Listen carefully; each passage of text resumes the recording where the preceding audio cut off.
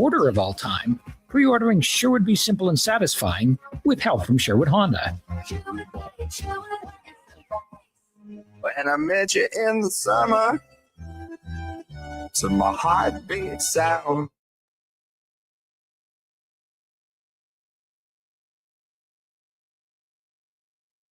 The Jason Gregor Show. Back up top. Here's Lane Hudson. He'll flip one across. Slavkovsky takes it high. Your eye, Slavkovsky. Creates some space. Everything. Score! 100-point season for Suzuki. On Sports 1440.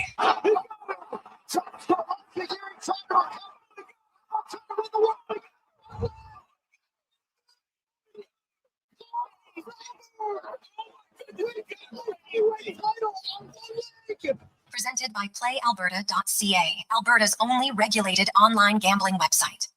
Great work with Andrew. Maybe those guys that love the Oh, hey, look at that. Oh, yeah. That's going to cause me to take the face off. And Sid just snapped that back.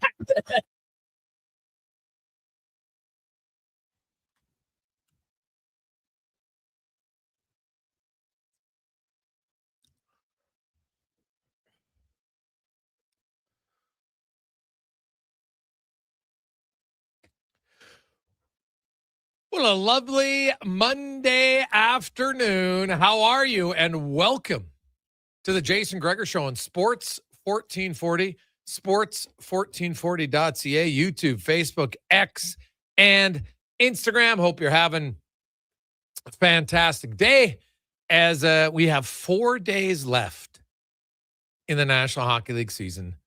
And man, is there lots yet to be decided. Playoff spots, 3 teams in the East are battling for one spot. Philly, Washington, and the Blue Jackets. Philly, of course, is in the driver's seat. 2 points guarantees. If they win one of their final 2, they are in. But if they only get a point and Washington wins, then Washington's in. Or if the Flyers lose both and Columbus wins their game, and Columbus and Washington, somebody's going to win. That's what we know for sure because they're playing each other. And that'll be fantastic. The Flyers playing tonight against Carolina. That could add some intrigue if the Hurricanes can win tonight. If the Hurricanes win, they will lock up first place in the Eastern Conference. In the West, there are 2 spots left in the playoffs. Anaheim currently sitting third in the Pacific, 90 points. Edmonton also has 90, but Edmonton has more regulation wins than Nashville. People wondering why the Ducks aren't with the X. It's because the Ducks play Minnesota tomorrow and then Nashville on Thursday. If the Ducks lose in regulation tomorrow night, now, of course, Nashville has to win tonight. Doesn't matter if it's regulation or not. Just win against San Jose. Then they would move to within 2 points of the Ducks. The Kings playing tonight against Seattle. They're on the road in Seattle, in Vancouver, in Calgary. The Kings could win all 3 of their games and still get home ice advantage. Because if the Kings win all 3 of their games, the Oilers have to get 3 points out of 4 this week against Colorado and Vancouver.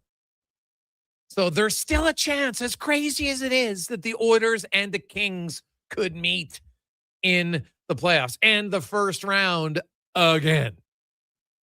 Wow. I know I see some Kings. Oh, yeah, they want to play them again. Like, I don't know. What you saw from the Kings, nothing changes. We just saw them against the Oilers on Saturday night. That's how LA plays. It's not going to change. That's how they play. And they kind of want to play a boring style, maybe capitalize on a few mistakes. Okay. And you know what? It worked on Saturday. But can it work when you have Hyman and Draisaitl in the lineup? It's harder. Now, Hyman, I fully expect to be ready for game 1. Draisaitl, I said this last week. I'd be surprised if he's ready for game 1. I think it comes in the series. Dickinson, what's interesting on the Dickinson injury, from my understanding, is so he took the shot. Everybody saw it off the ankle. Now, it can be a bone bruise. Maybe it's hairline fracture. My understanding was he was in a walking boot for a few days. Now he's out of one. That's good sign. It's progressing. But the reason there's no timeline, because Hyman, he's possibility. Hyman might even play Thursday. We'll see. But Draisaitl's definitely not playing tonight or Thursday. Max Jones is out 3 to 4 weeks. Dickinson, they said there's no timetable. They'll reassess after the regular season. And the reason that is because I get a sense his injury is going to be all about pain threshold. And you can't put a timeline on pain threshold. And it doesn't mean that you aren't tough enough to play game one of the playoffs just due to pain. There's mobility, pain, because if it's an ankle, and let's just say it's a bad bone bruise, you try to freeze the ankle. It's different than if, remember when you have bruised ribs or something, you can freeze that and not feel it. Doesn't limit your mobility that much. Ankle, totally different. I understand it. You freeze the ankle, that's going to limit your mobility a bit. And because like ankle flexion's rather important in skating. So you probably guys got to play. Maybe you take a Tylenol, sure, but you got to play through the pain. And depending on how much it is, like there's still only a level of pain that any person can play with. So I think that's why they haven't given a specific timeline on Dickinson, because you don't really know. Because it's kind of varies from person to person. How's it healing? All that stuff. So that's where the injury front is. Welcome to the Gregor Show, as always, presented by PlayAlberta.ca, Alberta's only regulated online gambling website, where 100% of the revenue stays right here in the province at PlayAlberta.ca. Host of games in the National Hockey League tonight. For your pleasure, of course, this might be the busiest Monday of the year. 10 games tonight. Ones that have playoff implications. Tampa Bay for seeding, as Tampa, Buffalo, and Montreal are still batting for first, second, and third in the Atlantic Division. And still technically first overall in the East if the Hurricanes lose in regulation to the Flyers. You also have other games with playoff, the Sharks, Predators. That one's big. The Sabres are in Chicago. Of course, the Oilers here at home to the Avalanche, Kings, and the Kraken. And the Jets in Vegas to take on the Golden Knights. The Winnipeg Jets are still hanging around. You're telling me there's a chance. They need to win all 3 of their games, and they need the Kings to only get 1 point. Unlikely, right? It's probably tonight could be the final nail for them. Same with the San Jose Sharks. The Sharks would have to win all 3 of their games and hope that LA only picks up 1 point in 3. Possible, yes. Highly unlikely. Highly unlikely. So it's really going to come down to the Kings or the Predators, and even the Ducks. Man, the Ducks they're floundering a little bit. So and now Minnesota has nothing to play for. They can't catch Dallas. They're not going to get caught. They're locked in the 3rd spot. Maybe they rest some guys tomorrow. We'll see. But that's the playoff picture thing. NBA playoff picture. Who doesn't? I don't care. I don't care. I never understand people who say you might not like the NBA. That's no problem. But playoffs are playoffs, man. And the NBA now, their play-in tournament begins first, right? You will have the number 7 Suns taking on the number 8 Trailblazers. Meanwhile, the Clippers, number 9, and Warriors. Now, the winner of the 9-10 game stays alive, and they play the loser of the 7-8 game. So the Suns and the Trailblazers, whoever wins, they get the number 7 seed in the West, and they'll take on the Spurs. In the East, you've got the 76ers and the Orlando Magic. Whoever wins that game takes on the Celtics as the number 2 seed. The loser will take on the winner of the Hornets and Declan's Miami Heat. So we'll see. The Raptors back in the playoffs for the first time in 4 years. They're the number 5 seed. They will take on the Cavaliers. Also, the Hawks are taking on the Knicks. In the West, the Nuggets moved up to the number 3 seed. Them and the Timberwolves. That should be a good series. And the Lakers and the Rockets.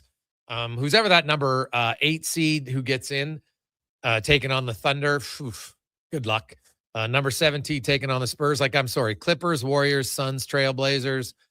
I don't know if any of them can even win a game against the Thunder or the Spurs. Those 2 teams are really, really good. But it's playoffs, man. And who doesn't love playoffs? If you're a hockey fan, Sherwood Park Crusaders moved on in the BCHL. So good for them. The WHL playoffs continued on. Of course, we talked about last week. Unfortunate end to the season for the Oil Kings, and the team they beat, the Saskatoon Blades, they're trailing 2-0 to PA. Now, had Edmonton won, they would have been playing Medicine Hat, and Medicine Hat is up on Calgary. 2-0. Everett leads Kelowna 2-0, and Prince George over Penticton 2-0. So not a lot of drama so far. The only difference is the Penticton Vs were the high seed, and they lost both their games at home. The other ones all won their games at home. So not great that way. Golf, speaking of playoffs, wasn't a playoff. It was a major. Rory McIlroy, only the fourth golfer all time to go back-to-back at the Masters. Jack Nicklaus, 65 and 66. Sir Nick Faldo, 1990 and 1989. Tiger Woods in the early 2000s went back-to-back, and now Rory McIlroy goes wire to wire. Last year, he finished at 11 under. This year, he finishes at 13 under par and gets the victory. So, other news in notes in the sporting world, there's lots of debate. It's going to rage on. I think it's a great discussion. And for the Norris Trophy, you've got Bouchard. He's in there. Werenski's in there. Makar's in there. I think Lane Hudson is the guy who's going to get you some votes. Some people have Rasmus Dahlin. Yeah. Mo Siders had a really good year.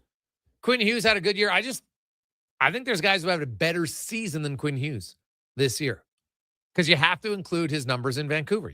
You can't ignore them. And so I think that's why I don't think he'll be there. Darren Radish has had a great year. Like, there's lots of good defensemen. It's going to be interesting to see kind of how the voting plays out. I don't know if we're going to see a real, clear-cut winner. Although last year, I thought Werenski and Makar were incredibly close, and Makar run going away. And it really, when you crunch all the numbers between the two of them last year, it was kind of surprising to me that Makar won by that much. So we'll see. Does that mean Werenski now is going, geez, he didn't win last year, I think I want to win him this year? Some people have that. I try not to have that influence my voting at all. I only look for this year. Werenski's definitely had a good year. Bouchard's had a good year. Hudson's had a good year. Makar's had a good season. Right now, Hudson, Bouchard, and Makar, the one thing they all have in common is they have high-end offensive guys on their team. 50-goal scorer in Caulfield, 100-point guy in Suzuki for Hudson. You got McKinnon and soon-to-be 100-point guy Natchez for Makar. You got Draisaitl and McDavid for Bouchard. Werenski, where's different for him is he's the leading scorer on his team.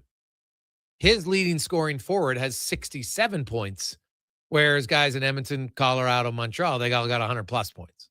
So that is something you have to consider, right? How you weigh it's going to depend on each voter. But it is definitely something. There's never one thing, right? Like, you look at other statistics. Like, I saw people talking about, well, hey, when Kevin Bieksa says on national TV that Makar is the only one who kills penalties, and you're like, well, him and Bouchard kill the exact same amount of penalties. Like, you can't say something like that. That's just, if you want to say, I like Makar better on the penalty kill, okay, fine, then back it up. But you can't say he's the only one who kills penalties when him and Bouchard have played the exact same amount of minutes. And the difference is Bouchard has actually been on the ice for more penalty killing minutes.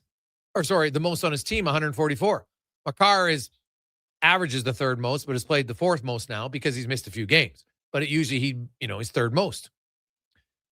Odd, Colorado takes more penalties. Because Edmonton, Edmonton gets scored on, so some of their penalty time is a little bit longer, right? That factors into it, for sure. Then you throw in, I find it, people want to look at the penalty kill numbers and be like, yeah, if you have bad penalty kill numbers, okay. But then they ignore the power play numbers. You can't do it. You got to look at both. If you're going to look at penalty kill, then you have to look at the power play. But what I find interesting is they'll be like, wow, if you have good power play numbers, anybody could be on the Oilers power play and have good numbers, which I think is somewhat disrespectful. Well, that's like saying, well, anybody could kill on the penalty kill on Colorado if you get penalty kill numbers like their goaltenders give you. What's the difference? Honestly. Right? Like, I try not to pick one and say, here's the winner for this one, because some guys lead in some categories, other guys lead in other categories. Bouchard obviously has the most points. And You can't discount points. In the history of the Norris Trophy, points has mattered. Now, it doesn't mean you always win. I think some Oiler fans have misrepresented that. It doesn't mean because he's number one in points, he automatically wins.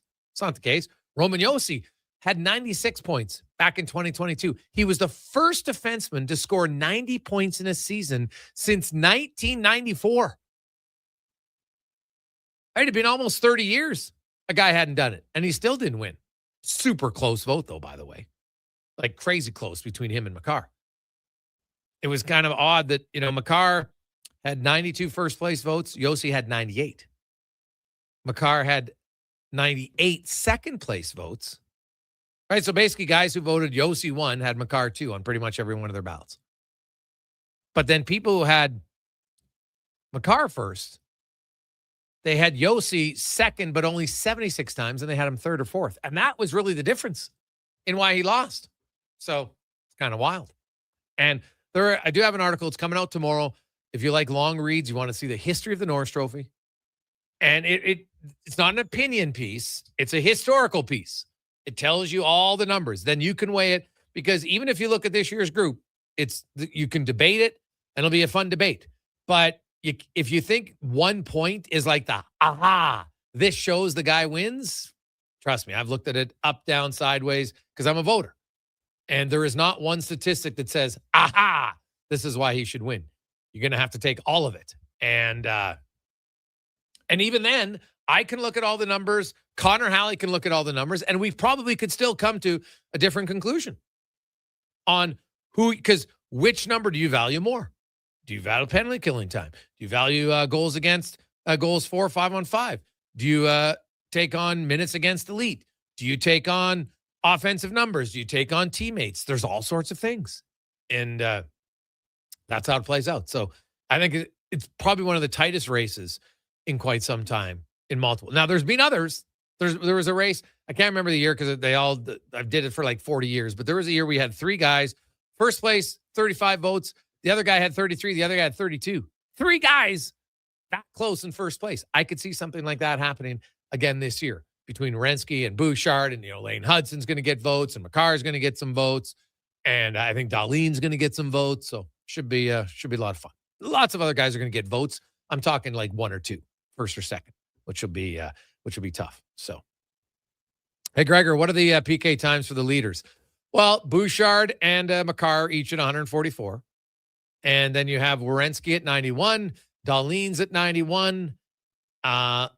Lane Hudson is, I got to look it up. I think he's at like 78 or something like that. So, and like Quinn Hughes is at 8. And that's why I don't have Quinn Hughes in, but I don't have Quinn Hughes in for a lot of other reasons. Just look at his goals for, goals against. I look at his goal scoring total compared to all the other guys. Like he's just below all of them in every category. So for me, I don't think I'll have Quinn Hughes even in my top 5. I think there's 5 guys others. Now the top 5 one is tough and how they're going to rank. And I won't fill out my ballot until the end of the regular season. Because as tight as it is, 2 really good games or 2 bad games could change the numbers a little bit. That might say all of a sudden this guy was leading here and here and here, and now all of a sudden he's leading here. So that'll factor in for sure. Coming up on the show today, we will hear from Kevin Woodley. Gabe Locke will join us, talk MLB. Oof, the Jays. How much trouble are the Jays in? The good news, their division is average right now. It's average. It leads with 8 and 7. The Jays are 2 points back at 6 and 9. That's the thing that benefits them right now. They're off to a bad start, but no one in their division's running away with it. Jamie Thomas will join us. The Winnipeg Jets dare to dream. They're on life support, but maybe they got a chance. Gene Principe, Corey Massasak will join us from Denver. We got Spec. Cam, take the 2-minute warning. We'll get to our stats of the day, 5 questions, and much, much more. Sean Brown is ill today, under the weather. So, Brownie, taking time off. Now, I heard from a source he's got a man cold. It's like he's got the black lung, Connor Halley. Who knows? Conman, how you doing? How was your weekend? It was good, Jason. Yeah, lots of good sports. Love sitting down on Sunday watching the end of the Masters with the little guy, and really enjoyed it. The weather getting good too. How about yours? But it was great. I introduced my son to Dumb and Dumber. Watched Dumb and Dumber on the weekend. Did it hold up? The new generation? There was quite a few lines that he was laughing at that he thought was pretty funny. And he really thought like just when I think you can't get any dumber, you totally redeem yourself. Oh, he thought that was classic. So there was there's some pretty good lines in that movie that were hilarious. He didn't know who Cam Neely was, so I explained it to him. And, he's a big NHL star. I was trying to say it'd be like, because there's not a 50-goal scorer like Cam Neely in today's NHL. The guy who would fight and is big and tough. But I said, like, think if I could, he was Tom Wilson who scored more goals.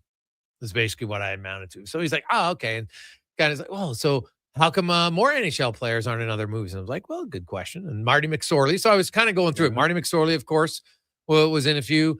It's not a lot, right? Like, I know there's some guys who had parts in other movies, but didn't speak very much. So am I missing any?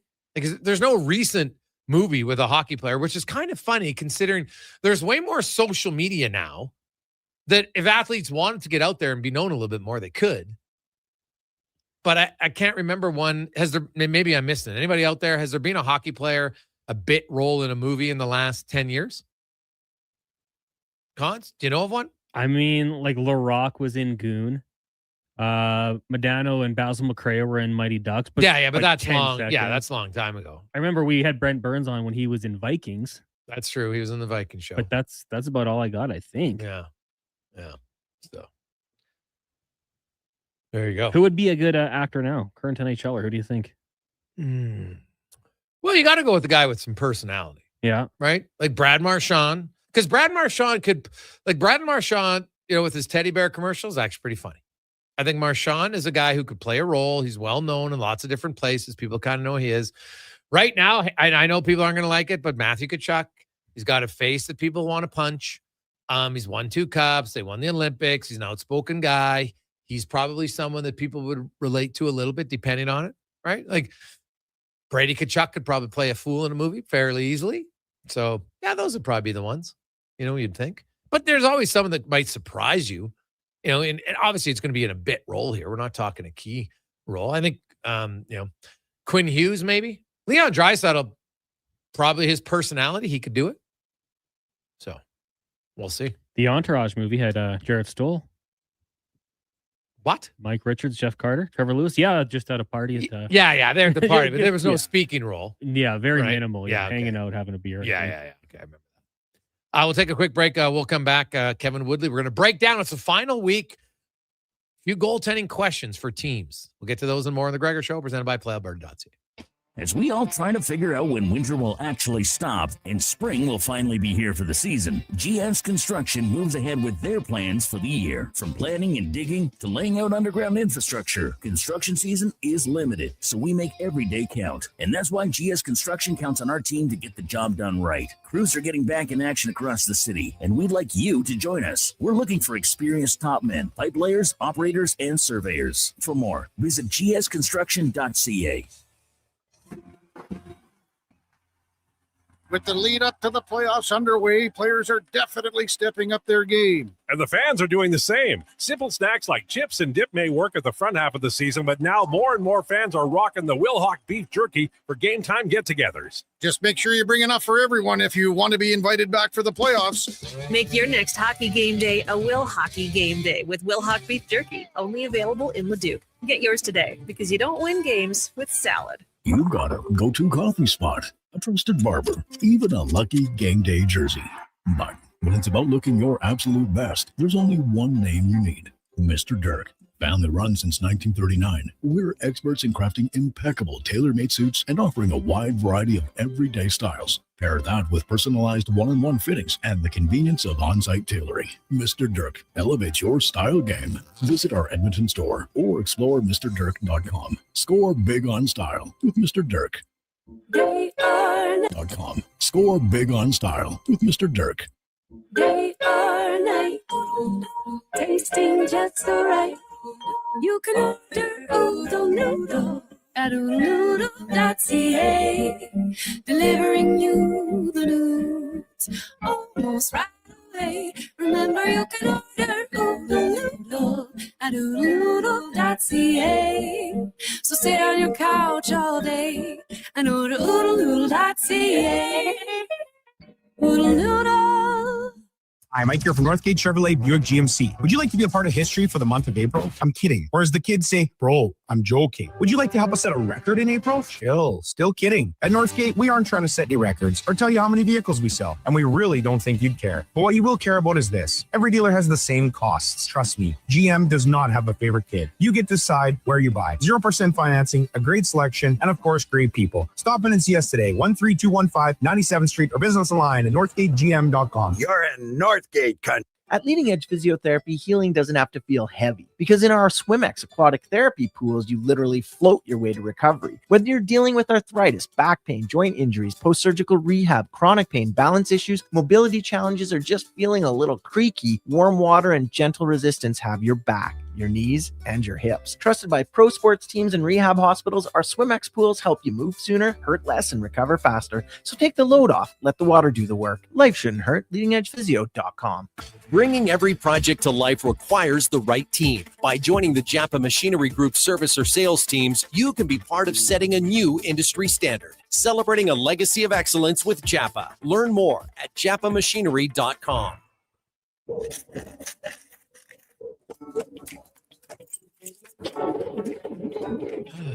Oh, Canada. Jiffy Lube is here to keep you moving through mornings like these. Full synthetic oil changes, quality Pennzoil products, tire checks, battery tests, and everything else your car needs to get through our winters. Stop by Jiffy Lube for fast, easy, warranty-approved service. No appointment, no hassle. Just dependable service right when you need it. Jiffy Lube, keeping you moving through this. Let's do it.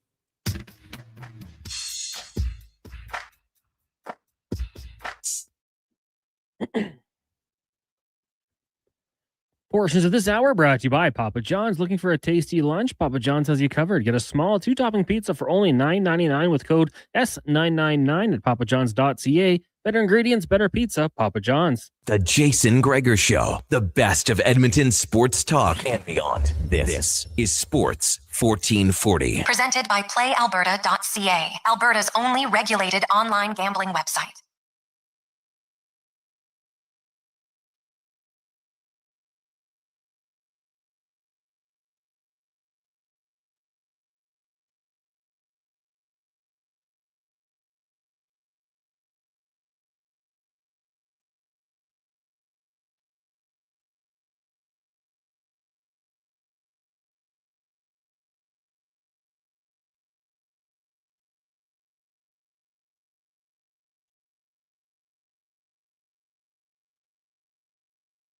Tone Loke for you on a Monday afternoon. Game day, oh baby.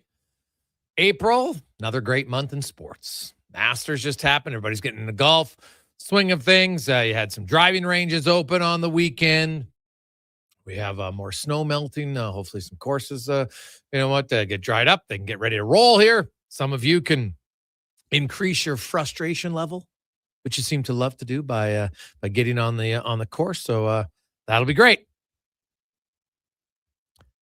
Now, let's talk some goaltending, some hockey, as we get to our big guest of the day, brought to you by Spruce Grove Saints. Just want to thank all of their sponsors and all their fans for their continued support of the Saints. It's sgsaints.ca.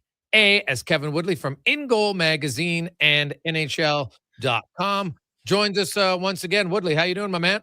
I'm good. I did appreciate the Wild Thing pulled there. Little Tone Loke. Like, I'm old enough to have been in high school when that came out, so that brought back some memories. Thank you to Connor for that, buddy. It is a great song.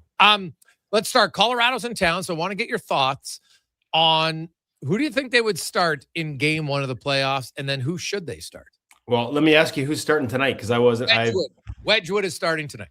Okay, so I don't know who they're going to start. You talk to people around that team, you listen to the interviews around that team, and it feels like they want Blackwood to be the guy. And you're not, we've had this discussion in the past. You know, Jason, I'm a pretty big Mackenzie Blackwood guy. We've talked about the skill set he brings, the size he brings. Like, there's sort of this number one pedigree that he comes with, from a eye test standpoint and a history standpoint that Colorado seems to believe in as well. And yet, when I look at the numbers since the Olympic break, These two guys are on very opposite ends of the spectrum. Now, Blackwood's had, I think, 3 starts in a row that have been better. And maybe that's enough to give him that job back. Like I said, it feels like the organization, for lack of a better term, wants to make fetch happen with him. But when you look at the numbers since the Olympic break, you might suggest not to, because Wedgwood is the best and Blackwood up until these past 3 starts was the worst, or in the bottom 3 since the Olympic break performance. I throw a bunch of numbers at you all the time, adjusted save percentage. This is the best way I can put it. Since the Olympics, the difference between the two is roughly 9 goals on every 100 shots. Imagine choosing a guy who is almost a goal every 10 shots worse on purpose. Now, I believe in the skill of Mackenzie Blackwood. I believe in the upside of Mackenzie Blackwood. I like the trade for them. But for whatever reason, since the Olympics, and maybe there's enough runway here, because like I said, the last 3 starts have been better. He's climbing out of that basement. But when the other guy's the best in the league in that stretch, it's going to be interesting to see how they manage it, if indeed they do go with Blackwood out of the gate, and then how long that leash is, because Scott Wedgwood has been incredible. So since the Olympic break, Wedgwood has the best, and Blackwood's obviously near the bottom. So basically that's 9 more goals allowed on 100 shots, right? This is not expected. This is actual goals, right, Kev? No, this is expected, based on environment. This is expected. Okay. But I always throw like Wedgwood is, and I got to sort of filter here, but I was looking this up late last week for a hit, and Wedgwood is 5% above expected. So on every 100 shots, he's 5 better. And Blackwood was close to 4 below on every 100 shots. So you add those 2 up and sort of look at the difference. And it was just the easiest way to sort of, rather than throwing, +5, -4, what does that really mean? Well, what it really means is you're talking about 9 goals every 100 shots between the two. And like I said, Blackwood's last couple of games have been better. He's up to about -2.4%. So with that in mind, Wedgwood at +5.2, you're closer to a little under 8 goals every 100 shots now, but that's still a massive difference between the two. Small as that sample is, to purposely choose the one on the bottom end of the scale. And it'll be fascinating to see if that's how they go. So Westwood has been the best in the NHL since the Olympic break, and it will be fascinating to see. You're right, because you go with the guy who, kind of the guy you signed and acquired because you thought he'd be your starter, or the guy who's playing better. So that'll be something to watch for. Maybe not good news for the Oilers as they take on a red-hot Wedgwood tonight, as the Oilers, they don't need a win, but man, they need a win if they want to stay in and try to avoid Colorado, because a loss tonight and an LA win, then, LA's 2 points closer to you. There's a chance that maybe you could slide out and suddenly be the 8th seed, which the last thing the Oilers want to be is the 8th seed. I would think in the first round for sure. So, and LA and Seattle tonight. So that's shouldn't be a tough task.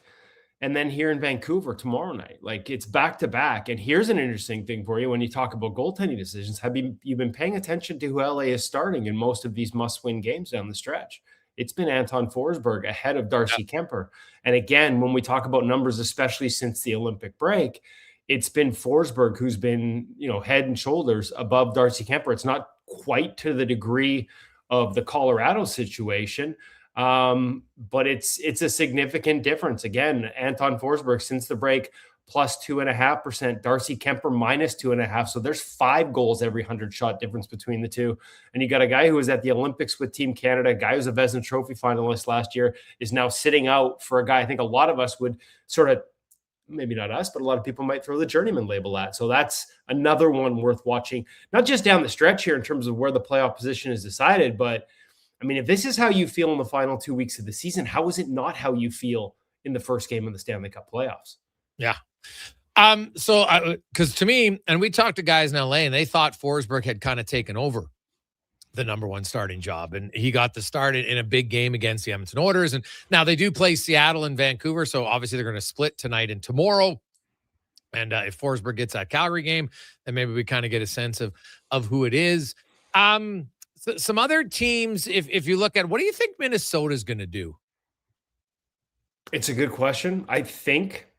I hope, because I spent about 6 hours breaking down his game over the weekend for my playoff project, because that matchup is locked in. And I went with Philip Gustafsson. I think the experience wins out. I think if you see the way they've handled this down the stretch in terms of the split between the two, they've leaned more towards Gustafsson. Listen, Jesper Wallstedt has been an incredible story as a rookie goaltender. I know a lot of goalie coaches around the league that really, really like his game. He has also had a quote unquote a higher expected save percentage than Gustafsson on the years. I don't know if that's just the way the team plays in front of him, the starts he's getting, but it is a noticeable difference. He's also never experienced playoffs. Philip Gustafsson hasn't had any success in them. But if you look at his save percentage through his 2 attempts, it doesn't look like it's entirely on him. This feels very much like we go with our guy, but maybe the leash is short, because the reality of the last couple of times he's been on the international stage with this type of pressure is Gustafsson hasn't been able to finish the job for Sweden. Obviously at the Olympics, losing out to Jacob Markstrom and having some tough starts. I would argue that the Minnesota Wild might be a better defensive environment than what the Swedes give him in a best on best. So, maybe that's enough. But to me, that's a Gustafsson starts, and let's see how long the leash is if it doesn't go well in what is going to be a brutal first-round matchup for those two teams against the Dallas Stars. Well, yeah, but the Stars, man, injuries. Rupe Hintz, maybe Heiskanen, but that could be some massive blows for them. Now, Minnesota, of course, hasn't won a playoff round forever. They've lost their last 8 playoff rounds, which is wild to me. So we can get into that. What about the Carolina Hurricanes? And I know Brandon Bussy's starting tonight. They play back-to-back. And, so they win tonight, then they've secured first place in the East, and so they can rest some other guys. But he's their starter. Where are you on the goaltending of the Hurricanes heading into the playoffs? Well, let's just say that in a week that is not going to have much sleep as I try to get through all 16 teams and chart their goaltending, I'm leaving Carolina for last, Jason, because I don't know. And I'd love to get an indication, because I don't feel like having to break down both, given the amount of time required to look at 100 goals on each guy.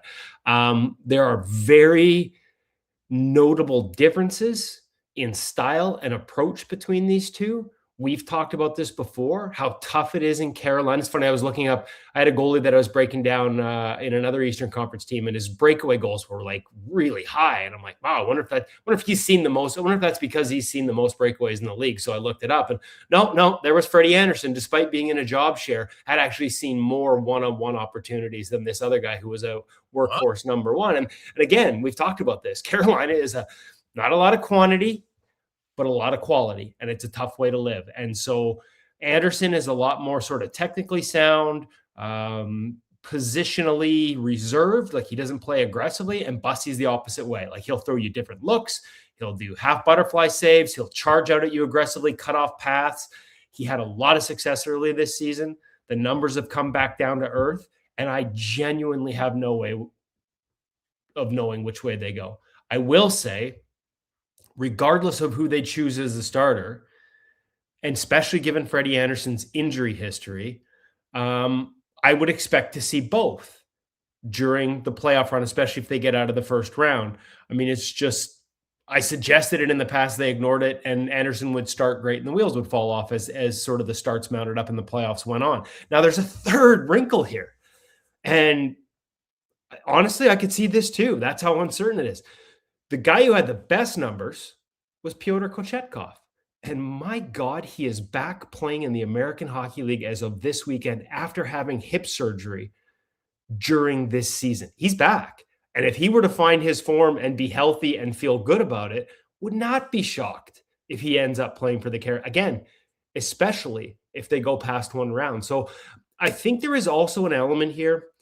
The pre-scouts that I do, and I love that the NHL not only allows me to do them, but makes it worth my while to spend as much time. At the same time, when I talk to goalie, this stuff matters, but maybe a little less than it did 5 years ago, because it's all about getting to your offense versus trying to tailor it towards the other goalie. Like if we create the chances we succeed on, we're going to have success versus, boy, this goalie feasts on these, we better try something else. Like that seems to be the prevailing mindset around the league. And again, a bit of a shift. But if there's any team in the NHL right now that can throw more of a different look by switching their goaltenders, it's the Carolina Hurricanes, like completely different styles. Whereas Minnesota, One to the other, I don't think you change much. Carolina, massive difference. Massive. Colorado too, a little bit. Yeah. And obviously, Dobush is the guy in Montreal. So you've got guys like Dobush. You've got Buffalo, and some guys, their first opportunities in the playoffs. Kev, when you track all your numbers, as Kevin Woodley joined us on goaltenders, have you seen? Is there any correlation to first-time goalies and struggles in the playoffs? It's a really good question, and one I probably should have a deeper think on before I start filing these towards the end of the week. I think that as playoffs go, I think there can be an element of uncertainty at the start of the playoffs against guys. Like, as much as these pre-scouts may not be the end-all, be-all of how a team attacks a guy, they're, for a new goaltender coming in for the first time, the truth is there are a handful of players that dig into this stuff. But the majority on, say, you mentioned Buffalo, like a Tuesday night in Buffalo, next stop's Toronto on Thursday.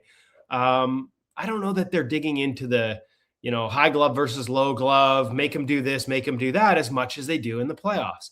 As playoffs go on, your tendencies are exposed to the nth degree. Nothing breaks down a goaltender like a run in the Stanley Cup playoffs, which is part of what makes what Jake Ottinger's done, getting to 3 straight Western Conference finals, despite that, remarkable.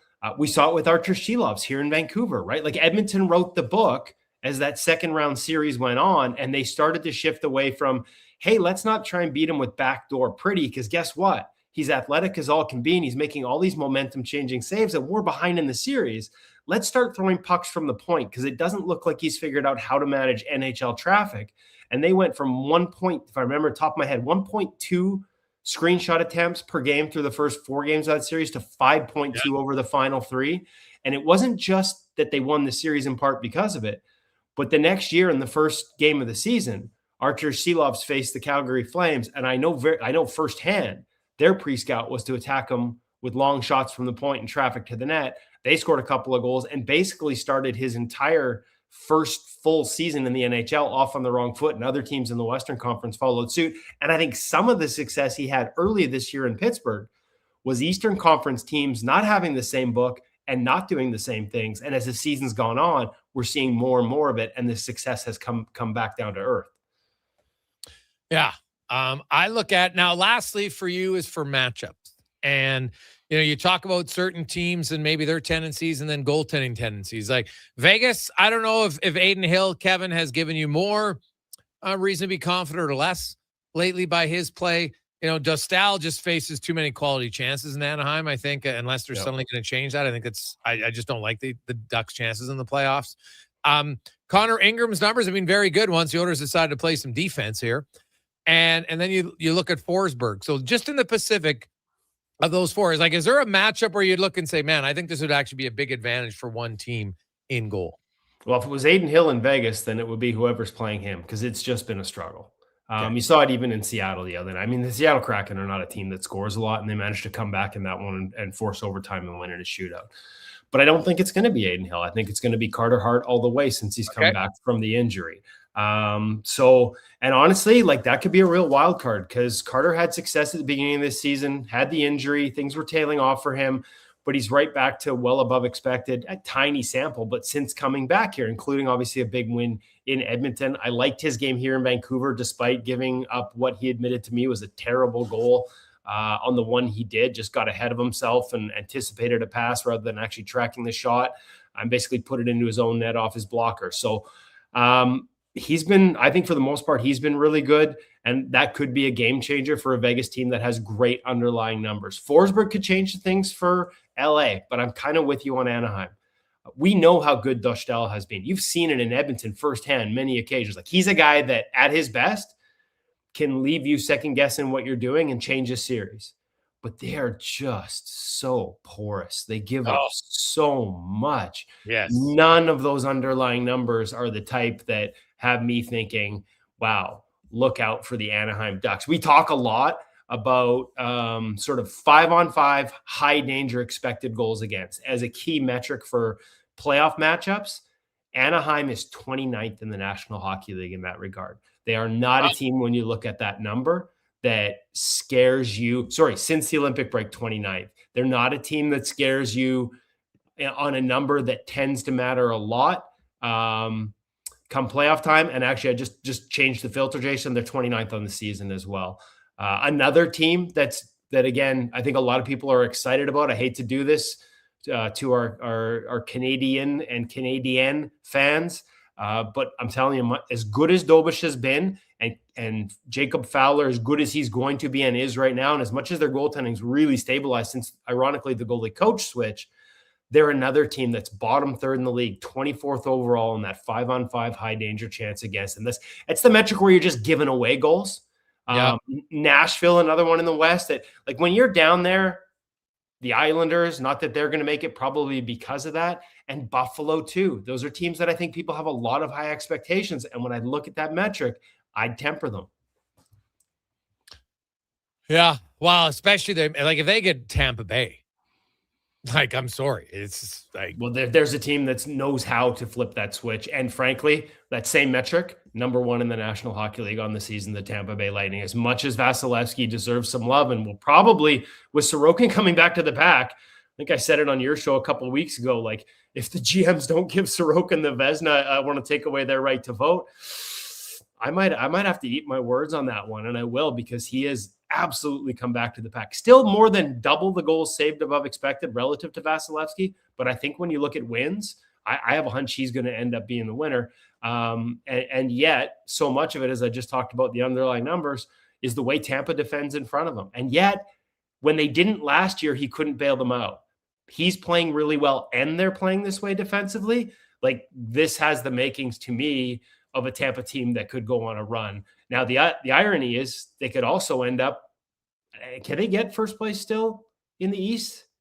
Because the other team, I don't want to, yeah.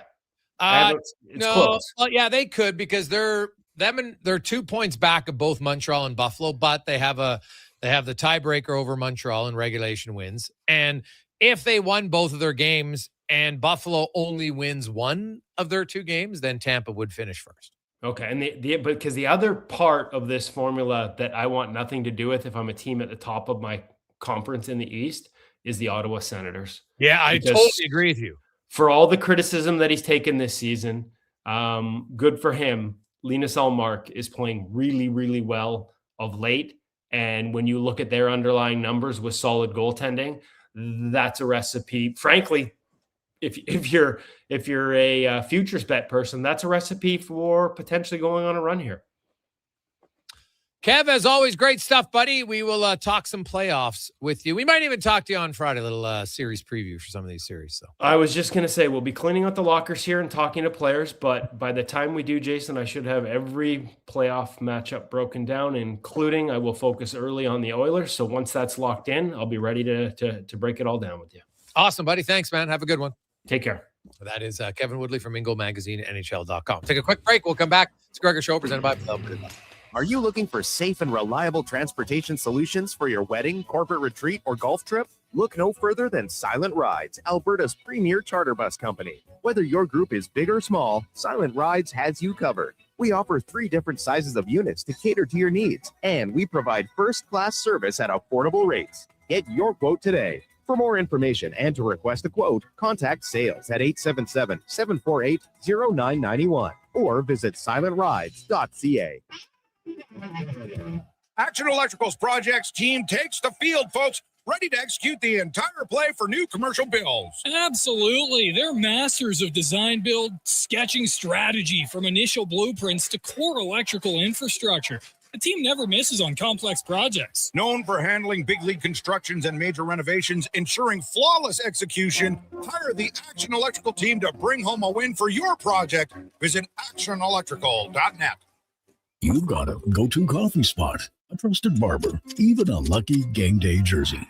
But when it's about looking your absolute best, there's only one name you need: Mr. Dirk. Family run since 1939, we're experts in crafting impeccable tailor-made suits and offering a wide variety of everyday styles. Pair that with personalized one-on-one fittings and the convenience of on-site tailoring. Mr. Dirk elevates your style game. Visit our Edmonton store or explore MrDirk.com. Score big on style with Mr. Dirk.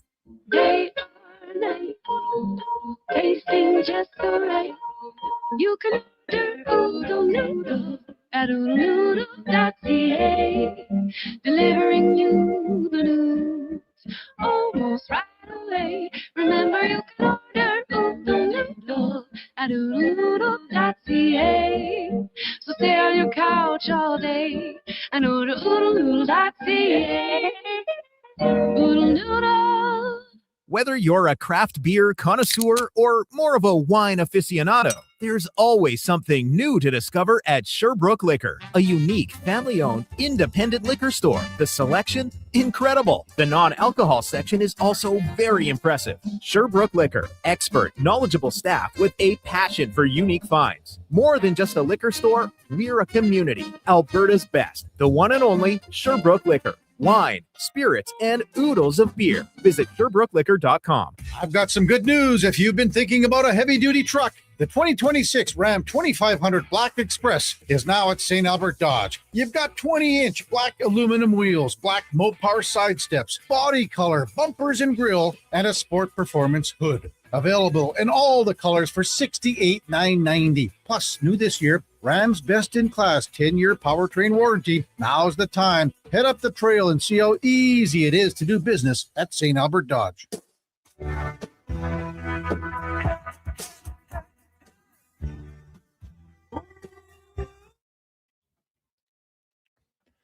Portions of this hour brought to you by CanTorque. We offer sale, rental, repair, and calibration of hydraulic, pneumatic, and battery-powered torque wrenches, stud tensioners, and flange maintenance equipment. Order today at CanTorque.com.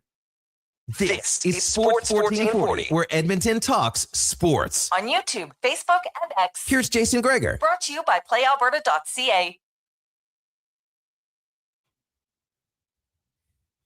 250. Welcome back, Jason Gregor, Connor Howell. It's time now for our MLB report, brought to you by Legacy Heating and Cooling. Home with no payments, no interest for 1 year on your furnace or AC. And I will say, unreal service. Maybe you need your hot water tank service looked at. And all of a sudden it conked out. They came over on Sunday. Boom. Fix it. Hot water back. No issues. Love it. LegacyHeating.ca. And MLB baseball. It's going to be an interesting start to the season because right now there's like a lot of average teams. You look in the AL, the best record is 9-7 amongst any of the 15 teams. And that's the Twins and the Guardians. They're 9-7. And then you got the Rangers and the Athletics and the Rays and the Yankees and the Orioles, 8-7. The worst team are, I guess, the Astros and the White Sox at 6-10. And then the Blue Jays and the Red Sox at 6-9. So no one's really, dug a hole. No one's really had a great start. Is this parity? What is it? Because we don't see this a lot in MLB, and maybe it's just the fact that it is extremely, extremely early. So we'll touch on that. Gabe Locke from USA Today joins us. And Gabe, what do you make of that? No one really off to a blistering start or a terrible start in the AL. It's and even across the league, I want to say 26 of 30 teams are within 3.5 games of each other. Kind of the naturally the Dodgers are the only real outlier, and then on the back end it's basically the White Sox and maybe the Rockies that are struggling a little more than others. But it's been kind of crazy, and I tend to look at it for now as a kind of positive parity. Okay. Just because you're seeing teams trying to win. It's not tanking. You look at the Pirates, they made modest additions in Brandon Lau and Ryan O'Hearn.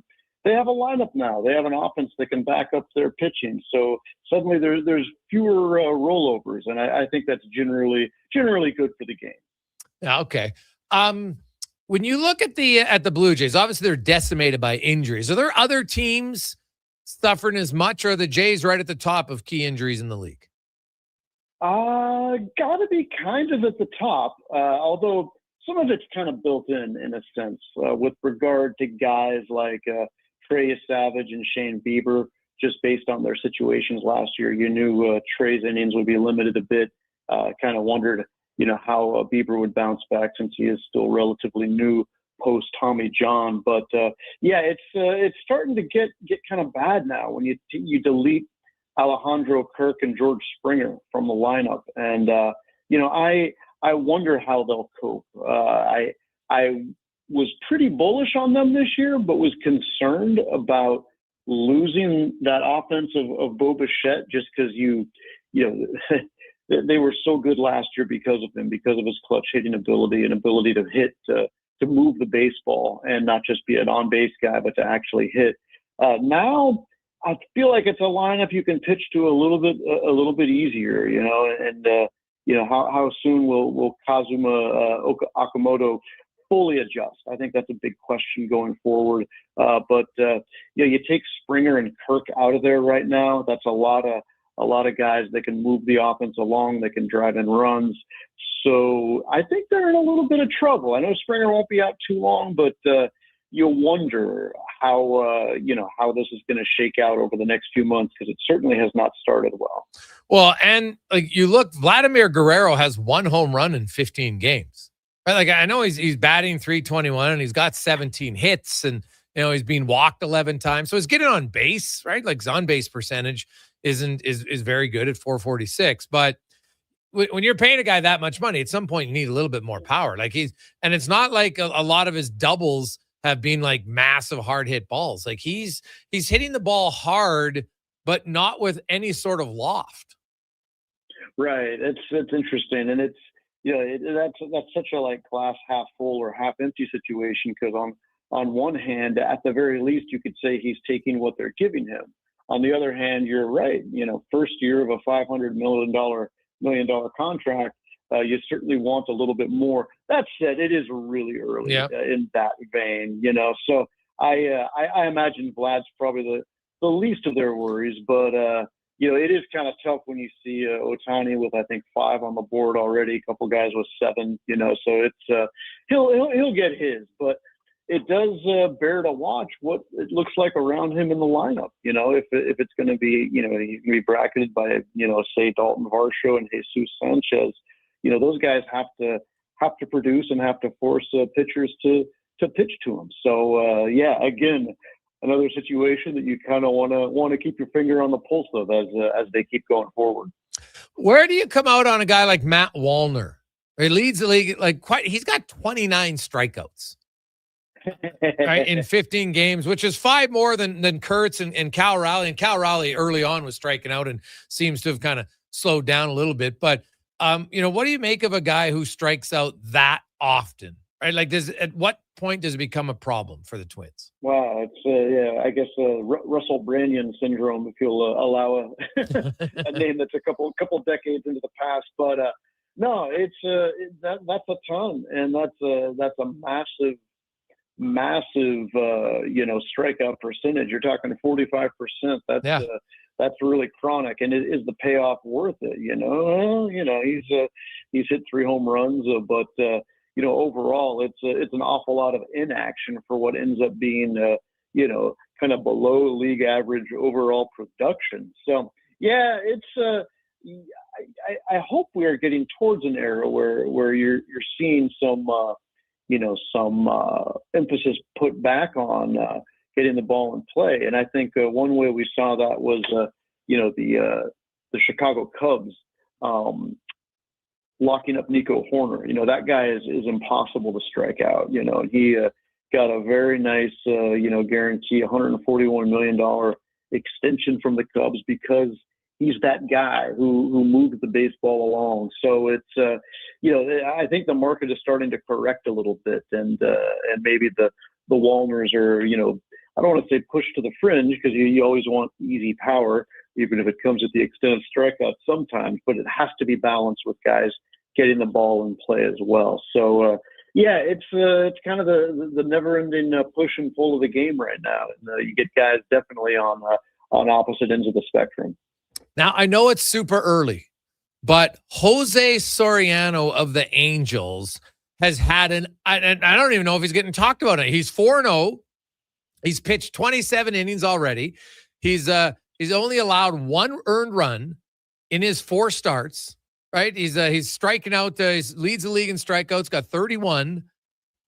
What do you mean? He's 27 years of age. Like, is this guy just kind of finally found it in year 4, or is it just simply way too early to get this excited about Soriano? No, I think it's all coming together.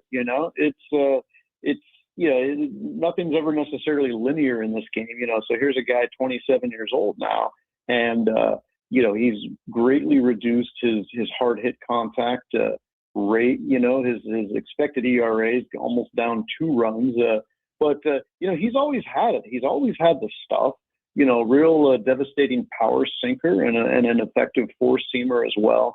It's still again early, but at the same time, when you talk about a guy, first Angel to win his first 4 starts in a season since Jared Weaver, man, that's been a minute, and the Angels suddenly at 500, I think it's it's a real example of what a good pitcher and an emerging ace can mean overall to a team. A downward effect on the rest of the rotation and the bullpen.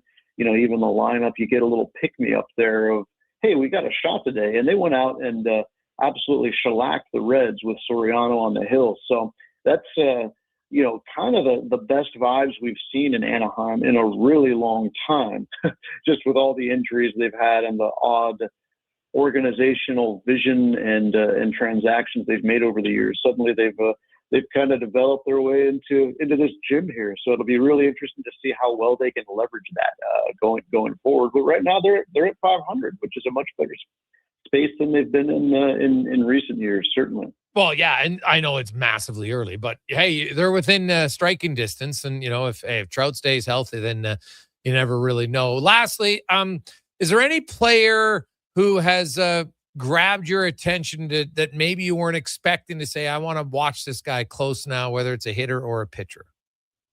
Oh yeah, that's a really good summation. I think one guy that's really interesting in this early going here is Jordan Walker with the Cardinals. Okay. Suddenly years and years and years of adjustments and slow starts. And, we tend to overhype our prospects. We tend to dismiss them too soon, but you're talking 7 homers, an 1138 OPS, a Cardinals team doing much better than expected, given that they're expected to rebuild. So, I always like a good, as they say, a post-hype sleeper, and that's kind of him. He's making a lot of loud noises, and he's not to be slept on too much longer for certain. Oh yeah, leading the league in home runs, and only his 4th inning NLL season. Really kind of 3rd and a half because he only played, I think, 50 games 2 years ago when he got injured. So definitely someone who's got some early pop in his game. Gabe, as always, man, love talking ball with you. Appreciate your time. Have an awesome day. Got a long way to go. We'll be here. There you go. That's Gabe Locks from USA Today. So early on, but if any of you play fantasy baseball, and I'm sure all you do, but man, I'd be curious to know, where did Soriano go as a pitcher? Like, who took him? Because somebody probably took him, and you must have gotten a bargain. Because early on, that guy's killing it. He's killing it. So only 1 earned run in 4 starts, pitched 27 innings. Like, come on. It's pretty damn good. It's got like a 0.33 ERA. He's only allowed 1 home run. Not a bad start at all. Let's get to the con man and a Sports 1440 update brought to you by Mortgages to Go. You need cash and have equity in your home? Mortgages to Go has you covered. When the bank says no, they say yes. And they've been doing it in Alberta for 23 years. Call 888-5998 or visit mortgagestogo.ca. The Sports 1440 update. Game day Oilers Avs down at Rogers Place. Puck drop just after 7:30. Pre-game coverage coming your way at 6 with Andrew Walker, Donovan Paulson, and Landon Ferraro. Veteran goaltender Jonathan Quick announcing today that he is retiring from the NHL after the season. Tonight will be his last start as the Rangers meet the Panthers. Quick was a 2-time Stanley Cup champion with the Kings, won the Conn Smythe in 2012. Elsewhere got the Wild and the Blues. Leafs host the Stars. Sharks taking on the Preds. Blackhawks and Sabres. Kings in Seattle, and the Golden Knights up against the Winnipeg Jets. Major League Baseball. Jays off today, back in action tomorrow, taking on the Brewers. 1 game right now. Mariners up on the Astros 5-0 in the bottom of the 4th. You also have the Orioles and the Diamondbacks. Cubbies in Philly. Angels take on the Yankees. Braves, Marlins, Twins, Red Sox, Rangers in Sacramento taking on the Athletics, and the Dodgers up against the Mets. Toronto Blue Jays acquiring infielder Lenine Sosa from the Chicago White Sox in exchange for outfielder Jordan Rich and a player to be named later or cash considerations. With the move, the Jays on the 40-man roster placing Shane Bieber on the 60-day IL. Coming up in hour 3 of the Jason Gregor Show, we'll hear from members of the Edmonton Oilers. I'm Connor Halley. This has been a Sports 1440 update. 1440, a Stingray radio station broadcasting on Treaty 6 territory. Download the free iHeartRadio app and listen to CKJR wherever you go. One app, triple the action. Play Alberta is proof that good things do come in threes. Whether you're into playing any of our exciting casino games, betting on your favorite professional sports teams from around the world, or buying into Canada's biggest lotteries, Play Alberta is the province's only app to do it all. Download today and discover a new way to play. Must be 18 plus to play. If you gamble, use your game sense. Booster Juice is going crazy for hazelnuts. No, not crazy. Nuts. Booster Juice is going bananas for hazelnuts. I mean, there are bananas in smoothies, but that's not the point. Banana juice is booster for hazelnuts. What? Just stop. Booster Juice is going nuts for Good, how are you? And And Nutty welcome. Monkey Smoothie, Holy Hazelnut Acai Bowl, and Nutty Booster Ball, all made with rich, creamy hazelnuts. Game Try day. them today, only at Booster Juice. Canadian-born, blending since 1999. Summer, it's coming. An unstoppable force that will turn your home into the Sweatbox. Don't live in a summer blockbuster. Pro Solutions is your one-call-solves-it-all expert for AC repairs, tune-ups, and new installations. With fast appointments and flexible financing, we'll make sure your home story has a comfortable ending. AC season is coming soon, so book today. Lock in pre-season pricing today. Visit prosolutionsinc.ca to schedule your service today. It's Truck Month at Wolf GMC Buick, and we know trucks. And we have the best deals of the year right now. Some have 0% for 4 years. We have 0% for 6 years. That's on our #1 selling GMC Sierra half-ton crew cab, or the Elevation, the 18-4, or Denali. Yep, 0% for 72 months. And Costco members get an extra discount on some of our SUVs. Pop in today and drive away smiling. Wolf GMC Buick.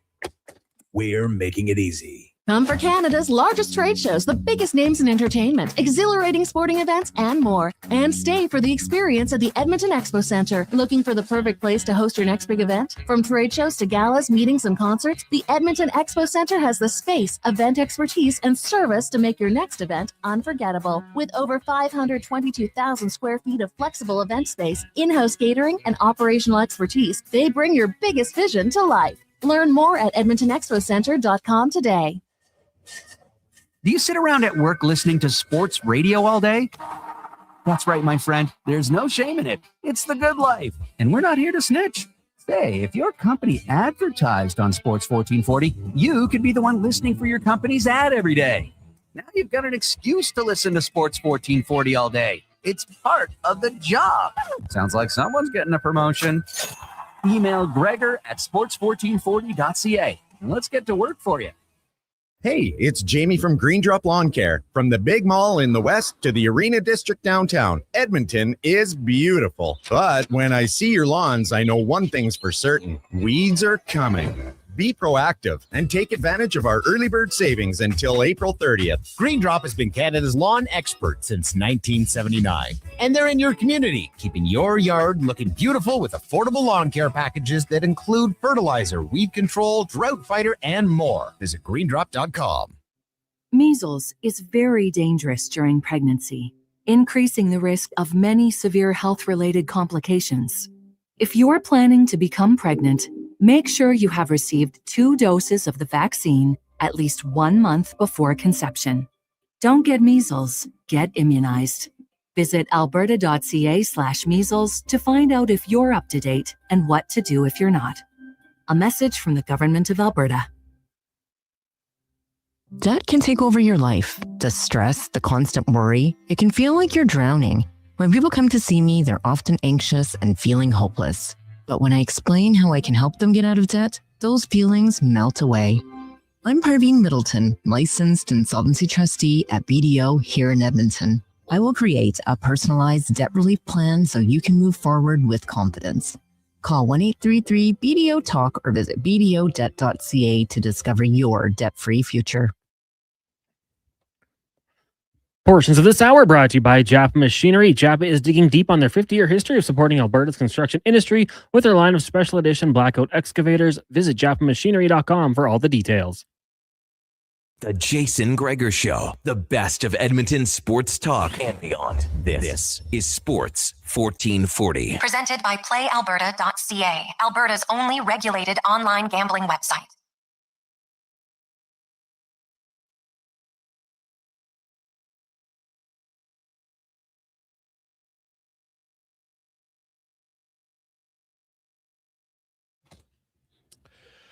$310, how are you? Game day on Sports 1440, sports1440.ca, YouTube, Facebook, X, and Instagram. At the conclusion of our show, we'll get right to the pregame show with Walker and Paulson. And remember, puck drop tonight is around 7:38. The Oilers and the Colorado Avalanche. Oilers, not out of the woods yet. Like, this could be, there's a low chance, but it's probable that the Oilers could finish in fourth place in the Pacific. And that means they would face off against Colorado in round one. So the Oilers have 2 games remaining. Let's say they lose to Colorado and somehow lose to Vancouver. Not likely, but it's possible. They'd be at 90 points. Anaheim wins one of their 2 games or even just gets a point. They're at 91. The Kings win 2 out of 3. They're at 91. Like, these games do matter for the Edmonton Oilers. Make no mistake about it. The Kings are playing Seattle, Vancouver, and Calgary. Not a murderer's row by any stretch of the imagination. Now, the Ducks, they're a little bit in trouble right now. They're taking on Minnesota tomorrow. Minnesota has nothing to play for. The Ducks have everything to play for. They still haven't secured a playoff spot, so I think they will be fired up. But let's say they lose that game and Nashville beats San Jose tonight. Then Anaheim and Nashville could be battling it out for a playoff spot. Massive.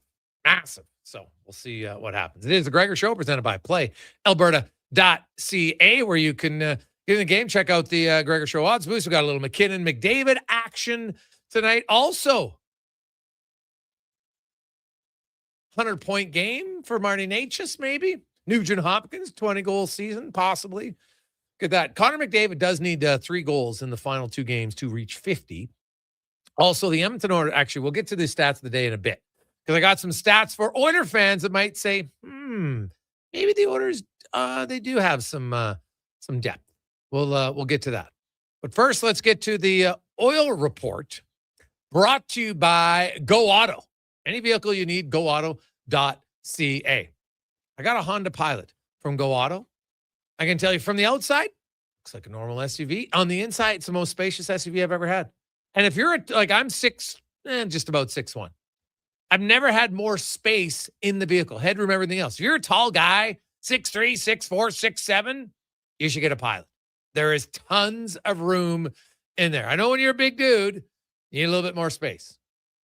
Very comfortable. It's got the third row seating if you want. If not, you throw it down. Huge hatchback, lots of space. It's got all the bells and whistles, but you might want to check out the Pilot at goauto.ca. And Oiler fans, Leon Draisaitl. He spoke today, did skate. Him and Zach Hyman both skated. And actually, Owen Michaels, I know it's only practice, but man, if you're Owen Michaels, you're like, hey, how's your day today? Pretty damn good. I skated on a line with McDavid and Hyman. Draisaitl and Hyman. Pretty fun practice for the youngster. Now, he's not obviously going to play a game, I guess, unless the Oilers win tonight and some other things happen, and then, maybe they'd slot him in on Thursday. But as Chris Knobloch said, their main goal is to win games right now. So maybe if someone's banged up, he could get in. We'll see. But here's Leon Draisaitl just updating you on how he's feeling. Yeah, I feel fine. Obviously, it's progress, and there's a timeline, and you kind of have to follow that. So, but all in all, I feel pretty good, and it's just one day at a time.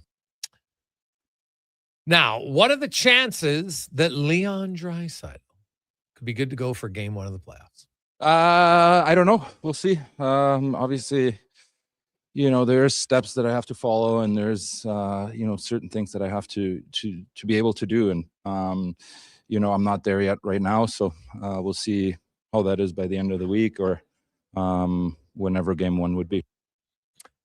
Well, game one is either going to be Sunday or Monday. It's going to depend, of course, on the schedule. And now that we know there's 3 Canadian teams in, Montreal and Ottawa, I would assume that those 2 teams are going to play on opposite nights. Now, there is a slim chance, I guess, they could face each other if Montreal somehow ends up winning the division and Ottawa jumps ahead of Boston in their final game. So it's possible, but seems kind of low odd right now. So, because if Buffalo just wins one of their remaining 2 games, they'll finish ahead of Montreal.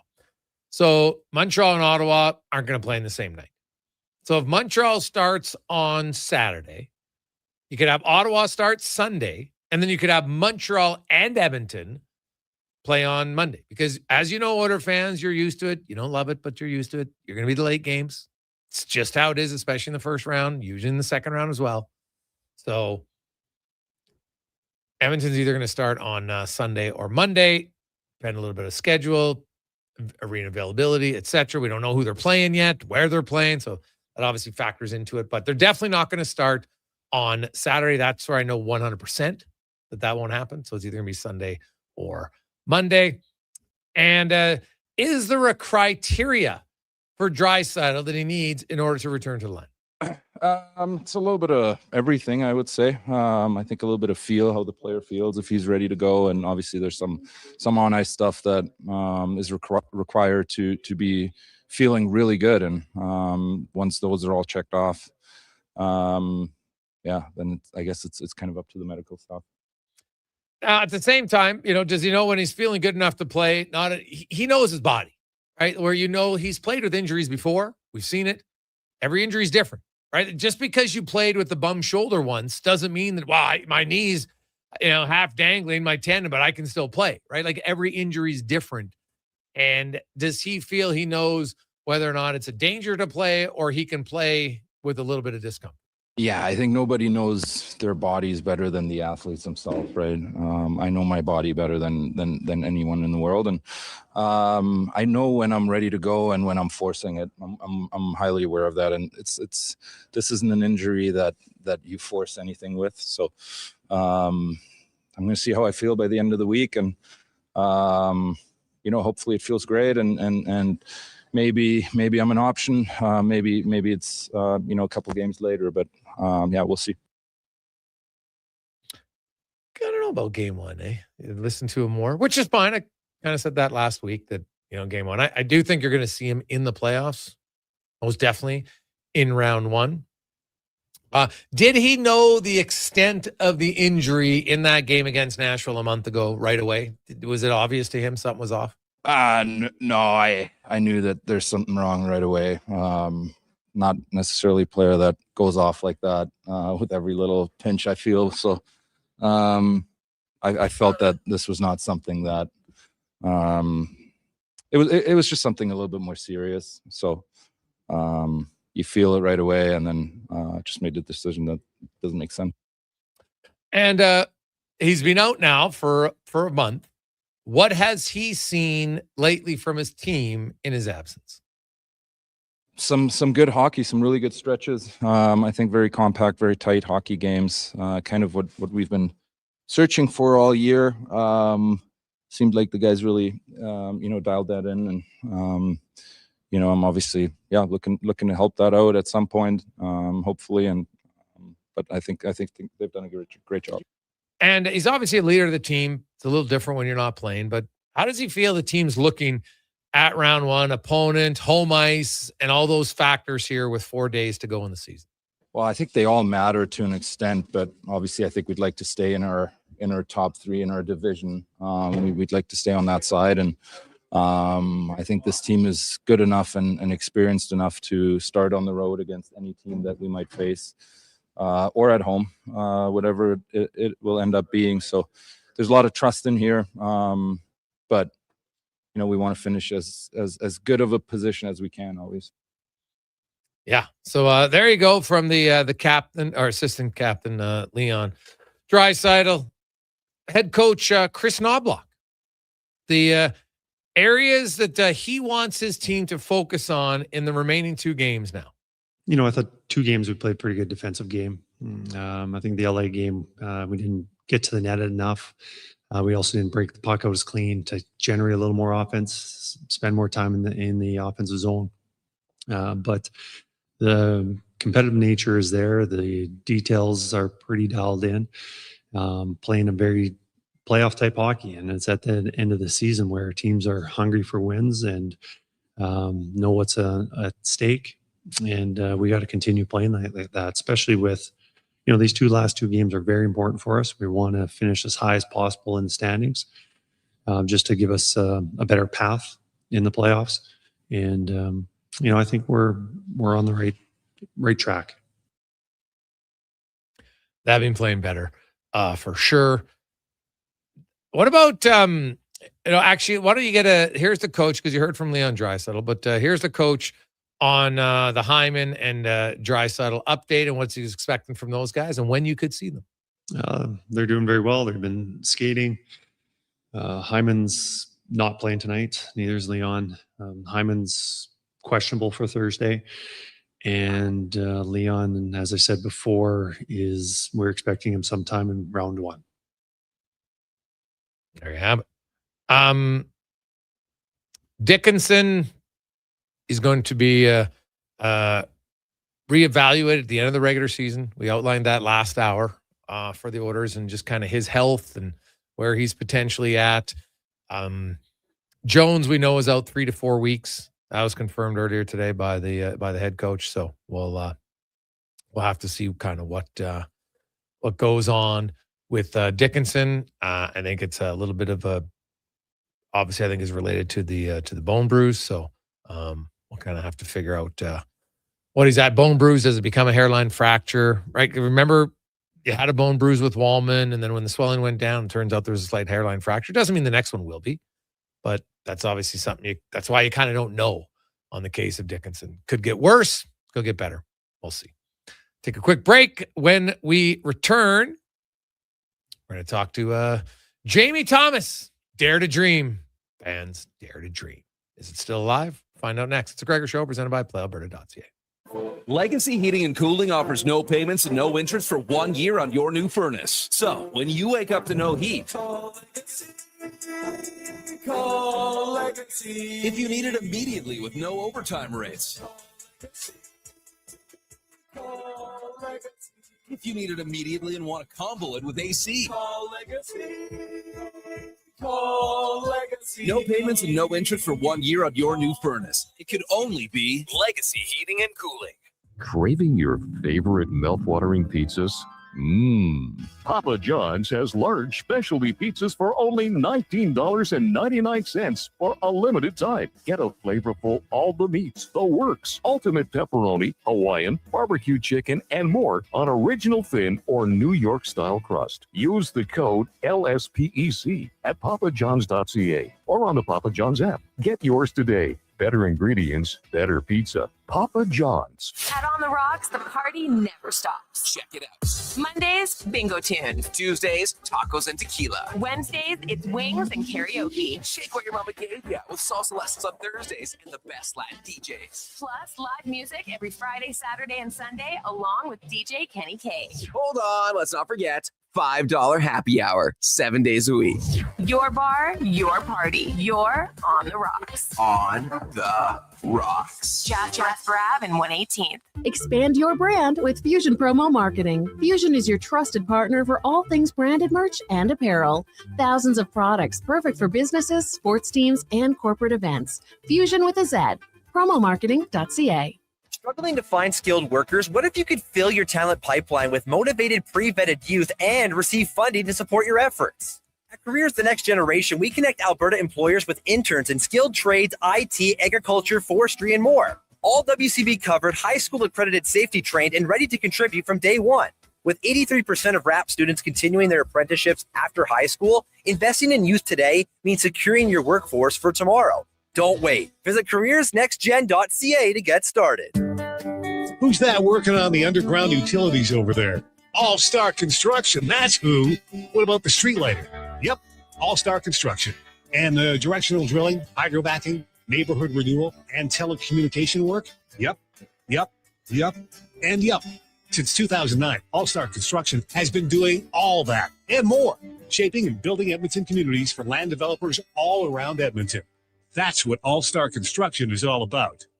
Fountain Tire, the savings come in threes. Up to 25% off select tires, a mail-in rebate of up to $100 off a set of 4 select tires, and $50 off a $150 service. We're basically the BLT of savings. Until April 25th. Restrictions apply. Book today. Hi everyone, Sarah and Neil from Arcan RV. We are back and we're celebrating spring with Arcan Days. Well, we were always here. We've been around for 49 years. That's true. We're kicking off another amazing RV season with some huge deals, showcasing our new brand, Cougar, Raptor Toy Haulers, and Coleman Trailers starting at just $17,999. Plus, special finance rates on remaining 2025 models with an extra $2,500 trade-in credit. Check out arcanrv.com for details. Connecting you to RVing since 1977. Something's happening. Something big. The Service Big Share Contest is back, where just by saving money with Service Credit Union, you could win $1 million. From now until the end of April, the more money you save with us, the more chances you have to win. The Service Big Share Contest. Isn't it time to feel good about your money? The Service Big Share Contest ends April 30th, 2026. No purchase required. For information and rules, visit service.ca/win. 24 hours a day, 7 days a week. Edmonton sports fans, stay informed with Sports 1440. Stream us. Listen to us on the AM dial. However you consume this radio station, thanks for listening. Legacy Heating and Cooling is the #1 heating and cooling company for people who want heating and cooling, because you'll save a bundle by bundling. Then you can use hot, cold, hot, cold. Come on, thermostat, do what you're told. Turn up the heat, turn up the cold, to the vents start pushing out tornadoes. Bundle my furnace with some AC. Gonna get a deal from Legacy. Oh, yeah. Save a bundle when you bundle your new furnace and AC from Legacy today. Plus no payments and no interest for 1 year. That's how you build your legacy. Legacy Heating and Cooling.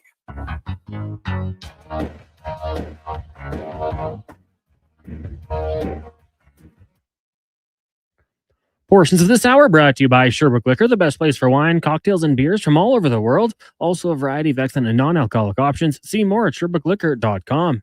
The Jason Gregor Show, the best of Edmonton sports talk and beyond. This is Sports 1440. Presented by PlayAlberta.ca, Alberta's only regulated online gambling website.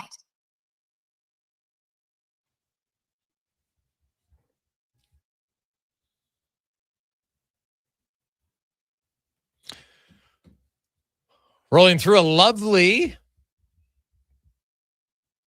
Monday afternoon. Nice weather outside. We're getting into the playoffs in the National Hockey League, NBA playoffs, WHL's into the second round, although second round not really competitive yet. All 4 series are up 2-0 so far. So maybe they'll get a little tighter. We'll see. You have AHL playoffs coming around the corner. There's lots happening, man. Love it. Golf's heated up. MLB has started. Everybody's in the race early on. Of course, only 2 weeks into the season, so we'll see. Now, speaking of the season, there are a few teams clinging on the edge of extinction, holding on with their fingertips. Can they stay abreast? Obviously, they need some help. Teams like the Winnipeg Jets, San Jose Sharks, Nashville Predators, they need the teams in front of them to lose. Mark Scheifele also looking to get to .100. Scheifele, Natchez, and Pasternak all sitting at 99 points. Natchez and Scheifele looking to get to 100 for the first time. Pasternak obviously has done it in the past. And we will go around the NHL. Brought to you by McDonald's. And it's back in Canada. The Chicken Big Mac.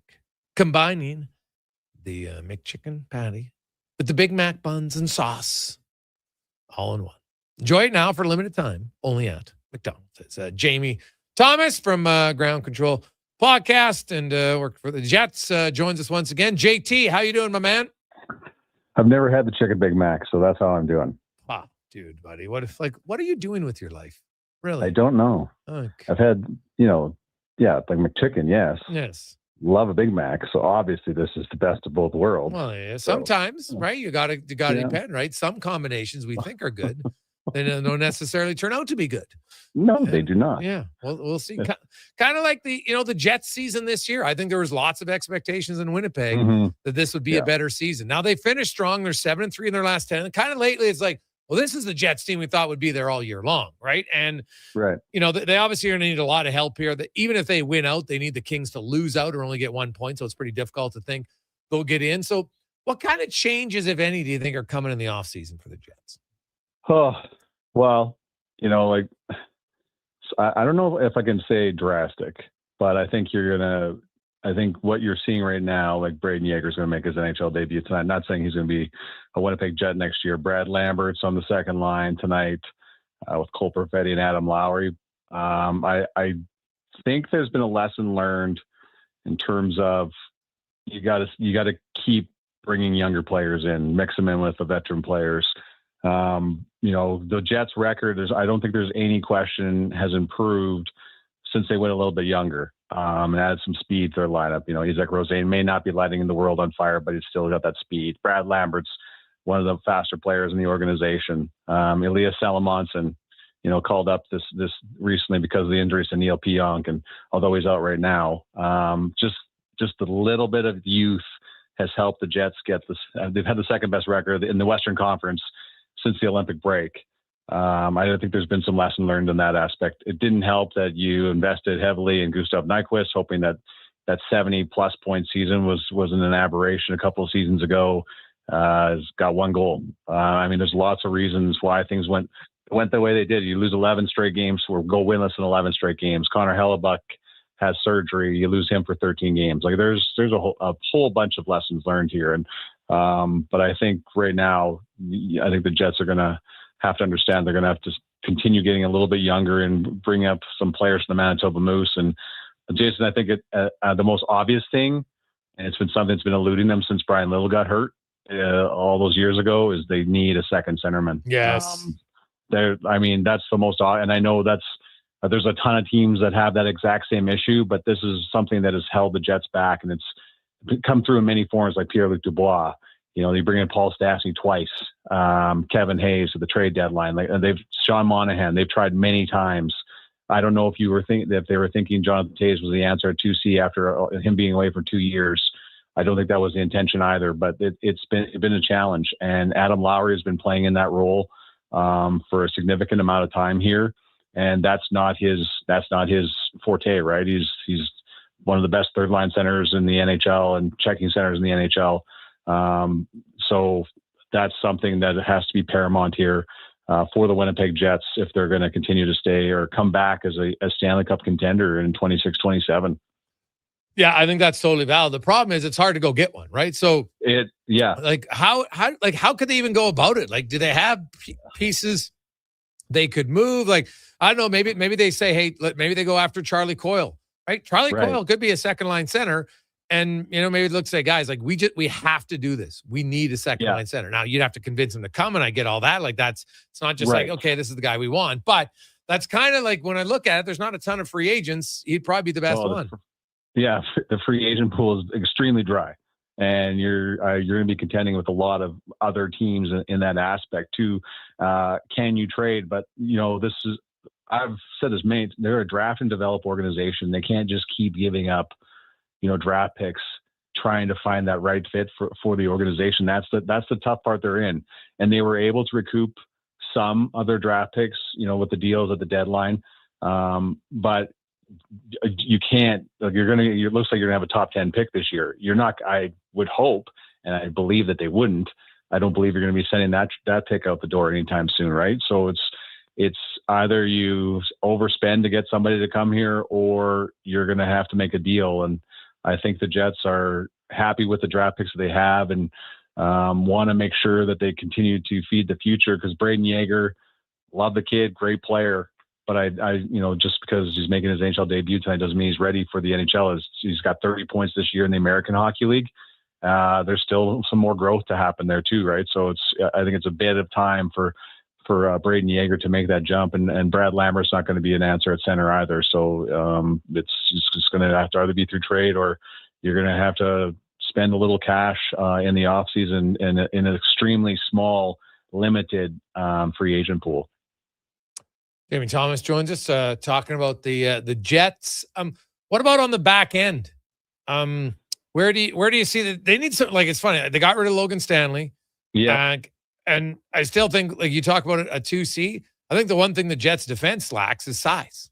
Yeah. I remember when last time I came on with you, we talked about the problems of moving on from Logan Stanley, because I don't know if they're going to try and bring him back here again. That's hard to say at this point. I don't think so, but that's the problem. Elias Salomonsson proved himself before the injury that he can be a top 4 defenseman in the National Hockey League and a consistent guy on the back end for the Winnipeg Jets. So where else can you go here? And there's nobody in the pipeline right now that can come up and do that, I think, for the Jets. Salomonsson, of course, was a 2nd round pick. They were, and Scott Arniel mentioned it in a post game interview that the intention was for Salomonsson to play the entire year in the American Hockey League, because the Jets did at the time when the season started look like they had enough depth on the back end to do that, but they had so many injuries this year that Salomonsson had to come up and play, and I think it's helped the organization, because now you know what you have in him. Okay, he possibly could step back. We've all heard that's happened before. Mm-hmm. But I don't see how Elias Salomonsson isn't a Winnipeg Jet to start the year next year. Now, what does that look like? Or eventually, can he play with Josh Morrissey? That's the other thing too, right? Because I think Dylan DeMello had an up and down year this year. And then Salomonsson played sparingly with Morrissey, and they look pretty good together. And you're always going to have Pionk and Sandberg.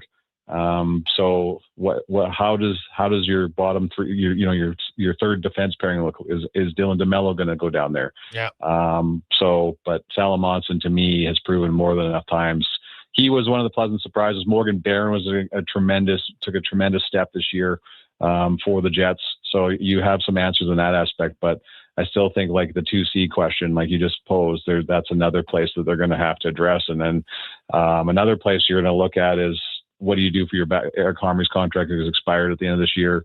What are you looking for there? But I don't see how the Jets and Comrie don't come to an agreement for a contract, because of that he just fits in so well here, and always has, and this is the 3rd time back. So I don't see how they don't figure out something out for next year as well. JT, what about Jonathan Toews? Do you see him coming back on another 1-year deal? I can't see how he doesn't, because if he's comfortable with being 4C.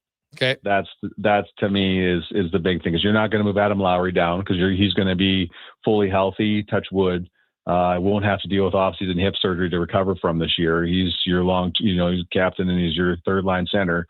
To me, fits in that 4th center, but also, because he's a wizard in the face-off circle. There's so many other ways you can get him in there. He can play on your power play. He can kill penalties. Yeah. So I think if he's okay with the 4th line center role. Okay. And then that's the thing too, like, where does Vladislav Nemestikov fit in this whole thing too? So especially if you go out and fill the 2C spot, which I believe you have to. So, but if Jonathan Toews is comfortable being a 4C, there's plenty of places where he can fit in with more, to get your ice time. Because I feel the impressive part is, sure, he didn't give you, 2C or whatever the expectations were. I don't know what they were, but he gave you more in the aspect that he's still great in the face-off circle, and he played every single game this year, touch wood. I know there's 3 more to go, but the fact that he stayed healthy the whole year with the schedule, with the amount of time and what he had to come back from, I think is one of the more impressive things that Jonathan Toews did this year. Down in the minors, do you see, I was looking at their roster of players. Yeah. They got a lot of guys like Mason Shaw and Walker Duehr, who's played a little bit in the NHL before, but Jared Anderson, they don't really seem to have anybody down there that is maybe ready. Am I missing anyone up front? At least? No, because I think Isaac Rosén is kind of fitting in there, right? Like that's who they got from the Buffalo Sabres. Like he hasn't contributed consistently enough yet, but I think a full-time gig in the National Hockey League is only going to serve him better this year. So is he a 3rd line guy with a 2nd power play time? But but to answer your question, I don't feel, Colby Barlow's a former 1st round pick, but he also had a slower up and down year in the American Hockey League this year too. So I agree with you. I don't think there's anybody there that's going to be able to help you immediately as of next year. But there's always guys that, that could change in the offseason. I don't know. But as of this moment, I don't think outside of whoever Isaac Rosén, I just don't think that's your young players right now. And I think the another focus will be for the Jets is to retain Cole Koepke, who was fantastic in a fourth line role and a penalty killing role. His speed is undeniable. And so just such a great penalty killer, especially with Morgan Barron. That's another guy I think that Kevin Cheveldahl will be focusing on in the offseason again.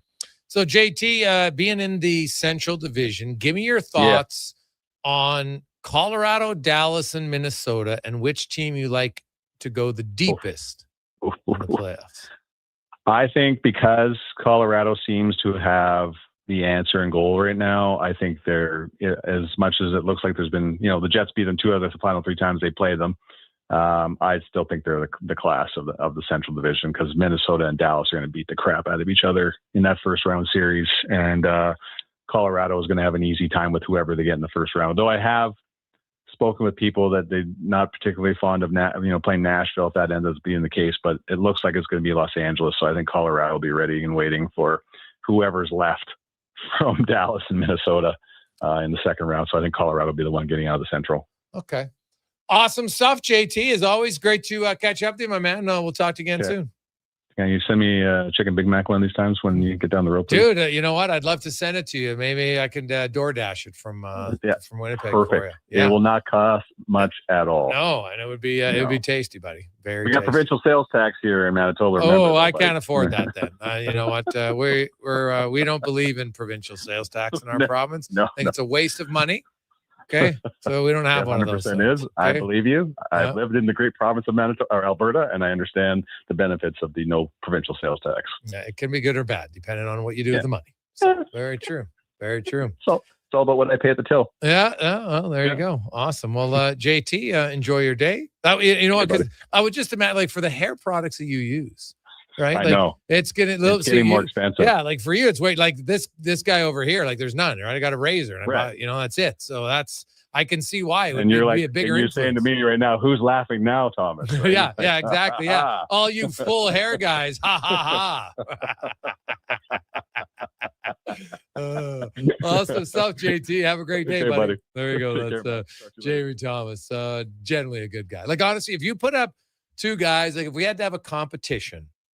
At one point, do you think who smiles more, Gene Principe or Jamie Thomas?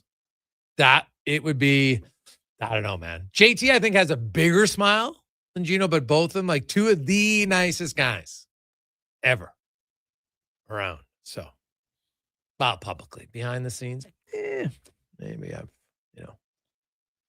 I question it. I'm kidding, of course. We will come back. We got some stats of the day that you're going to like. And maybe concern you. Next on the Gregor Show, presented by PlayAlberta.ca. Booster Juice is going crazy for hazelnuts. No, not crazy. Nuts. Booster Juice is going bananas for hazelnuts. I mean, there are bananas in smoothies, but that's not the point. Banana juice is booster for hazelnuts. What? Just stop. Booster Juice is going nuts for hazelnut. Introducing the Nutty Monkey Smoothie, Holy Hazelnut Acai Bowl, and Nutty Booster Ball, all made with rich, creamy hazelnut spread. Try them today, only at Booster Juice. Canadian born, blending since 1999. I'm Colin Livingston, president of CanTorque. CanTorque has always been a forward-thinking company, but now that we've turned 25, I can't help but take a minute to take a look back. Thank you to everyone that's been with us along the way. At GS Construction, we're multitaskers. We've got lots of projects going on all around Edmonton and area. Different teams across the city working towards the same outcome. Installing today what will serve generations to come. It's a rewarding career and the work never stops. That's why GS Construction is always on the lookout for great people to join us. Right now, we're looking for experienced topmen, pipe layers, operators, and surveyors. So if you want to feel valued, empowered, and engaged in your work, visit gsconstruction.ca today. Good to go. With Mortgages to Go, you'll be good to go. Mortgagestogo.ca says yes when the banks say no. That's why Alberta has trusted Mortgages to Go for over 23 years. If you need cash and have equity in your home, you're approved instantly, guaranteed. Call 1-888-888-5998. That's 1-888-888-5998. With Mortgages to Go, you'll say, I'm good to go. The job isn't done until the last load is hauled, and having a semi-trailer out of commission is not an option. Whether replacing or adding to your convoy, Edmonton Trailer has a huge inventory of new and used semi-trailers, trusted by the gravel, logging, oil field, fluids, and freight industries. Find a trailer right for you online or at one of their 3 locations. For sales, service, parts, rental, and finance, when you're in it for the long haul, Edmonton Trailer.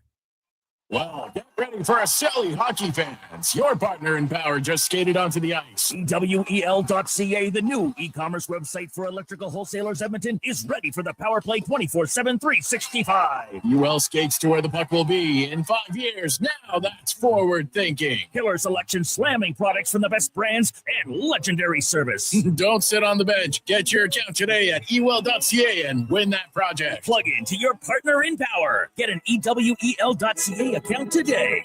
Japa Machinery Group knows that XCMG may not roll off the tongue, but Japa's team will help keep your construction jobs rolling on time and on budget with heavy equipment sales and rentals. Visit japamachinery.com to find out more. Ready to upgrade your ride this spring? Come on down to the Golf Cart People.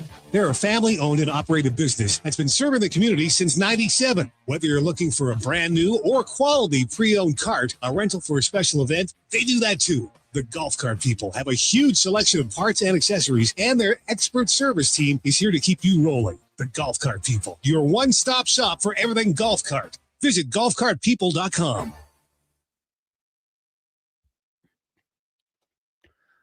Portions of this hour brought to you by Leading Edge Physio. From weekend warriors to professional athletes, kids playing soccer to grandparents in the garden, rotator cuff tears and tendonitis to post-surgical knees and hips. We fix your body. Life shouldn't hurt. LeadingEdgePhysio.com. The Jason Gregor Show, the best of Edmonton sports talk and beyond. This is Sports 1440. Presented by PlayAlberta.ca, Alberta's only regulated online gambling website.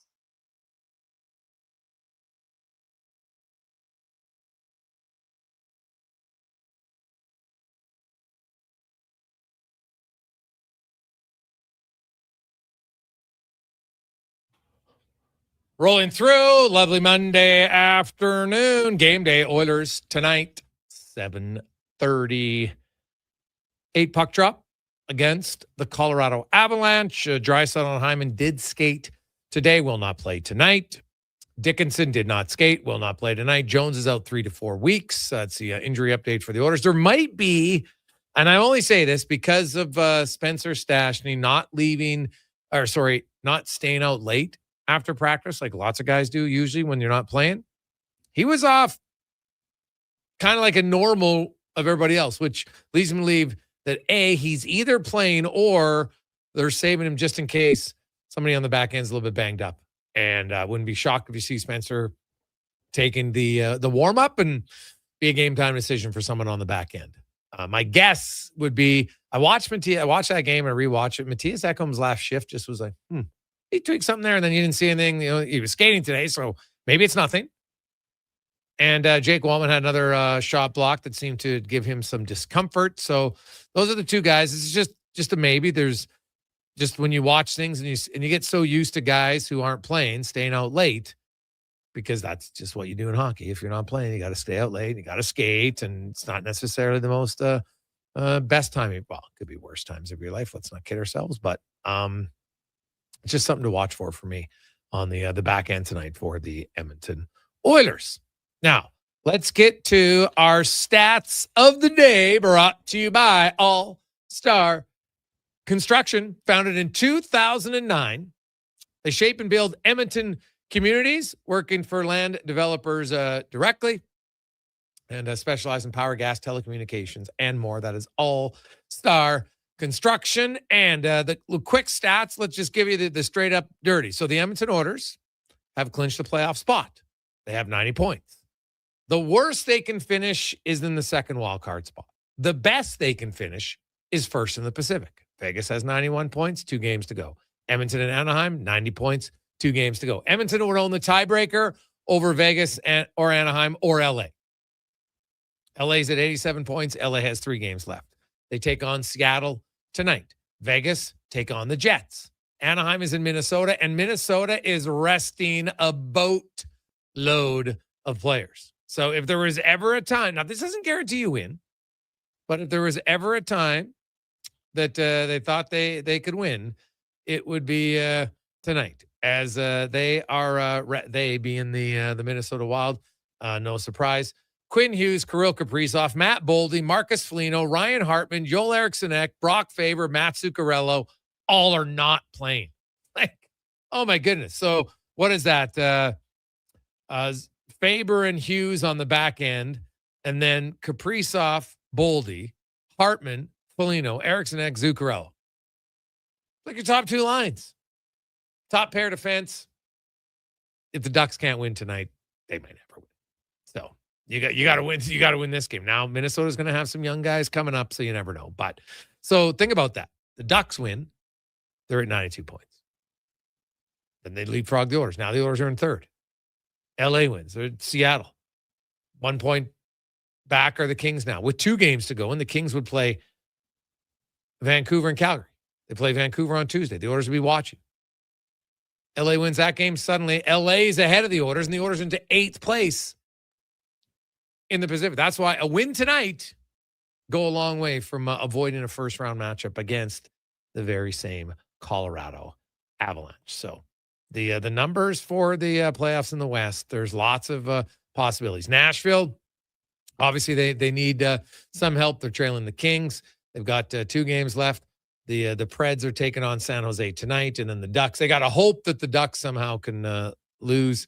And the Ducks are actually playing the Wild. Well, the Wild are resting all their guys tomorrow, and I got it wrong. They're not playing the Ducks till tomorrow. So all the guys the Wild are resting are tonight, which means they might play all their best guys tomorrow against the Ducks. Yeah, what am I thinking? The Ducks and the Wild play tomorrow. The Ducks are watching the Wild rest all their guys tonight. Now, they might rest them all tomorrow, but you look at Carolina. Carolina's playing all their starters tonight. And for the thought process is they can rest some of them tomorrow in the back-to-back. Maybe Minnesota's doing the opposite because tonight's a road game, so you don't travel those guys. And now you can just have your other guys. So interesting for the Ducks. So the Ducks tomorrow could get a full slate of the Minnesota Wild. Now, if Nashville loses to San Jose tonight, then it doesn't matter. The Ducks will have clinched a playoff spot. And the Kings, if the Preds lose to the Sharks and the Kings win, well, then they've clinched a playoff spot too. But let's hope that doesn't happen. We'd like to have a little intrigue down the stretch. Out in the East, you have Philly in the driver's seat, 2 games left, 94 points. Washington and Columbus, they play each other tomorrow. So one of them is going to win. We know that. Shootout, whatever it is. Here's the thing, though. The Flyers are playing Carolina tonight. Let's say the Flyers lose that game. It's possible. Let's say they lose it in regulation. So now they've got 94 points. We know that somebody in the Washington-Columbus game is going to win. Here's the fun caveat. If the game is tied in the final 2 minutes, the Columbus Blue Jackets, a tie, even if they win in regulation, like you wonder, would they pull their goalie? Because they look and say, hey, we got to win, because if Washington gets a point, then Columbus would have 94, Washington would have 94, and Washington has a tiebreaker. So if it's tied, Columbus has to pull their goalie because getting to overtime does them no good. Regardless of what happens in Philly in their last game, if you want to keep your playoff hopes alive, you have to beat Washington in regulation. So that could be a game. And I hope, just for intrigue, I want to see it. It's 2-2 game, 3-3 game, 4-4 game. Columbus has to pull their goalie because they can't give Washington a point. But that could help Washington. Then Washington wins. Now they're at 95. And now the Flyers would need to win their final game of the season in order to get in. Who do they face in their final game of the regular season? None other than who they take on? Flyers take on Montreal. So a lot of the East teams are actually, their season ends tomorrow. Because if you look at the schedule, there is games on Wednesday. Buffalo, Tampa Bay, Ottawa are playing. These are playoff teams in the East. And then Western playoff teams that are playing on Wednesday, Dallas, Vegas. That's it. Thursday, Mammoth, Ducks, Oilers, Kings, Avalanche. So those are the teams you know for sure aren't playing open up the playoffs on Saturday. The NHL does not like to do that, especially if you're a team on the road and then suddenly got to go to another road team and you got like one day off in between. It's not going to happen. So that was the other question people had about playoffs for the Edmonton Oilers. I think it's Sunday or Monday. And because Montreal is going to play on Saturday, it's pretty much a given, I hear. Them and Ottawa are both in. Do you want them both playing on the same night? Like if you're a Sportsnet, there's no chance. You got two Eastern-based teams. You want one on Saturday, one on Sunday, and they just rotate. And then Edmonton will play the night game behind either one. So they could play Sunday night. They could play Monday night. I'm not sure it's going to matter that much. Now, if they play Sunday, then it's Sunday, Tuesday, Thursday, game 4 is Saturday. But might not matter again because you have Montreal and Ottawa, and the early game night on Saturday is usually the bigger one for a TV draw. Other stats to chew on for you. As I mentioned, Marty Natchez looking to get to 100 points. Nick Suzuki on the weekend became only the 5th Montreal Canadian. And it's the 11th time in Montreal franchise history that a player has scored 100 points in a season. The Montreal Canadiens have been in the NHL since over 100 years. Okay? 6, 7 years now? You look at the Edmonton Oilers, who have been in the NHL since 1979, 1980. Montreal has had 11 times a player scored 100 points. Connor McDavid reached 100 points this year again. That's the 44th time an Edmonton Oilers player has had a season with 100 points or more. Montreal's had 11 of them. Like, Oilers fans, you are so lucky. Pittsburgh Penguins, they are second. They've had 32. The Oilers are at 44. Like, the Toronto Maple Leafs, been around forever. You know how many 100-point seasons they've had? 5. And 3 of them have come in the last decade. With Matthews twice, Mitch Marner once. Prior to that, Doug Gilmour was the only Toronto Maple Leaf ever to have scored 100 points in a season. Like, Oilers fans, I know it's frustrating your team loses, but you are so lucky if you're a fan of offensive hockey and what you've been able to witness over time. Right? Like, the Rangers being around forever. They've had 5 seasons where somebody had 100 points. Jagger, Panarin, Messier, Mike Rogers, Brian Leach. That's it. Right? Like, it's wild when you consider these teams have been around that long. Now, I know that early on there wasn't as many games played. Soon we'll get to 100 points. But even if you wanted to do it since 1980, right? It would be that. Now, I actually had the number wrong on Toronto. I think I had Doug Gilmour because I had the date wrong. Gilmour, Darryl Sittler also had 100 points. So they've had it 7 times, right? Because Sittler had 100 points, obviously. But it's crazy to me to think that if you did it since the Oilers came into the NHL, the Oilers have been in the NHL since 1980. They're almost averaging 1 100-point season per year from 1980 until 2026. And Draisaitl would have had it this year. Wasn't for it. Now, you can say that about lots of teams, lots of players. But I found that kind of fascinating when you compare some of these teams.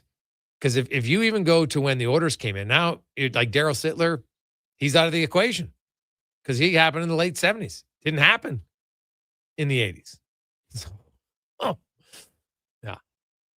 Oilers fans, be blessed what you get to watch. If you like offense. Some other numbers to look at quickly.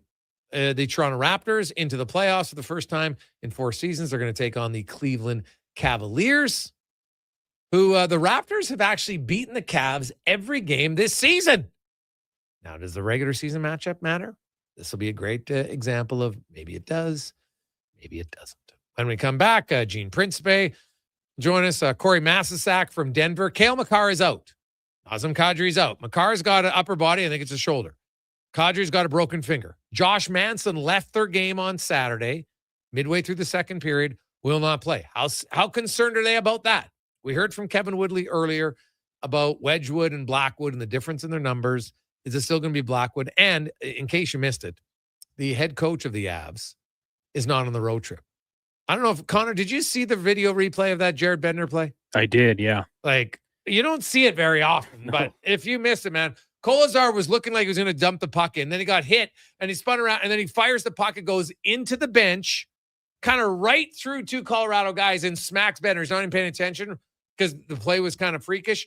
Hits him right in the face. He's got now he's got some facial issues, right? Scratch cornea. Like, it's not good. So he's not on the road trip. He'll probably be behind the bench, but I'm always actually surprised, Cons, that in the game of hockey, we haven't seen more guys have their face exploded by an errant puck in a game. I'm with you. When it actually happened, obviously for a coach to get it, to elude the players sitting in front of him, kind of impressive. But yeah, I'm a little bit surprised it doesn't happen a little bit more often. Just the way it did, and man, like to not see it coming, to not be able to defend yourself, to just take it straight off the face, like that's a serious injury. And I'm kind of curious, how much does that impact the Colorado Avalanche? Obviously, a really good team. They've got, I'm sure, good assistant coaches ready to step in, but that's big. Oh God, yeah. Like, did you see in the LA game, late in the game, Bouchard took one of his patented rippers, and it missed the LA Kings face guy by like 2 inches, and I'm like, man, that would destroy your face. Like a 95 mile an hour rubber puck coming at you. No thanks. Like, it hits your shin pads, that's one thing. Hits you in the face. I'm always kind of surprised that it doesn't happen more often. Thankfully, it doesn't for whatever reason. I don't know, but it's a good thing it doesn't. We'll come back. We'll get the Con Man and a Sports 1440 update brought to you by Fountain Tire. The snow is melting. You're thinking about it. Summer tires. Now's the time. Stop in. Get them. FountainTire.com. This is a Sports 1440 update. It's game day. Oilers and Avs down at Rogers Place. Puck drop just after 7:30. Our pregame coverage with Andrew Walker gets going at 6 here on Sports 1440. Veteran goaltender Jonathan Quick announced today that he is retiring from the NHL after this season. Tonight, he'll make his final start against the Panthers just after 5. Elsewhere, you got the Lightning and Red Wings, Canes and Flyers. Leafs host the Stars, Wild in St. Louis. Preds get the Sharks, Sabres in Chicago. Kraken hosting the Kings, and the Jets head to Sin City.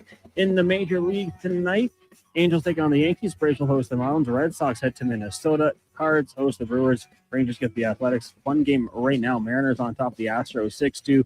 Top of the 8th. The Jays off today. They'll be back in action tomorrow, kicking off a series with the Brewers. Coming up in hour 3 of the Jason Gregor Show, we'll be joined by Gene Principe of Sportsnet. The Denver Post's Corey Masisak joins us to look at the Avs and we'll ask 5 questions. I'm Connor Halley. This has been a Sports 1440 update. Sports 1440. Station. CKJR broadcasts from West Edmonton Mall and Wetaskiwin. Download the free Stingray music app and listen wherever you go. The Spruce Grove Saints have clinched their spot in the Rogers BCHL Cup playoffs. Catch all the first-round action at the Thompson Family Arena, one of the most exciting junior hockey atmospheres around. Feel the energy, hear the crowd, and be part of the playoff push as the Saints battle for the cup. For tickets or information, follow the Spruce Grove Saints on social media or visit sgsaints.ca. The Spruce Grove Saints are playoff bound. Don't miss your chance to be there. It's go time. Go Saints go. One app, triple the action. Play Alberta is proof that good things do come in threes.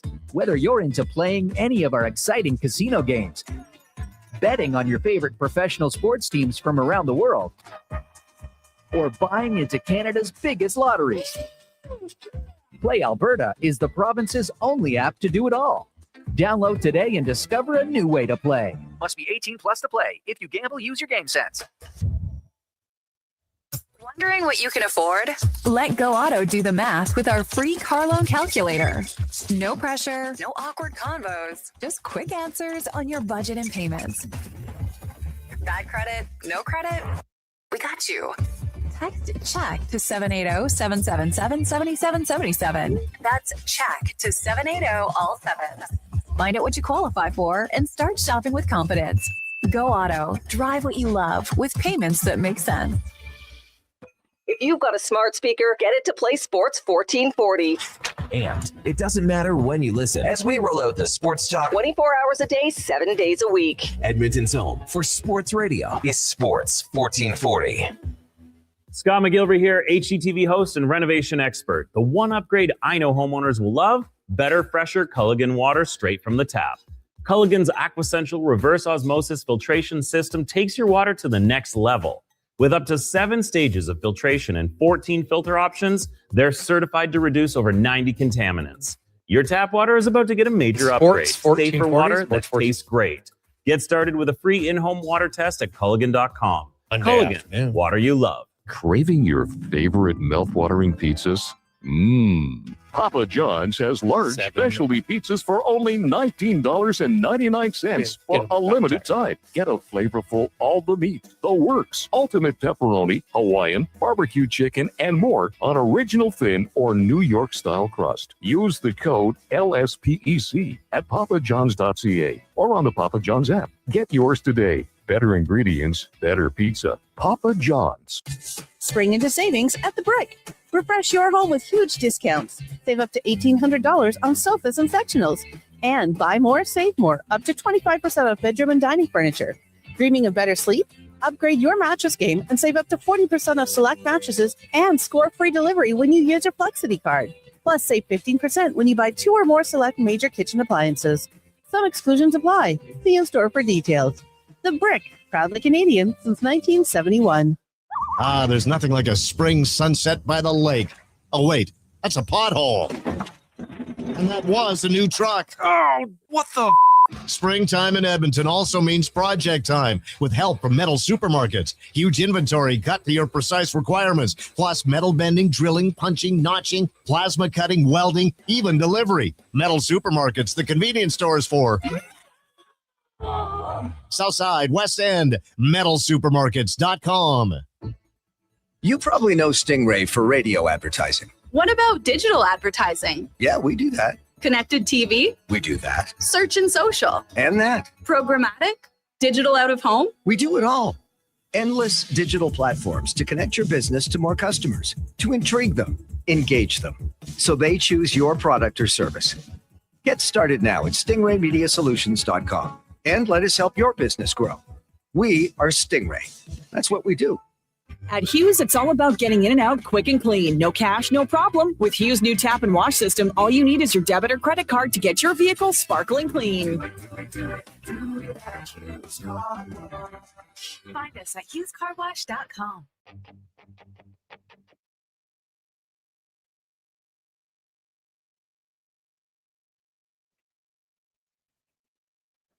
Portions of this hour brought to you by UL. Helping you finish your electrical project is their goal. From pot lights to electrical panels, the gear you need is at ul.ca or in person at one of their Edmonton area locations. ul.ca, your partners in power. This is Sports 1440, where Edmonton talks sports. On YouTube, Facebook, and X. Here's Jason Gregor. Brought to you by PlayAlberta.ca.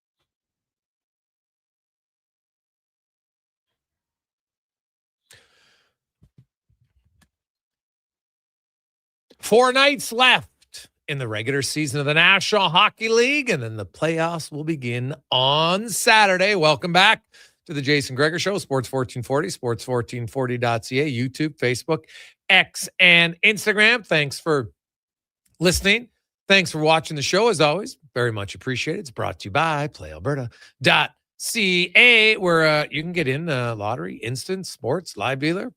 You name it, they got it. PlayAlberta.ca, $25 million for Max Million tomorrow. And tonight, if you're interested in a little Jason Gregor Show odds boost, check it out, PlayAlberta.ca, where we've got a little McKinnon and McDavid combos, also a Marty Natchez, 100 points and more.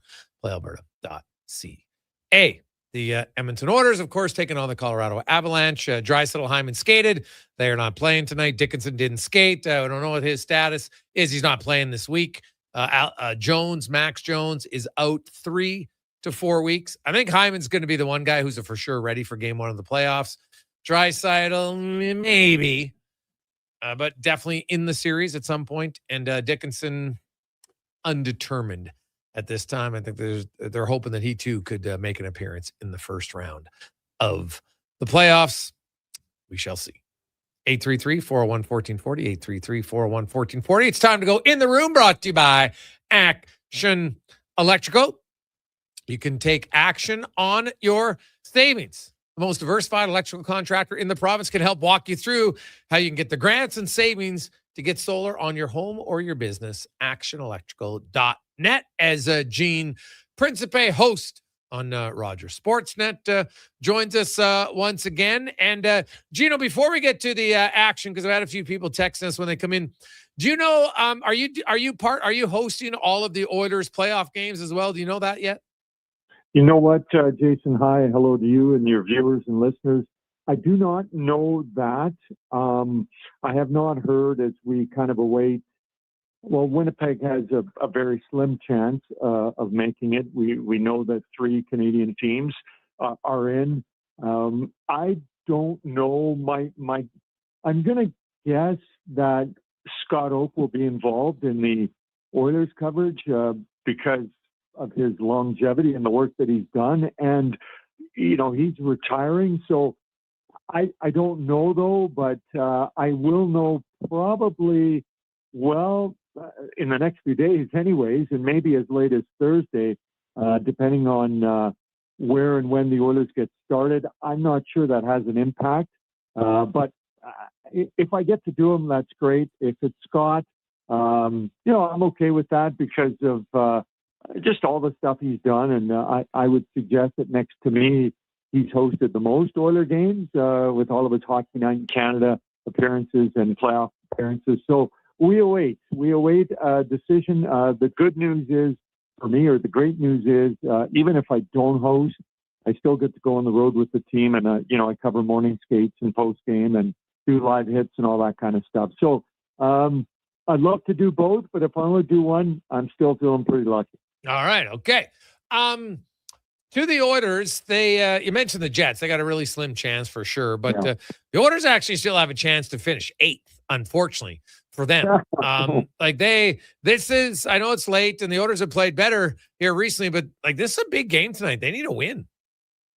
Yeah, it's amazing how things it's that time of the year where every game you're really excited or really disappointed if you are one of the 8 teams that are in, or one of the 9-10 teams, including a couple on each end. If you're Washington, right, you're trying to get in. I heard Kevin Carrot this morning interviewing a young lady. I think her name was Sam, and she was describing the Flyer situation and the Capitals and trying to get in.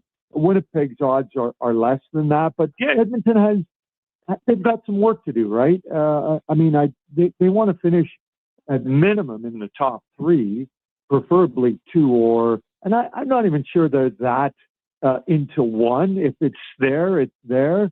But I think they definitely would like to. I think even logistically, you finish Thursday, you likely get Friday off, and then Saturday you get started, and it's a little easier to do that at home with the playoffs likely starting Sunday or Monday. So for sure, Jason, and that's in relation. I know you talked about that with Chris today, and that ties into the goaltending and who he starts and when they start. And it was great, flying home after a disappointing 1-0 loss, not getting a point. You're not clinched, but then Philly was all over Winnipeg. So by, I think the flight was about halfway done when the Oilers got the X by their name. So that's definitely nice.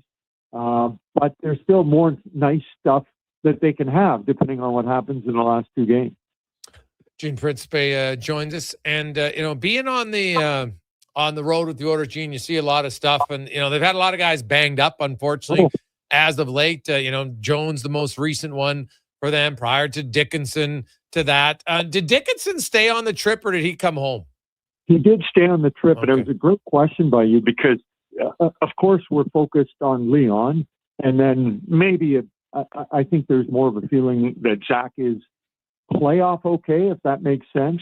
But then you're right. Max Jones suddenly is gone, and Jason Dickinson, who, I think he's done a nice job, but his level of importance shoots up even more in the playoffs. And I'm impressed that, I saw him on the trip after he was injured. And when I initially saw him to what I saw at the end of the trip, he was in much better spirits. And, I can't speak for the actual physical damage, but he just seemed like, okay, this is going to be okay. Whether that, originally I thought this guy might be out for who knows how long. And now, again, we don't know. You asked Coach Knobloch today. There isn't really a timeline on Jason other than, if I remember correctly, from the morning that he's not playing the next two games. And then after that is a bit TBD. So this is a big deal now for Edmonton. Leon is question mark, even though, it was good to see him out there in a full practice today. But his status is uncertain. I think Chris said questionable for Zach on Thursday. But again, we feel like it's just a matter of time being game one when he's in. But you lose Max, you lose Jason. Leon is uncertain. Zach is, like so many players, likely not 100%. These are important role players, and some have even, saying they're role players is understating it. They have huge roles. It's got to get settled for Edmonton, preferably in a positive medical way, so that they can have their best possible team, or at least close to it, starting off the postseason. Gene Principe from Rogers Sportsnet joined us. Gina, got anything special planned for Fan Appreciation Night tonight? Are you dressing up in a jersey? What's happening? You know what? We're going to be in the stands with the fans. In the past we've had the neat opportunity to go into the mosh pit, but that mosh pit is on hold here for about another week. So we'll be in the stands, and I may pull a little Kelly Rudy because they're giving out bandanas to each fan on their seat. So yeah, we'll have some fun with the fans. I think, Jason, I really enjoy my job and the creativity that comes with my job. But certainly as you get later in the season, even I'll admit that it is more about hockey and playoff positioning, and that's what it is. So we have many months and many games to wear costumes and have fun. We can still have some fun, but it's a little bit different when you get this late into it, and with the fact that, they're in the playoffs, but they're still fighting for positioning. So, but it'll be great. It's a wonderful night to appreciate a fan base that is, I think it's second to none. I don't know who's first because I'm going to say Oiler fans, but of course you go to other cities and they'll say that their fans are number one. It's a great debate to have, but they virtually sell out every game. And, Jason, they travel to, so many different rinks, and they come from not just oil country, because oil country, as I often say, has no boundaries. People come from Germany, from Australia. When I was in Dallas, there was a lady from Louisiana, and you're thinking, how are you an Oilers fan from Louisiana? It wouldn't be a state that you would kind of connect to Edmonton. So I love that. I love people who are so supportive of the Oilers. So long answer, we'll have some fun in the opening, but we'll try and start to curtail our openings into a little more hockey and a little less costume. Now, Gino, I know obviously it wouldn't happen now, but and maybe it has, but you're not scared of heights, are you? You know what? Great question. I would say not scared of heights, but certainly aware of heights. When I go on the roof to to move the Christmas lights, put them on or take them off. You know, when you're up there, one tiny slip up could be a big deal. So, but I don't think. Well, no, I don't know what kind of height you're talking about, but I'd be open to your idea, whatever it might be. Well, I'm just thinking, like, just see Gene on, like when you're in one of those big stadiums and you have your intro and you got the cable connected to you and you come like flying across, right? I'm surprised I haven't seen you kind of come down swooping in. You've done a lot of good intros. I just thought, that might be one you've thought about. Yeah, you know what? That one can be put on hold, and maybe something that could be done next season, especially if maybe they're hanging up a banner or something. Wink, wink, nudge, nudge. Maybe I could be. That's actually a good idea. I'm going to put that on hold and potentially use that for next season. So I'm always open to ideas. Listen, 28 years of hosting the Oilers. Yes. It's nice because you get a new generation of fan base, and what's old is new again. And sometimes you just tweak an opening that you might have done, I don't know, 8 years ago or 9 years ago with fresh faces, fresh names. So that might be one. Well, actually, that would be one I'd love to do. You've been hosting for 28 years? Yeah, I think so. 1998, or maybe that's no, that's right. No. There's a lockout year, sure, but I know what you're saying. Yeah. Still, wow. Yeah, 98. Yeah, 98. I started with A Channel, which is now City TV. I did that for 3 years, and then October 1st, knock on wood, will be 25 years at Sportsnet. That is fantastic. I didn't know it was 1998. For some reason, I thought it was like 2001. But either way, that's which what is kind of correct. That's sort of the second the do-over in the sense that was the beginning of Sportsnet, and that's when you got into the 40 games and the 48 and then the 60, right? So at 8 Channel back in when we were relatively young or younger, you might get a 28 game package all season. I know, right? And that was kind of your local television package. And then, of course, people might find this hard to believe, but some games often were not on TV. You'd get some on our, competitive network, and you would get Hockey Night in Canada, CBC, and there would still be some that just, that's why I think, we grew up listening to Rod Phillips, right? Yes. Because sometimes that's all you could, that was your only option. So it's come a long ways from then. Every game is available. I guess maybe only the Amazon games might be a little bit of a challenge to find or to pay for. We have it, so we get it. But yeah, I remember when I worked in Toronto, my gosh, if there was like one or two games, we literally needed an operator to answer the calls because everybody was so upset that there might have been one or two games that weren't on TV. So it's nice now. Fans have an incredible opportunity to watch at home. And I think tying into how we started, it appreciates more what fans have done because they could stay home. And I'm not saying we don't like that at Sportsnet, but it's nice to have a full building as well and have the atmosphere that we have throughout the regular season. And as you know, and other fans know, is, up, I don't know how many notches. I think they go up like the team goes up every round. You mentioned Scott Oak. Of course, he had his final regular season after hours this past weekend, and it was great. And they had a lot of his highlight clips and different things. Do you have a favorite Oak story? Well, I think favorite interview is Snoop Dogg. I just think who he's interviewing. Sometimes like when I interviewed Bill Burr, not to name drop, but it's almost like it to some extent it doesn't matter what you say. You've got Bill Burr, right? And he had Snoop Dogg, and he was great with sort of the Snoop Dogg lingo. So that's my sort of telling memory or interview. As for Scott, the broadcaster, and of course, as you know, Jason, we get to know people, not just broadcasters who are in front of people's televisions. But I've always found Scott, like I think one of the great things that you've done with the length of your radio show. But imagine being in a business for 52 years and staying on top of change, whether that be the way you do your job, who you do your job with, the technology that's gone with it. The players, I remember Rod Phillips, said to me a long time ago, I remember when I started, that being Rod, I started as, the age of the players, and then I got to be the age of the parents, and then you get to be the age of the grandparents. And so it's got to still be relevant to, I'm going to say, Connor McDavid or Ryan Nugent-Hopkins or, Evan Bouchard's a little bit younger. They continually get young. So I think that's a great quality. And I think that it is a quality that is helped by being around young people. I coach my daughter's soccer team, and I just find that young people are invigorating and they're energetic. They kind of have this glow about them because they're young and maybe they're a bit naive, but whether they're talented soccer players or hockey players or just young people breaking into whatever career they're going to have, I find that I always feel energized by them. And I think that's part of what's kept Scott so energized.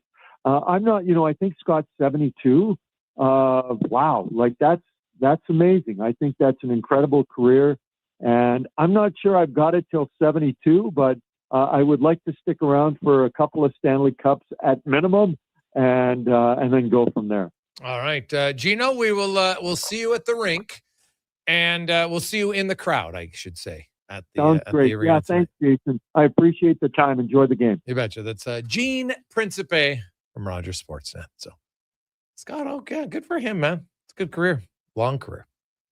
Let's take a quick break. When we come back, we're going to go out to Denver, talk about the Avalanche. No Makar tonight, no Kadri, no Manson, no Blackwood. He's backing up.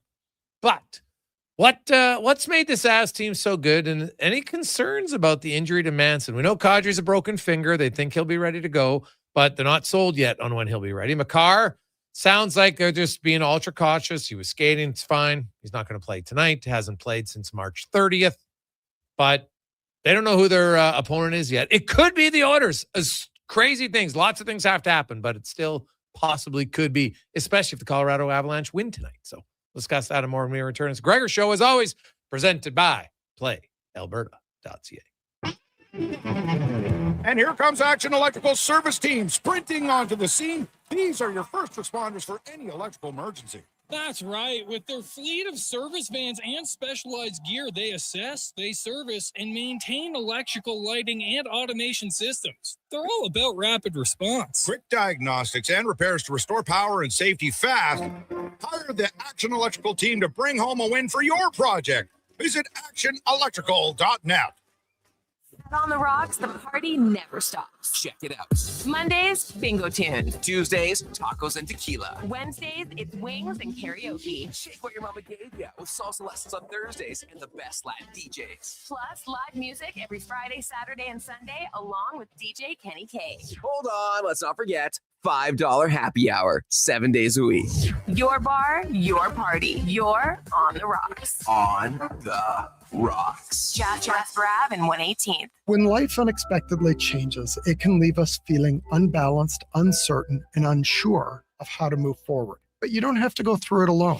I'm Corey Anderson with Fairway Divorce Solutions. Our team helps reestablish balance, guiding you through your divorce with compassion, clarity, and support. Fairway has helped more than 6,500 families across Canada find a path towards a peaceful, fair resolution. With 2 offices in Edmonton, we're here to make your journey easier. Discover your options at Fairway Divorce. Who's that working on the underground utilities over there? All Star Construction, that's who. What about the street lighting? Yep, All Star Construction. And directional drilling, hydrovacking, neighborhood renewal, and telecommunication work? Yep. Since 2009, All Star Construction has been doing all that and more, shaping and building Edmonton communities for land developers all around Edmonton. That's what All Star Construction is all about. Don't let equipment failure stop you cold. At AWS Welding in Nisku, our factory-trained service techs are on hand for all welding equipment repairs. We're a fully warranted center for Miller, Lincoln, and ESAB. And we service all makes and models. Proper, regular service extends the life of your gear and keeps it running at peak capacity. Don't wait for a breakdown. Book your service appointment today at 780-979-0470. AWS Welding. We make it happen. Nothing beats getting a deal at McDonald's. Why? Because you get a deal now. Deal later. Redeem an offer from the latest mailer or on the McDonald's app and dig into instant savings. Plus, you earn points towards Free McDonald's. Now that's what I call a double whammy of deals. Why does that keep happening? Deals sent right to your door. Check your mailbox for the latest McDonald's mailer loaded with delicious value for a limited time at participating restaurants in Western Canada. Sleep is for the off-season. What off-season? Sports 1440 is live, loud, and locked 24/7. Oilers, Elks, Riverhawks, Stingers, Oil Kings. We've got your picks. Edmonton's home for sports is Sports 1440.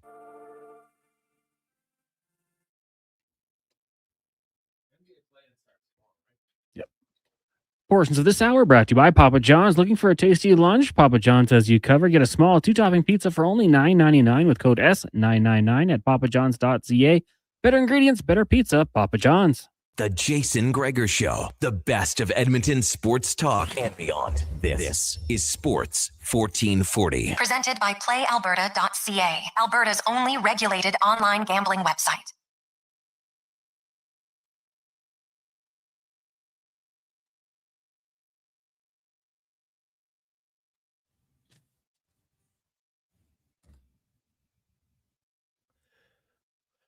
$429. How are you? Welcome back to the Gregor Show, Sports 1440, sports1440.ca, YouTube, Facebook, X, and Instagram. Thanks for listening. Thanks for watching. Hey, guys, I remember having 10 pay-per-view games a year, and we were winning like 12 total games a season. Definitely in spring for those. Hey, man, I can age myself. I remember back in the ITV days when I was a kid, used to have maybe 15 games all year. Maybe on TV, and Gene was bang on. That's why Rod Phillips was so hugely popular, because that was your lifeline to the team. You know, listen to Rod and then John Short. That became a big reason why I'm in sports radio, because of that. Listening to John late at night was fantastic, man. I loved it. And now, you know what? I know lots of people, listen to the show. If they're not, if they can't get it live, they're listening to it late at night, which is fantastic. So technology has definitely changed some things and different opportunities for sure. So, you got the post-game show with Walker now, which is great. So lots of opportunities to do that. Now, let's look at the Oilers taking on the Colorado Avalanche tonight. The Avs, they got some injuries of their own. I don't know if they're as serious. We'll find out, as Corey Masisak, beat reporter for the Avalanche, writes for the Denver Post, joins us once again. Corey, welcome back to the show.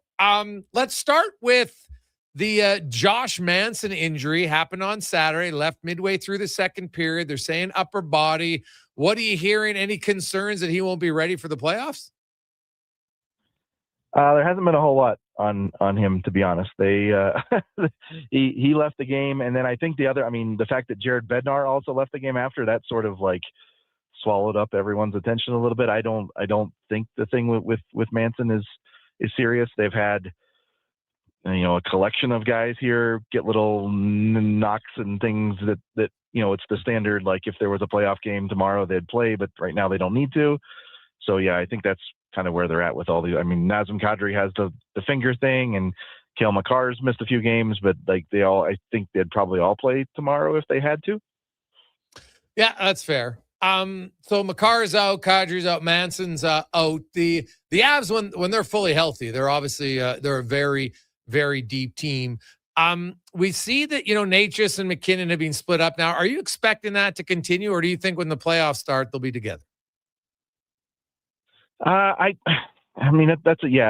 think they'll be together. Okay. I think, Jared Bednar has said that he's wanted to experiment with some different things. Like, whenever Kadri first got back, he was playing on the wing, and what they really ideally want him to play center. And yeah, like you said, the injury thing. I think, he's the bigger, like, who's going to play where is more of the second and third lines. I think the first line is probably going to be Lehkonen, McKinnon, Natchez, like, and that's just been, their most consistent, like, this is who they're, it's kind of like, some teams do that where they kind of have pairs, right? And like Nelson and Nichushkin have been together almost all year long and have just been kind of a two-way menace for everyone. And then also, McKinnon and Natchez, like, they kind of make magic together. So it would, I get like there might come a time in the middle of a playoff series where a team's, got their number a little bit, so he'll shake things up. But I think that's where they'll start for sure. And then, so would Landeskog be the second line left winger,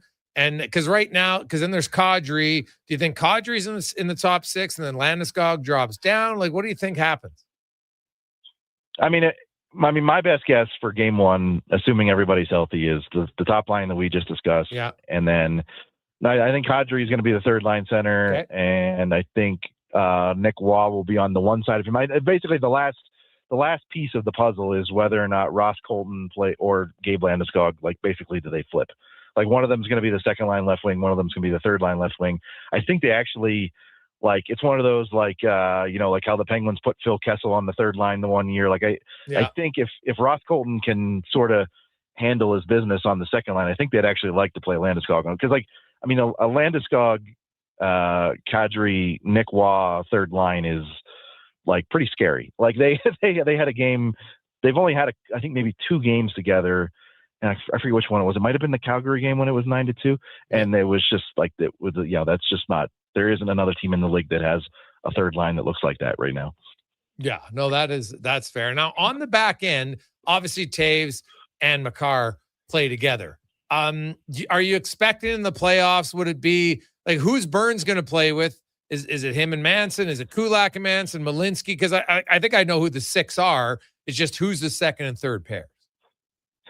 Right. So that's the obvious part is not obvious anymore. Okay. Taves and Makar haven't played together in a few weeks. And, like, yeah, I think it'll be like when they need it. And, like, even during games, like, even like they haven't started a game together in weeks, right? Even before Kale got hurt. Okay. But, if they need it, if they need a big shift, it's those 2 guys. But the sort of the late season development here is that Bednar's, after they got Brett Kulak, they were like, hey, let's toy around a little bit. And Devon Taves and Sam Malinsky together have been great.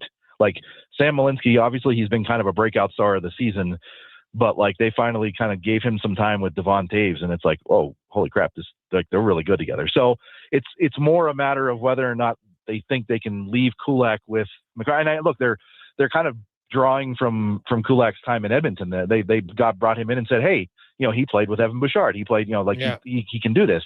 And so that the last handful of games before Makar got hurt, that was the kind of the setup.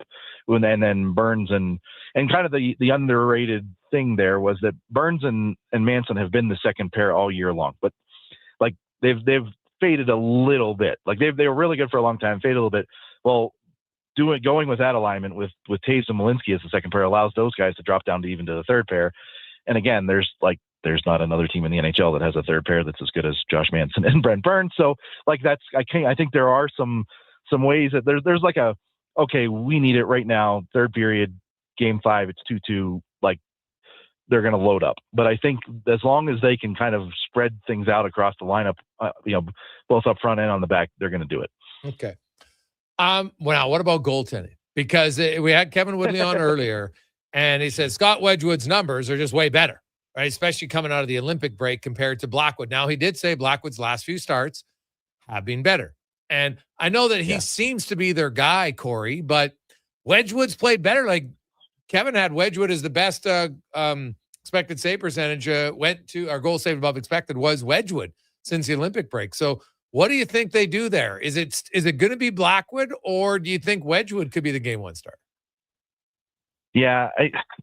I have thought really up until maybe a couple weeks ago, I thought all along, like, look, Mackenzie Blackwood is the number 1 guy.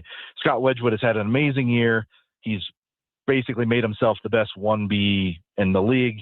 He's been great, but, like, there's still, like, Mackenzie is still their guy. Well, like, yeah, like, the numbers are just kind of overwhelming. And I think also, like, the fact that Scott Wedgwood has played 3 times against the Dallas Stars and given up 1 goal since the deadline, basically. Also, look, Jared Bednar has been very adamant the past week or two that he's going to play both. And he's even insinuating that, like, one's going to play 1 and one's going to play game 2. And so I don't know if I necessarily believe that still, but I do think that he has. I mean, look, there's been, there has definitely been a kind of a groundswell of, hey, just name Scott Wedgwood the starter for game 1. He's earned it. But I do think that, like, look, there's still 3 games left, and what's the point of naming Scott Wedgwood your starter right now? And if he gets hurt tonight or tomorrow or Thursday, then you got to go back to the guy that you've said is your number. Just there's some psychology stuff in there too. But if you if their first game is Sunday, I think it's probably going to be Sunday or Monday.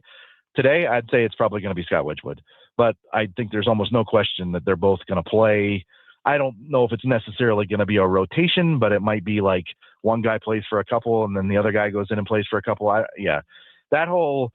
It's the reason why they were 31-2-7 to start the year. It's the reason why they're going to win the President's Trophy. Their goaltending has been great. But on the flip side, Scott Wedgwood has never started a Stanley Cup playoff game, and Mackenzie Blackwood hadn't until last year, so he's got 7. And so it's still sort of like, everyone thinks they can probably do it, but we'll see. Corey Massack joins us talking Colorado Avalanche. They're in town tonight to take on the Edmonton Oilers. No Makar, no Manson, no Kadri. They're getting some rest before the playoffs begin. Dallas and Minnesota are going to go at each other. You've watched them. Who do you like in that series? Oh, man. I'm sure every person that roots for the Avalanche in Denver, Colorado wants that series to go 7 games. I think Minnesota is a great team.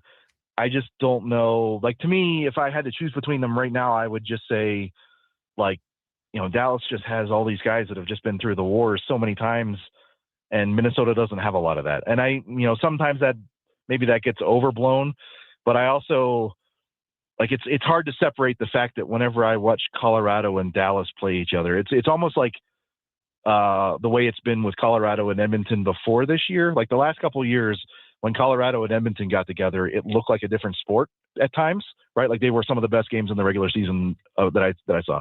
It was like that with Dallas this year. Like those two teams are just and maybe it's just because whenever they get together with each other, they're just locked in 110% and they play the best they can play. But I just feel like I think there's a scenario where we get into the Minnesota-Dallas series, and by game 4 or 5, it still goes pretty long, but we realize that Dallas is better. But I don't know.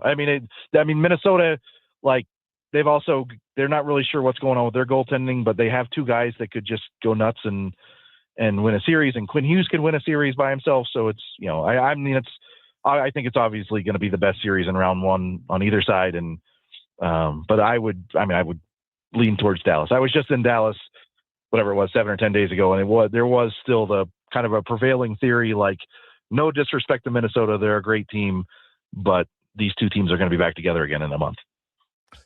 Well, the only concern for Dallas is the Heiskanen and the Rupe Hintz. Those guys not in, that could be massive for the Dallas Stars. Especially Heiskanen, man. He is so good for them on the back end. They could. Yeah. But they did beat the Avs last year in the first round without Miro. No, that's true. Yeah, they did do that.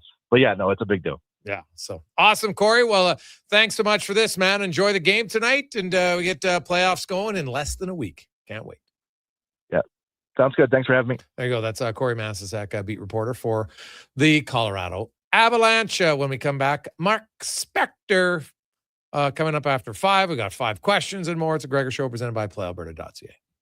5-time Junior Hockey League champions, the Spruce Grove Saints, are excited to be back on the ice at the brand new Thompson Family Arena. Be part of the action and enjoy some of the best Junior Hockey Canada has to offer by experiencing a Saints game for your next outing.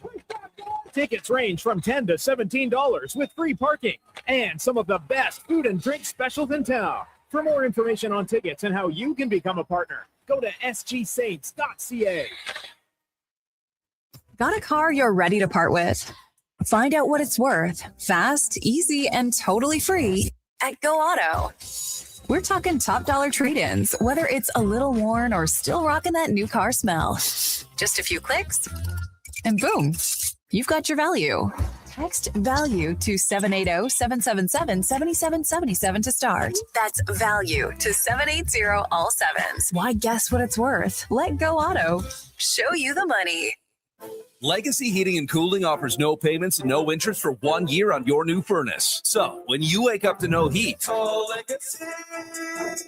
Call Legacy. If you need it immediately with no overtime rates. If you need it immediately and want to combo it with AC. Call Legacy. Call Legacy. No payments and no interest for 1 year on your new furnace. It could only be Legacy Heating and Cooling. Craving your favorite mouth-watering pizzas?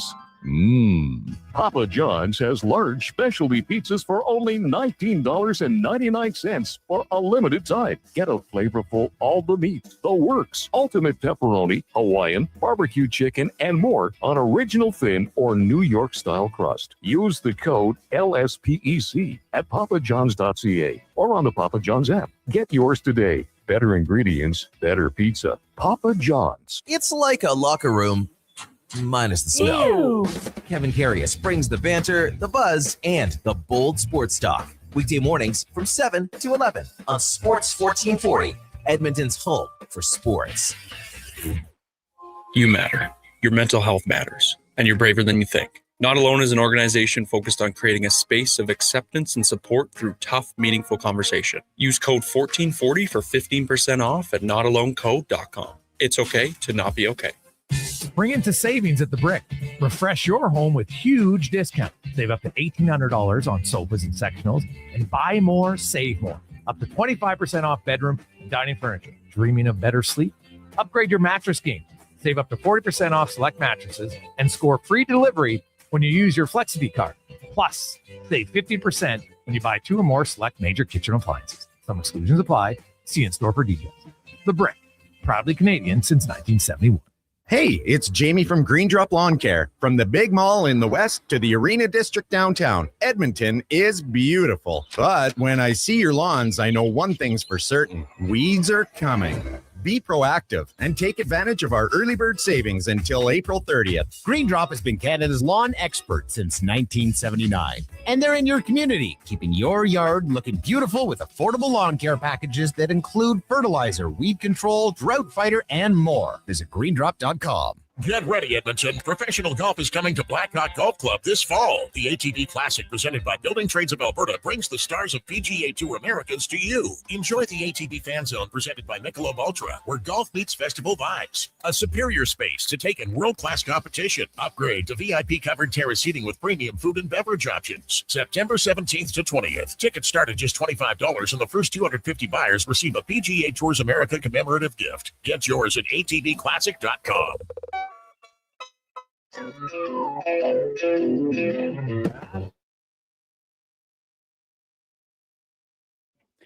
Portions of this hour brought to you by CanTorque, made in Canada, made for Canada, where extreme isn't theoretical. Find your solution at CanTorque.com.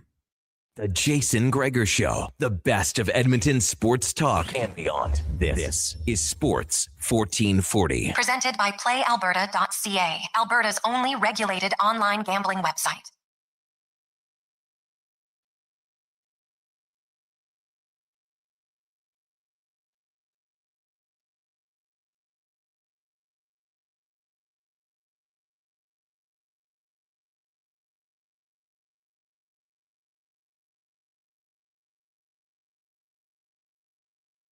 We roll through April, great time of the year. If you're a sports fan, you got everything from golf, basketball, hockey, baseball, you name it. Football's right around the corner for us. You got auto racing going on, playoffs, and junior hockey and major junior hockey. And it's awesome, man. Maybe some of you, your kids are, well, I know baseball, like minor baseball. Whew, it's fired up. I think that is serious sport, man. I never played minor baseball.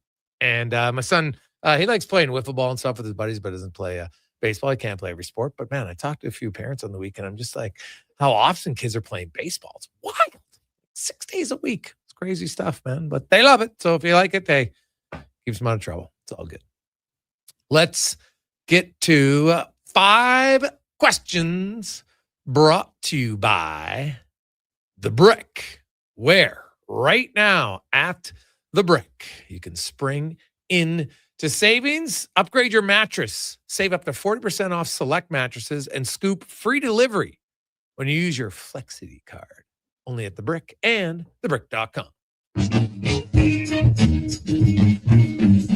It's time for 5 questions on the Jason Gregor Show. All right, Jason, question number 1, of course, Oilers-Avs game day. Let's get a prediction with a bold pick in there as well. This is really hard. Like the Avs don't have much to play for. You just heard from Corey that he felt all those guys sitting out could play if they needed to. So are the Avs are they going to go that extra mile that you need sometimes to win a game?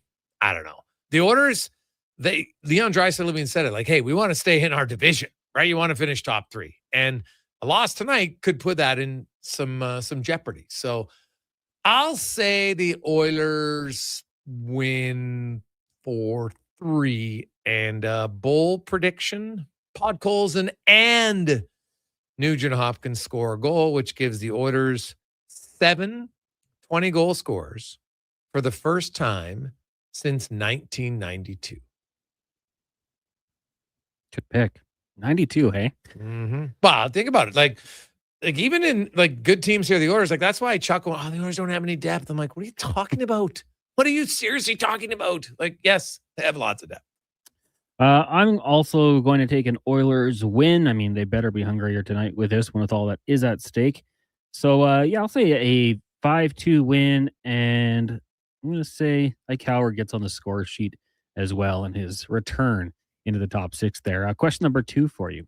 As we sit today, looking at the games ahead, where do you think the Oilers finish in the Pacific, and who do you think their first-round opponent will be? It's a good question, man. Well, they never seem to win the division, so I guess I got to go. I'll say second in Anaheim. I'm going to say they win out. Vegas loses tonight, and Oilers get top spot, and that gives them Utah. Okay. I guess that's the route I'm going to go with. Question number 3 for you. Isaac Howard enters the lineup. I've already predicted him to score a goal. How much do you think we see him, and would you like to see him get some time on the power play? Well, he could be on the second unit. He hasn't really practiced here a whole bunch. I'm not too worried about showcasing a player. They need to win, point blank, right? Their first unit power play plays a ton. I don't know if he's going to suddenly jump in on the first unit power play, having not practiced with them at all, really. Like, I know he skated there, but they didn't work on the power play today. So he might get some second unit time. And I'm not this. If this was early in the season, I'd have a much different answer. But right now, it's like, you're the Edmonton Oilers. They even said, like the coach said it, they're not playing, young guys. They're just, we got to win. It's that simple. So I could see him getting a little bit of second unit PP time, which is about 25 seconds. Yeah. I mean, I wouldn't mind seeing the first unit maybe shorten the shift just a little bit if they get the opportunity to give that second unit a try and have him out there. Yeah, I'm looking forward to seeing what he can do. Obviously, 22 goals down with the Condors this year, 45 games. So we know he can put the puck in the back of the net. Looking forward to see him getting an opportunity. Question number 4. You look ahead to the Masters next year. What do you think the chances are that Rory could make it 3 in a row? Well, no one's ever done it, so I'm going to say pretty low. And I don't know, Scotty Scheffler will win next year, so I'm going to say 2%. I'm going to go 12%. Yeah, I liked what Rory did this year. It wasn't easy, right? It wasn't an obvious straight line win. There was some ups and downs in there as well, some pressure from some opposing players. Anytime you have a player versus the field, obviously it's going to be a low chance. But hey, Rory, he dialed in, got it done when it mattered. I was happy to see it for his sake. Question number 5 for you. Not a lot happened on what day is it? April 13th. But on this day in 2011, Gary Sinise narrated the book of Mice of Men. Have you ever listened to an audiobook? And if you had to, who would narrate it and which book would it be? I have never listened to an audiobook. I know that people do, and this is funny. I have a whole discussion. When they're like, "Oh yeah, I read a book." I'm like, "Oh yeah, well no, I listened to it." I'm like, "Well then you didn't read it because it's completely different. It's not the same." Like, because when you read the book, you have a chance. Sometimes you reread it a page or two, or depending on sometimes maybe you clip out something. Like when you're listening to the audiobook, how do you, like, if there's a highlight of something that you really want to care about, how do you highlight it in your audiobook? So I've never listened to it because it's different. You don't, I don't know, maybe it's just me. I like listening to things, don't get me wrong, but not books. So I've listened to what I like listening to is like those investigative podcasts. Yeah. I like listening to those. Those are like, it's got my attention. I'm listening. You're kind of visualizing. Oh yeah. Oh my God. How'd they do it? Like I listened to one, the girl out of Toronto who, had a boy killed her own parents. You're just like, what is happening to people? Like, I don't get it. But anyway, that one I found kind of fascinating. I actually ended up being on not 2020, but the other one. Anyway. Dateline? Yeah, Dateline. Yeah. And so, no, but I guess if I did have to, Who would I want? Well, I guess it kind of depends. Which book? Yeah. Oh, man. Well, I would listen to an audiobook after I've read it because now I'm like, I just want to listen to it. Probably going to go a little bit quicker. I know what's going on. So Tuesdays with Maury. Great book by Mitch Albom. And who would I want to narrate it? Like Morgan Freeman's too easy. But like it's so comforting, I might fall asleep. That's the problem because his voice is so awesome. I would go with oh God. Matt Damon. Good pick. Like you, I never have listened to an audiobook. I'm not opposed to it. I would help me get reading a little more. Not reading, sorry. It would help me consume more books for sure. Yeah. I think I'd probably look at one of the classics, Pride and Prejudice, maybe. War and Peace, something I would never read. And then I need someone a little more upbeat, energetic. Maybe like I'll give you two: Ryan Gosling or Scarlett Johansson. Okay. Maybe the two I'd go for. You know what? You know what I could listen to in an audiobook? What? War of the Worlds. Yeah. That's probably one because I'm like, you know what? I don't need to highlight things in that book necessarily. Right? Because usually it's books that I'll go back to. And once you've read a book like that, it's hard to reread it sometimes, at least for me anyway. So I could see me maybe getting that book on audio. So I'd be curious of our listeners. Is there an audiobook that you felt was excellent just because of the genre that it was as an audiobook? Let me know. Because when I go now, it's getting into I walk way more outside, and I like to put on something sometimes. A lot of times I like to make sure I have a little bit of time just with myself, or you're enjoying nature or whatever, and just kind of having some thoughts from yourself, breaking down some things. I'm sure I'm not the only one. Every now and then you talk to yourself a little bit when you're walking, but I do need a good audiobook. I'd be interested in it. Or a really good kind of like crime mystery podcast. Either one, let me know. 833-401-1440. Mr. Ballin is one for you. Who? Mr. Ballin. What is that about? He's on YouTube, and he just does like 45-minute videos, 30-minute videos of missing people, murder, crime, all that sort of thing. Really? Yeah. It's not bad. Do they find them? Sometimes. Are they still missing? Sometimes it's unsolved crimes as well. No, those almost become the worst. I forth. invest all the time, and then at the end, it's like, yeah, they're still unsolved. What the hell? Like unsolved mysteries? No, yeah. Oh, man. Well, unsolved mysteries, but I knew going in it was unsolved. Like it kind of gave it away in the title. I knew going in, okay, this is unsolved still. At least then it's different. But sometimes when you watch those Datelines or whatever, you're like, okay, it's going to come to conclusion. And then at the end, there's nothing. I'm like, what did I just watch this for an hour for? Like it made you think like, what do you think happened? What do you think happened? Well, it's irrelevant what I think happened. I want to know what happened. I did start a new show last night, though. Which one? Well, it's not new. X-Files. I'm going to watch the whole series. With Mulder? Yeah, and Scully. Really? First episode was pretty good. The pilot. Okay. So, yeah, I'm going to try to run through this series next. Well, what made you want to watch that show? What, just out of the blue? You know what? It was just on Disney Plus. When I was younger, confession, kind of embarrassing, when the music came on, freaked me out. I was a lot younger, obviously, and I'd be like, run out of the room, like, nope, not watching this. And now I'm thinking it's time to do it. Oh, so you're gonna conquer your fears. Yeah, Connor the Conqueror. Dun dun dun. Face the music. Yeah, yeah, it's good. Well, I was 6 when it came out. So, oh well, yeah, I could see why. I like that your parents were allowing you to stay in the room, and you just chose not to. Yeah, hey, Thomas, get over here. Maybe that's why Thomas would have stayed in the room. Now we call you Connor. Lost my first name privileges. Yeah. Yeah, my dad and sister watched it. I got out of there. But I'm looking forward to it. Okay. All right. We'll take a quick break. We'll come back. Mark Spector joins. We got a lot of good suggestions here coming in on the text line. I like it. Some good audiobooks. A few kind of mystery, crime mystery podcasts. Any good ones? Let me know. Let's get to the comment. Sports 1440 update brought to you by Northgate Chevrolet Buick GMC. I can tell you right now, you go see Mike and the gang at the brand new Autoplex at Northgate GM. If you just want to go in there, you just want a good deal. You don't need a You know, like a Declan Kruger bag of jubes to get a deal. Just a good deal. Get it right now, northkgm.com. The Sports 1440 update. It's the game day Oilers and Avs down at Rogers Place. Puck drop 7:38. Our pregame coverage coming your way immediately following the Jason Gregor Show with Andrew Walker, Donovan Paulson, and Landon Ferraro.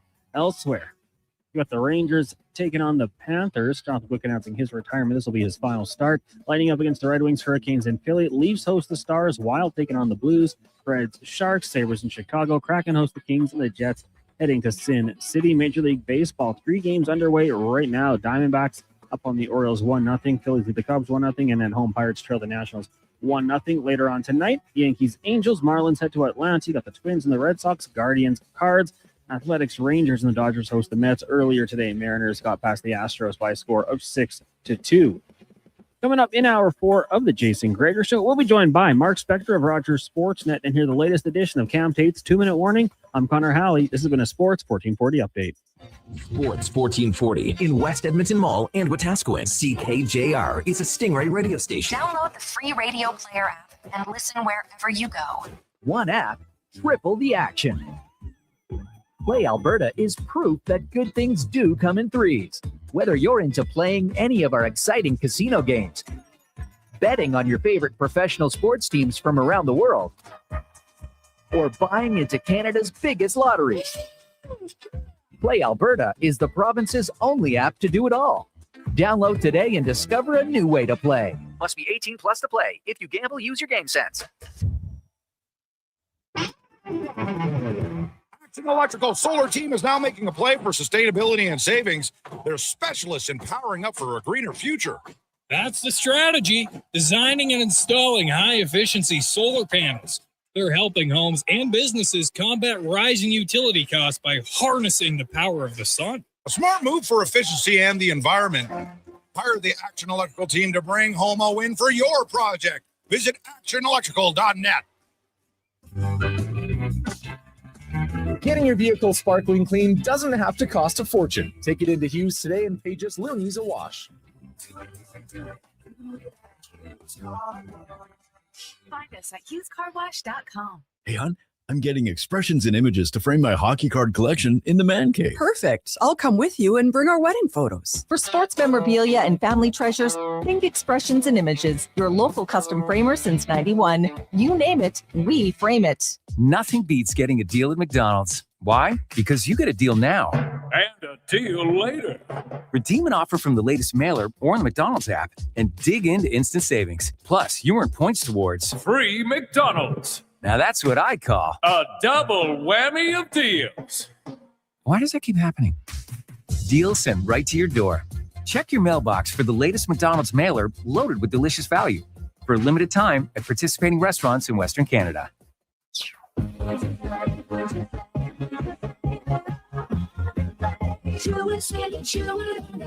Sherwood Honda is home of the GOAT. That's your greatest offer all time. And they have plenty of pre-owned GOATs that they got on a trade. Every vehicle they sell goes through a 182-point inspection and comes with a vehicle history report. Because peace of mind is an essential part of getting your GOAT. And Sherwood Honda sure would want you to buy with complete confidence. Welcome back to the Gregor Show Sport. Are you overwhelmed by debt and getting nonstop calls from creditors? It can feel like there's no escape. Debt doesn't have to be a life sentence. A single call can turn things around. My name is Parveen Middleton. I'm a licensed insolvency trustee at BDO right here in Edmonton. I can help you become debt-free with a solution just for you. Let's put an end to those calls from creditors together. Call 1-833-BDO-TALK or visit bdodebt.ca to discover your debt-free future. All this month, you can get in the swing of spring with Pot for Dough at Nisku Ford. Shop amazing deals on their entire in-stock inventory of cars, trucks, and SUVs. You're sure to find the perfect ride. Then, with every vehicle purchase, you'll get your turn to Pot for Dough. Just sink your putt to win fantastic prizes like gas cards, big screen TVs, Blackstone griddles, and more. See dealer for full details. Find your new ride at niskuford.ca. Above expectations.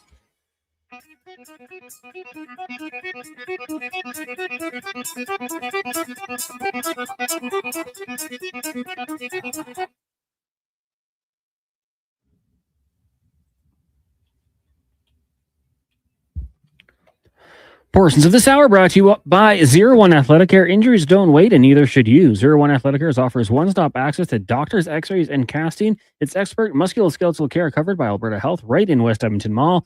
Move from injury to recovery. Book now at 01.ca. That's ZERONE.ca. This is Sports 1440, where Edmonton talks sports. On YouTube, Facebook, and X. Here's Jason Gregor. Brought to you by PlayAlberta.ca.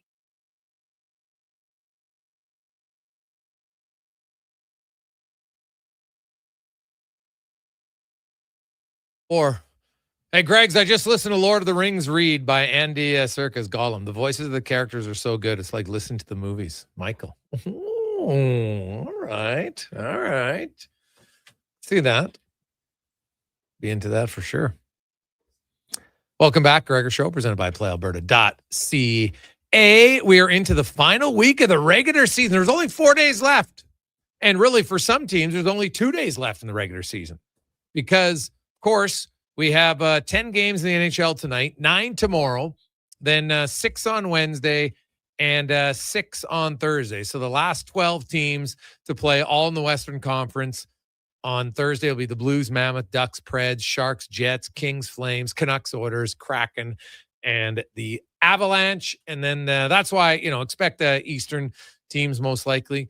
You could get a Central matchup. We could have the Wild and the Stars playing on Saturday, no question.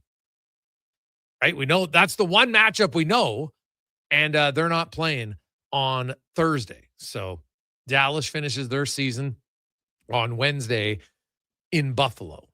So they could open at home. Minnesota's done on Tuesday. Montreal's done. Quite a few other teams are done on Tuesday as well.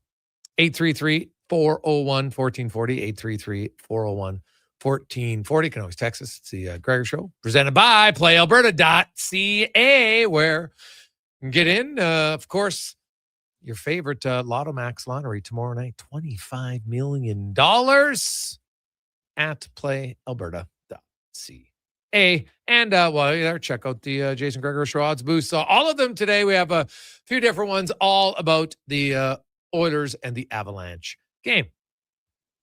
As it's time now to get to Le Spec Report, brought to you by GS Construction, your underground infrastructure specialists, and they are hiring, looking for pipe layers, top men, and operators. Go to gsconstruction.ca and check out careers. As Mark Spector joins us. Spec, you ever listen to an audiobook?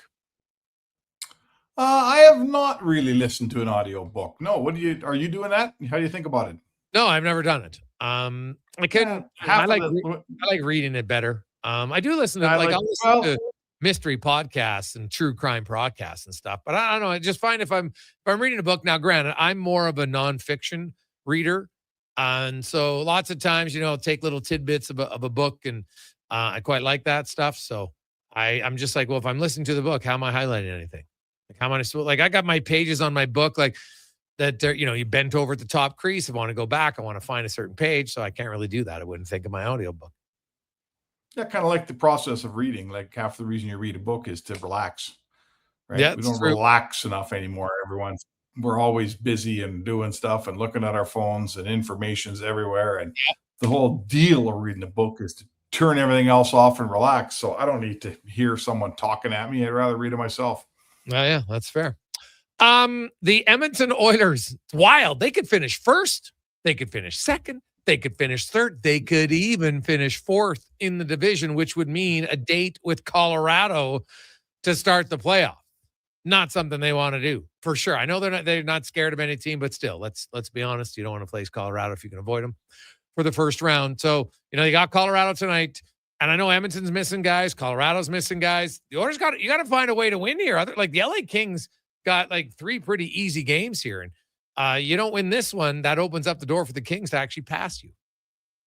Yeah, it is. They've found themselves, and they haven't, I guess this is all those points that you didn't put in the bank, in October through sort of March 1st to me. Like, they've played real well since the Olympic break. They played good hockey. They've been a pretty good team.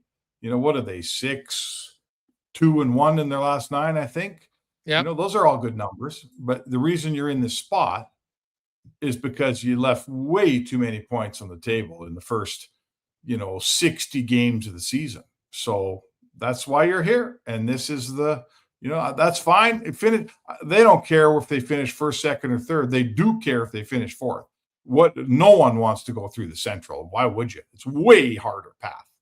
So as long as that doesn't happen to you, then you don't have to say, oh, I wish you were so much better earlier in the season. If something goes sour on you here and you end up in fourth place and we're flying to Denver on Saturday, oh boy, you'll regret your October, November. That's for sure.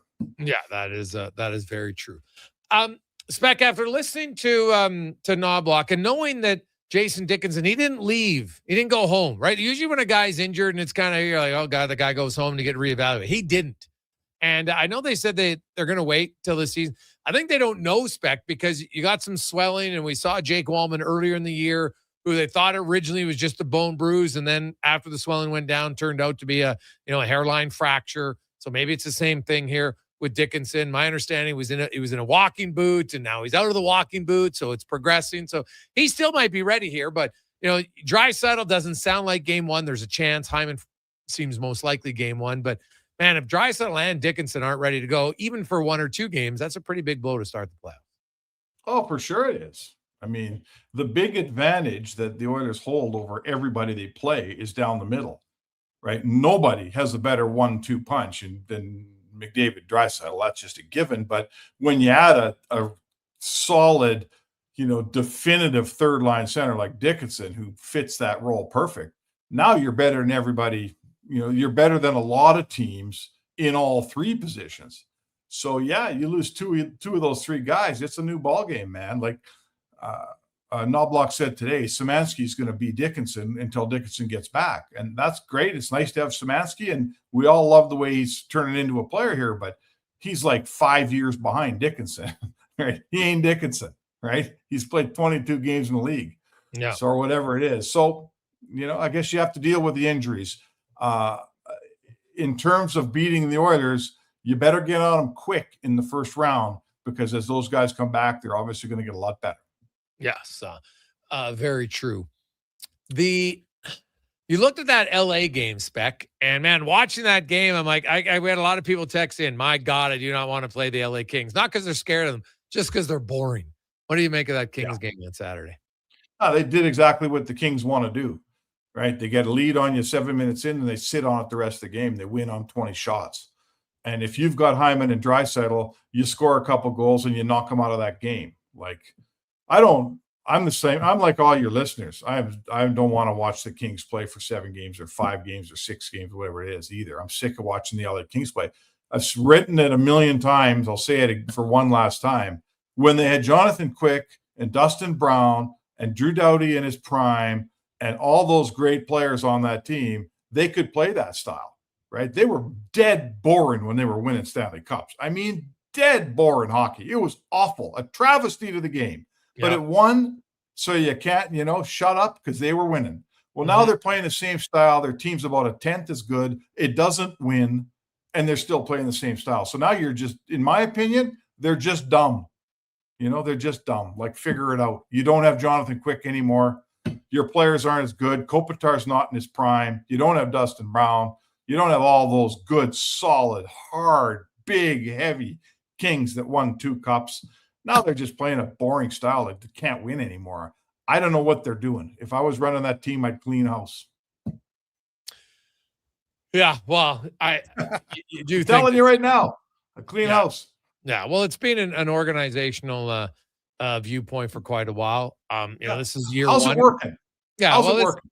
Hey, I agree, but this is year 1 of the GM, right? Like, so I think you kind of look, and Kopitar's leaving. I think there's not that he was the problem, but now's the time, I think, that there's going to be a change. Like, I think, Spec, all I had to do was look at the acquisition of Artemi Panarin to tell me that the LA Kings are going to want to be attacking more, right? Like, I'd be very curious to see a Kings team with Panarin and Fiala in the lineup at the same time, right? Like, that was kind of the worst part for the Kings, is they got another offensive guy, and then Fiala got hurt like the next game, or no, sorry, he got hurt in the Olympics, right? So that was Olympics, yeah. So that was brutal for them. But I'm with you, man. The Kings are just meh. Now, a team that's the opposite in California, give me the Anaheim Ducks all day long because they're probably too loose, but they will give you chance after chance and they will exchange chances. Like, they're a fun team to watch if you like entertaining hockey. Oh, for sure. And if you want to play, if you want to go out and run and gun, then they really remind me of the Oilers like 5 years ago. They're the Oilers when they just wanted to run and gun and play, and no one was interested in playing defense 6 years ago, whatever the number is. That's who they are. They'll figure it out. Like it's a lot easier to teach a bunch of really highly offensive, smart guys to figure out how to play some defense. Like look at how the Oilers have shut her down and figured out how to play a proper game of hockey the last 3-4 years, and lo and behold, they win series. So I like Anaheim a lot. They're not, I don't fear them yet, right? There's some lessons, right? We've watched this before, Jay. There's some lessons in Anaheim's future, in my opinion. They've got some learning to do. I'm not afraid of them yet. Give it a couple years, get back to me then. I might be afraid of them by then. Yeah, no, that's fair. Well, hey, the Ducks, they got to get in spec, right? Like, they got Minnesota's resting all 8 guys tonight. Now, maybe they'll rest them all again tomorrow. We'll see, but they might be resting all their guys tonight, and then they got a home game tomorrow, and all of a sudden the Ducks got to beat the Wild with all their guys rested and their best players in the lineup. That could be tough. Right. And then if they lose that game, now if Nashville wins tonight against the Sharks, then suddenly that Thursday game for the Ducks could mean they're playoff live, for goodness sakes. Well, they certainly don't want to, like, everyone's worried about falling to 4th place and having to play Colorado, because I think we'd agree that's 8 wasted days, like Daryl Sutter used to say. But I guess you could follow it all together. That's crazy. The Ducks have been good. I hope they make it. Like, I'm a big fan of what's happening down there. They've paid their dues. It's a classic rebuild, Jay. They've missed the playoffs for 7 years. They've drafted and developed, and they got a bunch of good, young, flashy players down there. And now they got to turn it into a team that can win in the postseason, and there's a process here. But I'd hate to see them miss out on that opportunity this year. They deserve a playoff spot. I hope they get one. And from there, let's hope they get enough games they can, see what happens. See what happens when they get there. You never know anymore, do you? No, it's true. Mark Spector joins us. Spec, the other thing is, you notice Stastny didn't stay on the ice late today, which is usually a sign that you're not playing. But he left. And I wonder, I don't know if you saw Ekholm's last shift and how quick it was in that game. And so maybe that was just because he came on for the pole goal and then he was right back off. And but his previous shift, I don't know, maybe I'm reading too much into it, but normally the guys who aren't playing, they stay out a long time. And he didn't. And so I just wonder if we might see a Spencer Stastny tonight, or if somebody's banged up and they're just playing cautious to say, hey, don't waste yourself in the morning skate. Let's see what's going on, right? Because that is kind of abnormal. There's a few weeks ago when they didn't have enough guys, and Curtis Lazar stayed out late because we knew, he wasn't playing. Yeah, no, I mean, that's the old story for hockey, right? As we stand in the room and the guys that once we've been in there 5 or 6 minutes, if the player if his equipment's not in his stall, we go, I guess he's not playing tonight because he's out there working. Like, that's traditional hockey knowledge. Why does he come off early? Is he playing tonight? If I'm the Oilers, when's the last time Spencer Stastny played in a game? Yeah, but I'm not playing him tonight against Colorado. I'd wait till Thursday. Not necessarily, but I feel like I wouldn't mind getting him in a game this week. That's all I'm telling you. Oh yeah, that's fair. Someone could be hurt, sure. Then I got to put him in. I may, maybe the coach wants to look at who's playing for the other team, and maybe that's how he's going to make his decision. Colorado is a few guys tonight. Maybe you look at them in warm up and you go, well, maybe if a bunch of guys aren't playing, I am going to play Stastny. I don't know how they're going to do it, but we're at the time of year where you'd also like to get Jarry a game. Are you going to do it if these games turn out to be life and death? Probably not. No. But given a choice, you'd love to give Jarry that Vancouver game heading in the playoffs, but yes, can't always get what you want, right? No, and realistically, you would look and say, hey, we should be able to beat Vancouver regardless of who's in net, right? That should be it. But I understand why they said, no, we got to win. And if that comes what it comes down to, now lots has to happen between then and now for that to be a must-win game for the Oilers. So we'll see. But I feel like if the Oilers if the Thursday night game comes around and Edmonton is guaranteed third place, and from there it's whatever, then I'm not sure they care that much. If there's any risk of being in fourth place, then they care a whole bunch. Then they're really going to care on Thursday night. It'll be all hands on deck. They ain't finishing fourth around here and going to Colorado for sure. Well, you would hope not, Spec. You would definitely hope would not. hope What'd you make of the Masters? Lots of fun as usual. I'm glad I wasn't the only guy that wondered what happened to those last two important shots on 18 that the cameras never found. Like I was like, is this just me? Like, where's the ball? And that's odd because they're so good. Those camera guys are so good. So, but it's fun. I love that Rory had. I love that he had to really overcome some adversity. Like, it didn't just come when people said after 2 rounds, "Oh, it's up by 6, it's over." I thought, come on, man.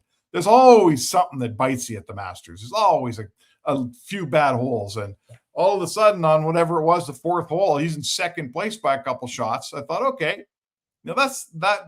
He came back. He had a really good finish to his tournament. He earned the win. I like that. He didn't get it easy. He had to work for it. Everybody likes Rory. I don't know. Like, what do golf people think? I'm a Rory fan. He seems like a nice bloke. I love the visuals of all those guys in Ireland, Guinness, watching them play. It looked like they're having fun. Oh, yeah. You think? I would definitely think so. So no, like, it's, for him to become only the 4th guy in PGA history to go back to back at the Masters is a pretty big deal. And even Rory talked about it. I really like this post game comments, just how, or post tournament comments about how, like, no one ran away with it. Like, sometimes you can play well in golf, but sometimes you end up having to chase someone. Like, Scheffler was coming from behind, but he was always in chase mode, right? And Rory did have to go in chase mode for a brief time, but when he did, the other guys would bogey, or in some case double bogey, and that allowed him to get right back in it. Yeah, I think a year ago somebody shot like a 66 on him in the last round, and he had to really struggle to. That was Rose. Right? Yeah. So you're right. That didn't happen. The rest of the field, nobody came out of that field and shot a 66, 67 on the Sunday. But you know what? The Masters is fun. I mean, after 4 days of the syrup and the piano music, I think I'm ready to move on. I get a little sick of all the faux history and all the pictures of the azaleas when we know there's a guy with a heat gun that's making them open up before the camera comes along. Like, I had about enough of that after 4 days, but who doesn't love the Masters? Come on. It's a great course. It's it's a major, and there's so many Sundays if you want to watch golf, these guys are shooting, 10 under. Not at Augusta, right? Augusta still challenges these guys, and that's what makes it sort of a memorable tournament, right? Yeah, no, very true. Spec, so if I have to give you a game right now, so I'm going to say the player's name, tell me what game he's going to play in the playoffs. Zach Hyman. Game 1. Yeah, I would agree. Leon Draisaitl. Game 3. Game 3. Yeah, I was going to say 4. Okay. Jason Dickinson. Oh, now I'm just guessing. Jason Dickinson, I'll hope for better than this, but I think he might be a round 2 guy. Ooh, okay. I'm going to say Dickinson is game 3. So we shall see. And Max Jones, they better he's get to out a 3 to 4 final. weeks. Yeah, 3 to 4 weeks. They better get to the conference final if he's going to play. Yeah, and I'm not listen, a bunch of injuries. Yeah. Oh, lots. But they got a lot of depth, right? That's a good thing, right? Like, you get Doc back and, Lazar back, and they got some, like, a lot of their guys who were hurt back and early in the year who weren't playing well. A lot of those guys are playing better right now for the Oilers. Like, that Doc Frederick combination has been really good. Yeah, I think Oilers fans are certainly, I think they're going to fall in love with this Doc kid as he plays and the games get, I think playoff hockey is going to be right up his alley because there's more contact and there's more emotion. I really like his game. I really think Bowman found a guy that plugs a spot that this Oilers team hasn't had enough of. They haven't had young guys that run around hitting people and they're ready to fight and give you a little emotion. And I think that's awesome. Him and Max Jones isn't a young guy anymore, but he's become that player. This is the best he's played in his career. It's a real shame for him to be out. But I like this Doc kid, man. I think Edmonton fans are going to fall in love with him, and hopefully he stays around for a while. He's a local boy. Like, what more do you want?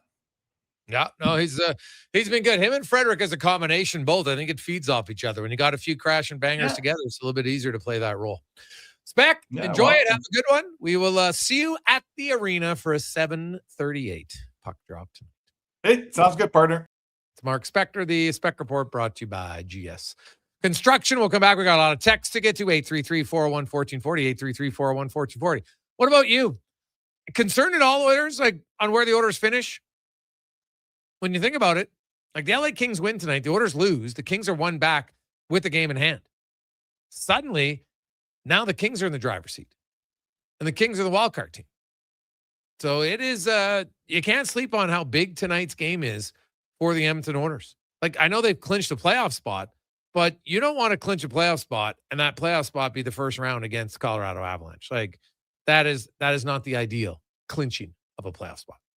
We'll come back with more on the Gregor Show, presented by PlayAlberta.ca. Need a new ride for road trips, errands, or just life on the go? Go Auto offers a massive selection with over 15,000 new and used vehicles to choose from. With over 70 locations across Western Canada, finding your next ride has never been easier. Whether it's a roomy SUV for the family, a sleek car for the open road, or a rugged truck for your weekend adventures, you'll find it here at a price you'll love. Explore thousands of vehicles today at goauto.ca. You matter. Your mental health matters, and you're braver than you think. Not Alone is an organization focused on creating a space of acceptance and support through tough, meaningful conversation. Use code 1440 for 15% off at notalonecode.com. It's okay to not be okay. Spring into savings at The Brick. Refresh your home with huge discounts. Save up to $1,800 on sofas and sectionals. And buy more, save more, up to 25% off bedroom and dining furniture. Dreaming of better sleep? Upgrade your mattress game and save up to 40% off select mattresses and score free delivery when you use your Flexity card. Plus, save 15% when you buy 2 or more select major kitchen appliances. Some exclusions apply. See in store for details. The Brick, proudly Canadian since 1971. Everything is going to be okay. Any business, regardless of size, can stumble occasionally. I'm Dan McDicken, a licensed insolvency trustee with Faber. If your business is facing financial challenges, our team of chartered insolvency and restructuring professionals have corporate debt recovery solutions that work. Schedule your free Faber Focus session at faber.ca today. Chances of a positive outcome increase if you engage Faber sooner rather than later. Hey, sports fans, we've got a clear choice for you. At Crystal Glass, we provide customers with the perfect glass for any job. From home to auto and even commercial, installation or repairs, we're your team. Call 310 Glass or visit crystalglass.ca. Crystal Glass. For over 60 years, the folks at Diablo Boots have been selling the best Canadian-made boots. Handcrafted in Winnipeg, Canada West makes the best quality cowboy, biker, and work boots for Diablo Boots with replaceable soles and heels. Why buy cheaper quality like Ariat, Justin, and Red Wing made in China when Canadian-made is better? Support Canada's workers and Diablo Boots for the best boots. So save on boots by Save On Foods. That's Diablo Boots, 3340 Gateway Boulevard on the east side of Save On Foods. Canada West and Diablo Boots, the 2 best names in the boots business. Measles outbreaks are occurring in Canada, including Alberta. These outbreaks are highly preventable. Measles is an extremely contagious disease that is spread easily through the air. The best way to protect yourself, your family, and your community is to ensure you are up to date with your immunizations. Don't get measles. Get immunized. Visit alberta.ca/measles to find out if you're up to date and what to do if you're not.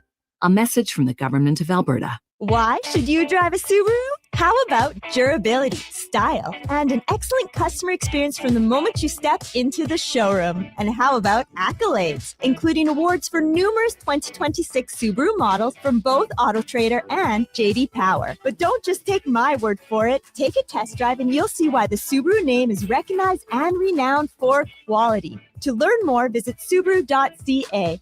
Welcome to Uncommon. Welcome to Subaru.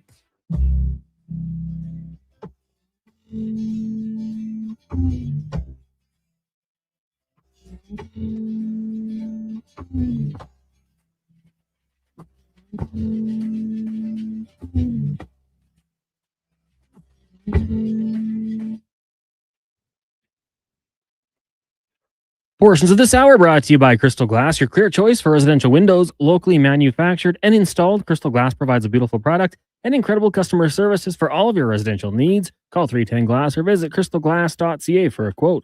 The Jason Gregor Show, the best of Edmonton sports talk and beyond. This is Sports 1440. Presented by PlayAlberta.ca, Alberta's only regulated online gambling website.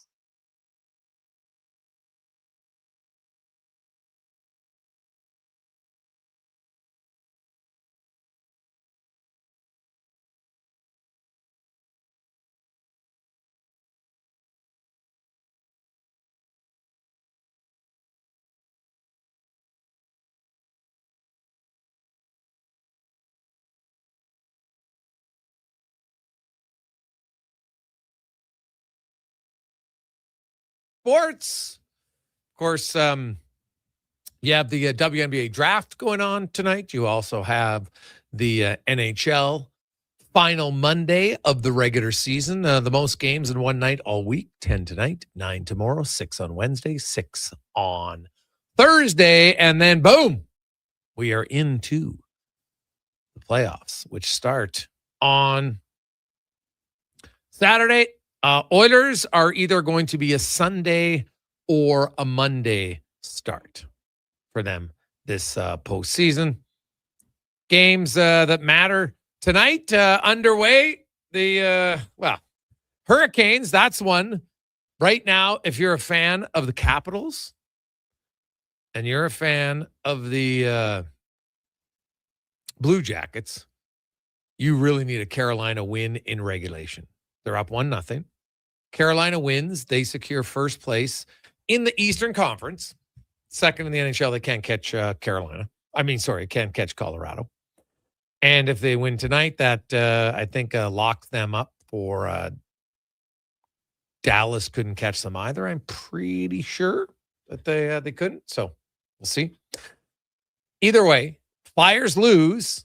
Then tomorrow night, the winner of the Columbus Washington game would then move ahead of Philly.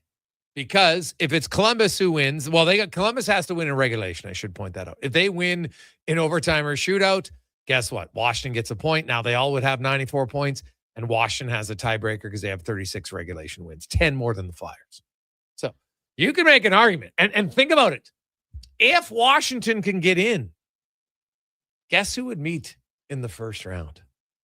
Washington and Pittsburgh. Oh, man, I'll tell you that.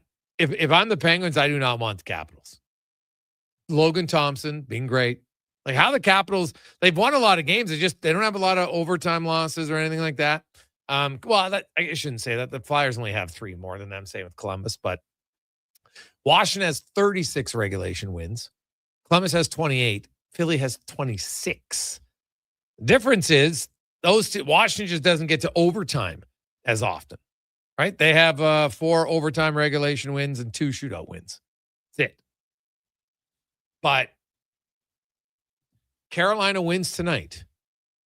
Now, Montreal, they would play their final game, and they would have something to play for because them and Tampa Bay, regardless of what Buffalo wins tonight, then Montreal can't catch Buffalo.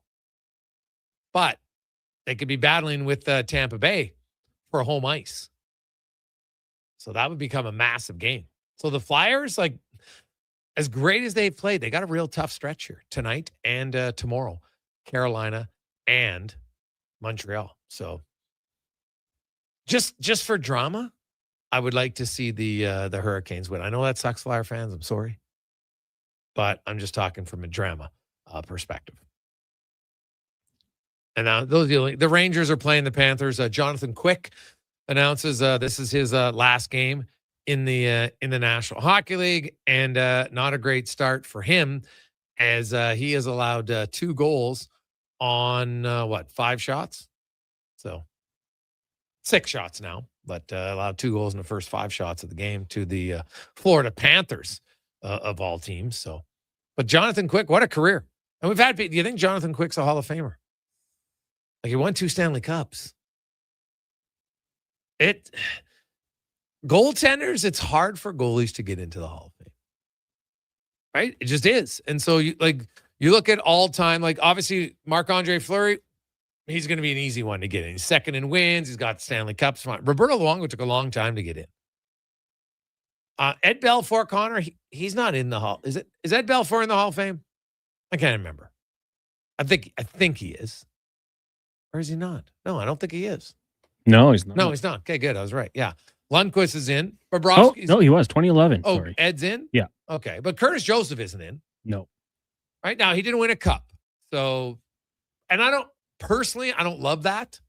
Cups are team awards more than personal awards. But Jonathan Quick is going to retire in his career, 12th most wins in NHL history. I do think, and some people might not like this, but look at his birth certificate.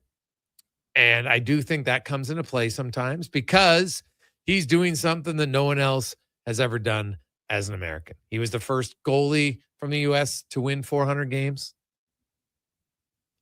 I think that he might have to wait a bit, but I think that probably is going to get him in. I think it's going to help him a bit because he's American. Some people don't like that, but that's just that it factors in. I'm telling you, it does. For others, right? Like there's so many great Canadians all time that have done a lot of different things. So, it'd be hard to, hey, guess what? I'm going to have the most wins by a Canadian. Unlikely because of Marty Brodeur or Marc-Andre Fleury or Patrick Waugh. All three are Canadian. So, Roberto Luongo. Ed Belfour. So, yeah, I think that could help him get him in. Now, I would make an argument that maybe he should get in anyway. And, when you look at Curtis Joseph, why he's not in yet. So, but Quick, pretty solid career. There's no doubt about it. I think Sergei Bobrovsky, when his career's said and done, he's going to get in. I think Bobrovsky's got a really good chance to become the fourth goalie with 500 wins. He's already at 456. Set a 912 career save percentage, which is exact same as Marty Brodeur, exact same as Marc-Andre Fleury, a little bit better than Patrick Waugh. So, yeah, he'll get in. So that's the other game tonight, at least in the East. For has no playoff implications, but just kind of a fun one. Tampa Bay is currently losing at home to Detroit. Detroit has nothing to play for, Cons, and now they're winning. I'm sure Red Wing fans are ecstatic about that one. Hey, Greg's, I thought the Kings can't catch the Oilers. How's that possible? Well, they can. They're only 3 points behind them, and LA has a game in hand. Right? The Kings have 87 points. The Oilers have 90 points. Let's play the if game. If LA wins in regulation tonight in Seattle and the Oilers lose at home in regulation, now Edmonton has 90 points with 1 game to go, and LA has 89 points with 2 games remaining. They play Vancouver and Calgary Tuesday, Thursday. Edmonton plays Vancouver on Thursday. So if the Kings win tonight and then they win tomorrow and the Oilers lose tonight, suddenly the LA Kings are ahead of the Edmonton Oilers, each with a game to go. So, yeah, it's a big game tonight for Edmonton. Do not sleep on this game tonight for the Edmonton Oilers. Yeah, they clinched a playoff spot, but LA's got the second wildcard spot. They're in, I know now, Anaheim is below Edmonton. But still, LA jumps you, you're losing a home ice advantage. And I know they've beaten the Kings without home ice advantage. I totally understand it. But, hey, Greg, does Quick have 3 Stanley Cups? Well, yeah, he does, but he didn't play the year they won with Vegas, right? So I kind of look at it as 2, right? Yeah, he was on the roster. Yes, he has a ring, but that's why, to me, I can't look and say, oh, Jonathan Quick, 3 Stanley Cup rings. Like, but why? Like, does the third one, no offense, does that really count? Yes, you have a ring, but you didn't really do anything in the playoffs. So, no, I wouldn't, me personally, I wouldn't get that. I wouldn't use that as a big one, right? Like, he didn't even play in the playoffs, but he gets a ring because he was on the team. Names on the cup, too. Yeah. So that's, I think, great example of why I don't use cup. Like, it's a part of the equation. It's not a must for me. So, quick break. We'll come back. We'll get to Cam Tate. 2-minute warning. Some more stats on the Oilers, the Avs, and a little preview about tomorrow. The Gregor Show presented by PlayAlberta.ca. Great news for your weekend project. CFI, that's Custom Floors Inc., is now open 6 days a week with Saturday hours from 10 till 2. Get top quality Canadian products from Beaulieu with the convenience you need. For your free estimate, visit CFI at customfloorsinc.ca. The job isn't done until the last load is hauled, and having a semi-trailer out of commission is not an option. Whether replacing or adding to your convoy, Edmonton Trailer has a huge inventory of new and used semi-trailers, trusted by the gravel, logging, oil field, fluids, and freight industries. Find a trailer right for you online or at one of their 3 locations. For sales, service, parts, rental, and finance, when you're in it for the long haul, Edmonton Trailer. Don't miss a moment of Blue Jays baseball this season. Join play-by-play announcer Ben Showman for the game live on Sports 1440. The Toronto Blue Jays are on Edmonton's home for all things sports. Sports 1440. Nothing beats getting a deal at McDonald's. Why? Because you get a deal now. And a deal later. Redeem an offer from the latest mailer or on the McDonald's app and dig into instant savings. Plus, you earn points towards Free McDonald's. Now that's what I call a double whammy of deals. Why does that keep happening? Deals sent right to your door. Check your mailbox for the latest McDonald's mailer loaded with delicious value. For a limited time at participating restaurants in Western Canada. Well, get ready for a silly hockey fans. Your partner in power just skated onto the ice. EWEL.ca, the new e-commerce website for electrical wholesalers Edmonton, is ready for the power play 24/7, 365. UL skates to where the puck will be in 5 years. Now that's forward thinking. Killer selection, slamming products from the best brands, and legendary service. Don't sit on the bench. Get your account today at EWEL.ca and win that project. Plug into your partner in power. Get an EWEL.ca account today. Get ready, Edmonton. Professional golf is coming to Blackhawk Golf Club this fall. The ATB Classic, presented by Building Trades of Alberta, brings the stars of PGA Tour Americans to you. Enjoy the ATB Fan Zone, presented by Michelob Ultra, where golf meets festival vibes. A superior space to take in world-class competition. Upgrade to VIP-covered terrace seating with premium food and beverage options. September 17th to 20th. Tickets start at just $25, and the first 250 buyers receive a PGA Tours America commemorative gift. Get yours at atbclassic.com. In like a lion or like a lamb, out like a goat. That's greatest offer of all time with Sherwood Honda. And while there's plenty of goats on the lot, you can also custom order yours. Pick your Honda model with the color, interior, trim, and technology for the ride you've always wanted. Sherwood Honda can help you build and price your new Honda to make it the greatest order of all time. Pre-ordering sure would be simple and satisfying with help from Sherwood Honda. Mr. Rooter sees a UFO. Mr. Rooter says 1 plunge, 2. What's this? A UFO? An unidentified floating object. It's beginning to glow and levitate. Thank you, Mr. Rooter. You have freed us from the gravity of the white hole. Humanity will be spared. Wow! People aren't going to believe this when I put it in our new commercial. If you want to believe in a plumber, call Mr. Rooter.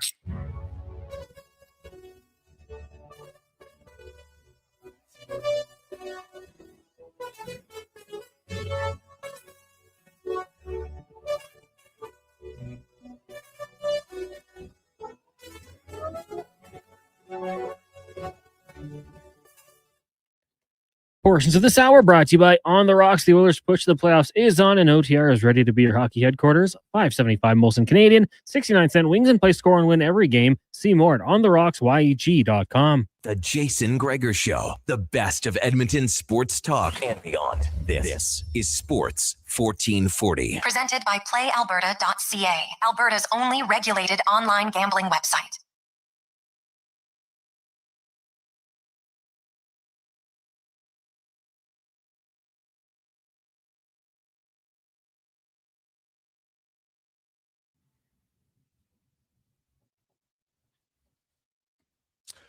We roll through. Jason Gregor, Connor Halley. Coming up, the pregame show, you have Walker and Paulson. The Gregor Show is always brought to you by PlayAlberta.ca. If you miss it for the Edmonton Oilers tonight, their lineup will be, of course, McDavid with Podkolzin and Matt Savoy. You will have Nugent Hopkins with Isaac Howard. and Roslovic. Szymanski with Frederick and Doc. Henrique with Kapanen and Lazar. Ekholm, Bouchard, Nurse Murphy, Wallman and Emerson. Although don't count out a chance of Stastny coming in the lineup. Connor Ingram will start in goal. Meanwhile, for the Avalanche, Lehkonen, McKinnon, and Landeskog, Nichushkin, Nelson, and Natchez. Although Natchez and Landeskog could switch as the game goes. Roy with Garavanta and Colton. Drury, Kelly O'Connor with Taves and Malinsky. Kulak, Burns, Akan, and Blankenberg, excuse me, as both Manson and Makar and Kadri are out. Brent Burns is going to play his 1,005th consecutive game tonight. Vasily Podkolzin is the Oilers' current leader in consecutive games played.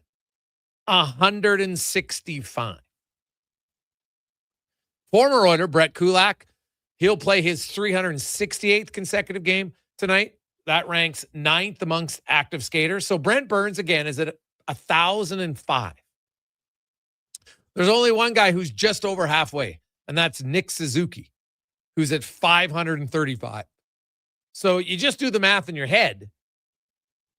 Guy needs like almost 7 more straight seasons just to catch him. So that is, like, it's really impressive that Brent Burns, at his age, he hasn't missed a game in his 30s. And now he's in his 40s. So he plays tonight. He'll obviously play the next game. That gets him to 1,006.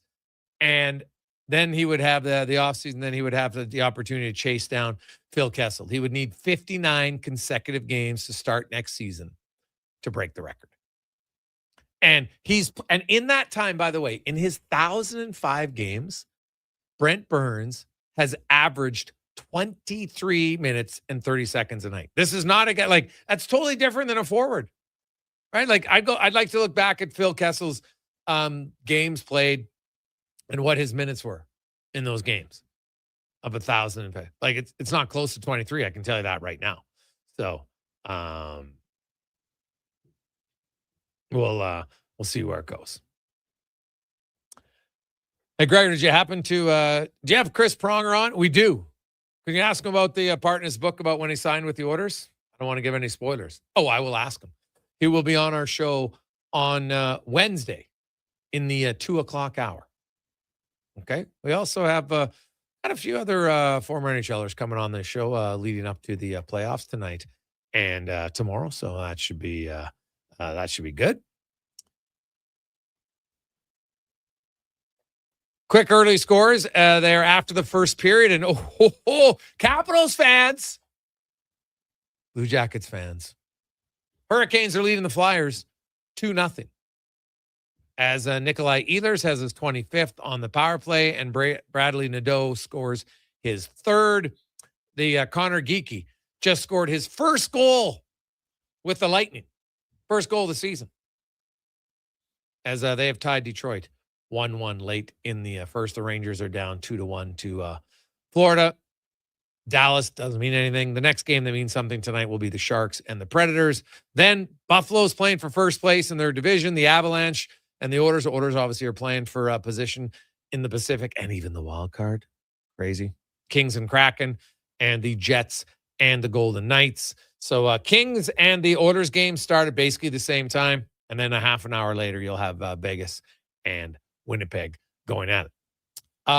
Cons, I know you're watching the WNBA draft, you and Declan. Any surprises at all?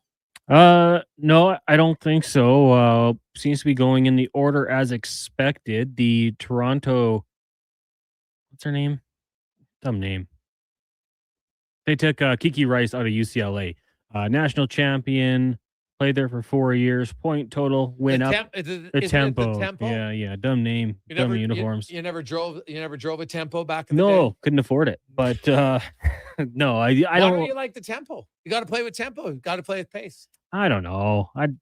Just doesn't seem like a very good name. And now I'm a Mystics fan, so things change quickly around here. Why are you a Mystics fan? Well, we drafted Lauren Betts out of UCLA.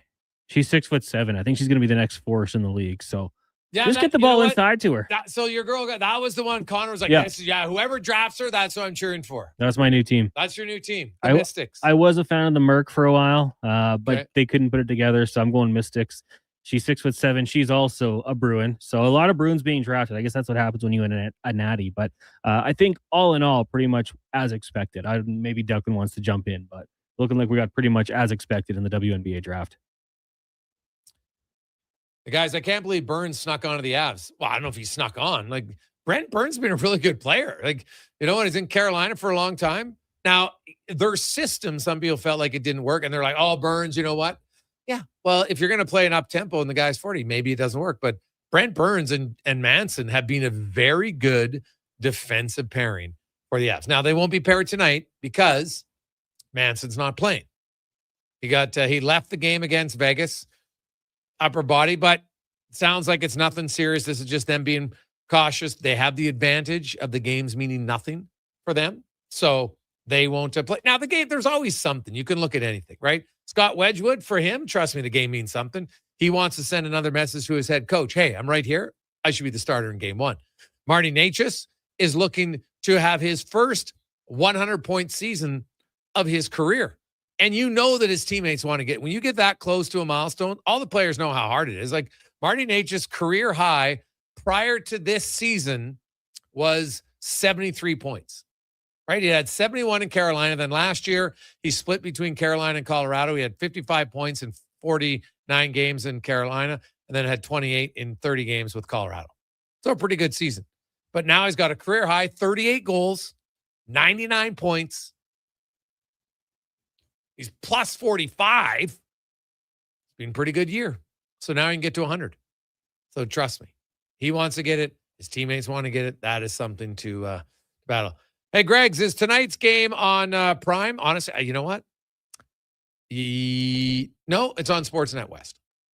So I think the Prime game is Toronto and Dallas. Cons, you can double check that, but that's what I think it is. So no, the orders are on Sportsnet West tonight. So there you go. Yeah, Dallas-Toronto's a Prime game. That's the Prime game tonight? Yep. Okay. Yep.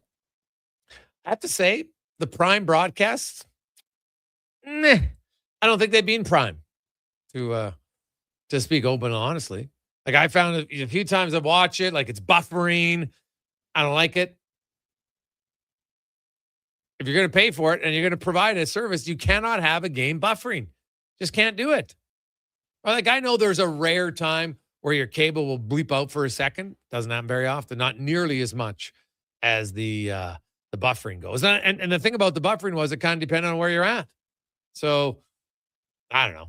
I just I found it was not as consistent as I would like. Cons, what about you? The one time I had it, it actually was pretty good, actually. Okay. Well, I've watched it a few times, obviously. For me, it's been okay. There was a time it pixelated, but overall, I can't be too harsh on it. I also noticed if you watch on your phone or your tablet, it's pretty good also. Like better? Yeah, clearer picture. Didn't have too many issues with that. But who wants to watch on your phone when you have a TV there, right? God, no. Exactly. I respect people who do it. I just can't handle it. I find it's just too small. Why am I watching on my phone? Well, my reason was Benny was there. We don't want him watching TV, so I just secretly watch it on my phone, and it came through nice and clear. All right. On the TV, I have seen it get a little pixelated. Yeah. Now, the other thing is, can you record it on Prime? You can go back and watch it. Oh, yeah. Okay. Well, there you go. So same thing. Hey, Greg's, which team has the most injuries going to the playoffs? Darcy.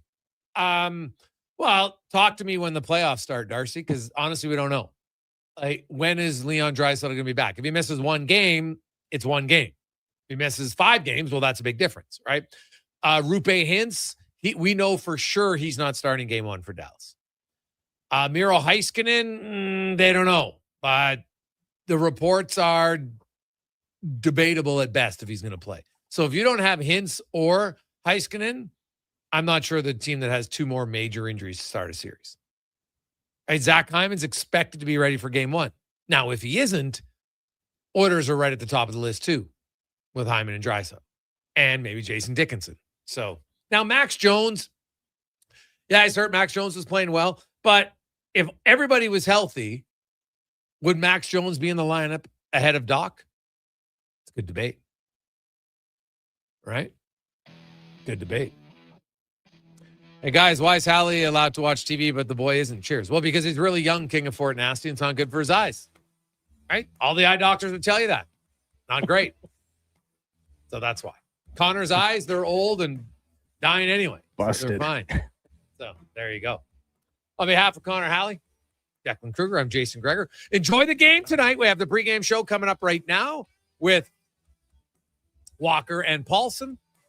Then I'll have all the post-game reaction. The Oilers, you will be sleeping well, or Oiler fans, you might be a little nervous depending on what happens in their game, and the game that goes on at the exact same time, LA and Seattle update on all of them. Let's get to the con man and a Sports 1440 update brought to you by Go Auto. Cars, trucks, vans, SUVs, they have it. Over 71 different locations. Go to goauto.ca, find the car that's right for you. Any color, any brand, goauto.ca. Good night. This is a Sports 1440 update. It's game day. Oilers and Avs down at Rogers Place. Puck drop set for 7:38. Pre-game coverage coming up next with Walker, Paulson, and former NHLer Landon Ferraro. Game's going on right now after 20 minutes. Red Wings and Lightning tied at 1. The Panthers have a 2-1 lead over the Rangers. Flyers at home trail the Kings 2-0. And midway through the first, John Tavares said the Leafs on top of the Stars 1-0. Later tonight, Wild head to St. Louis. The Preds host the Sharks. Sabres in Chicago. Kraken meet the Kings, and the Jets taking on the Vegas Golden Knights. Major League Baseball.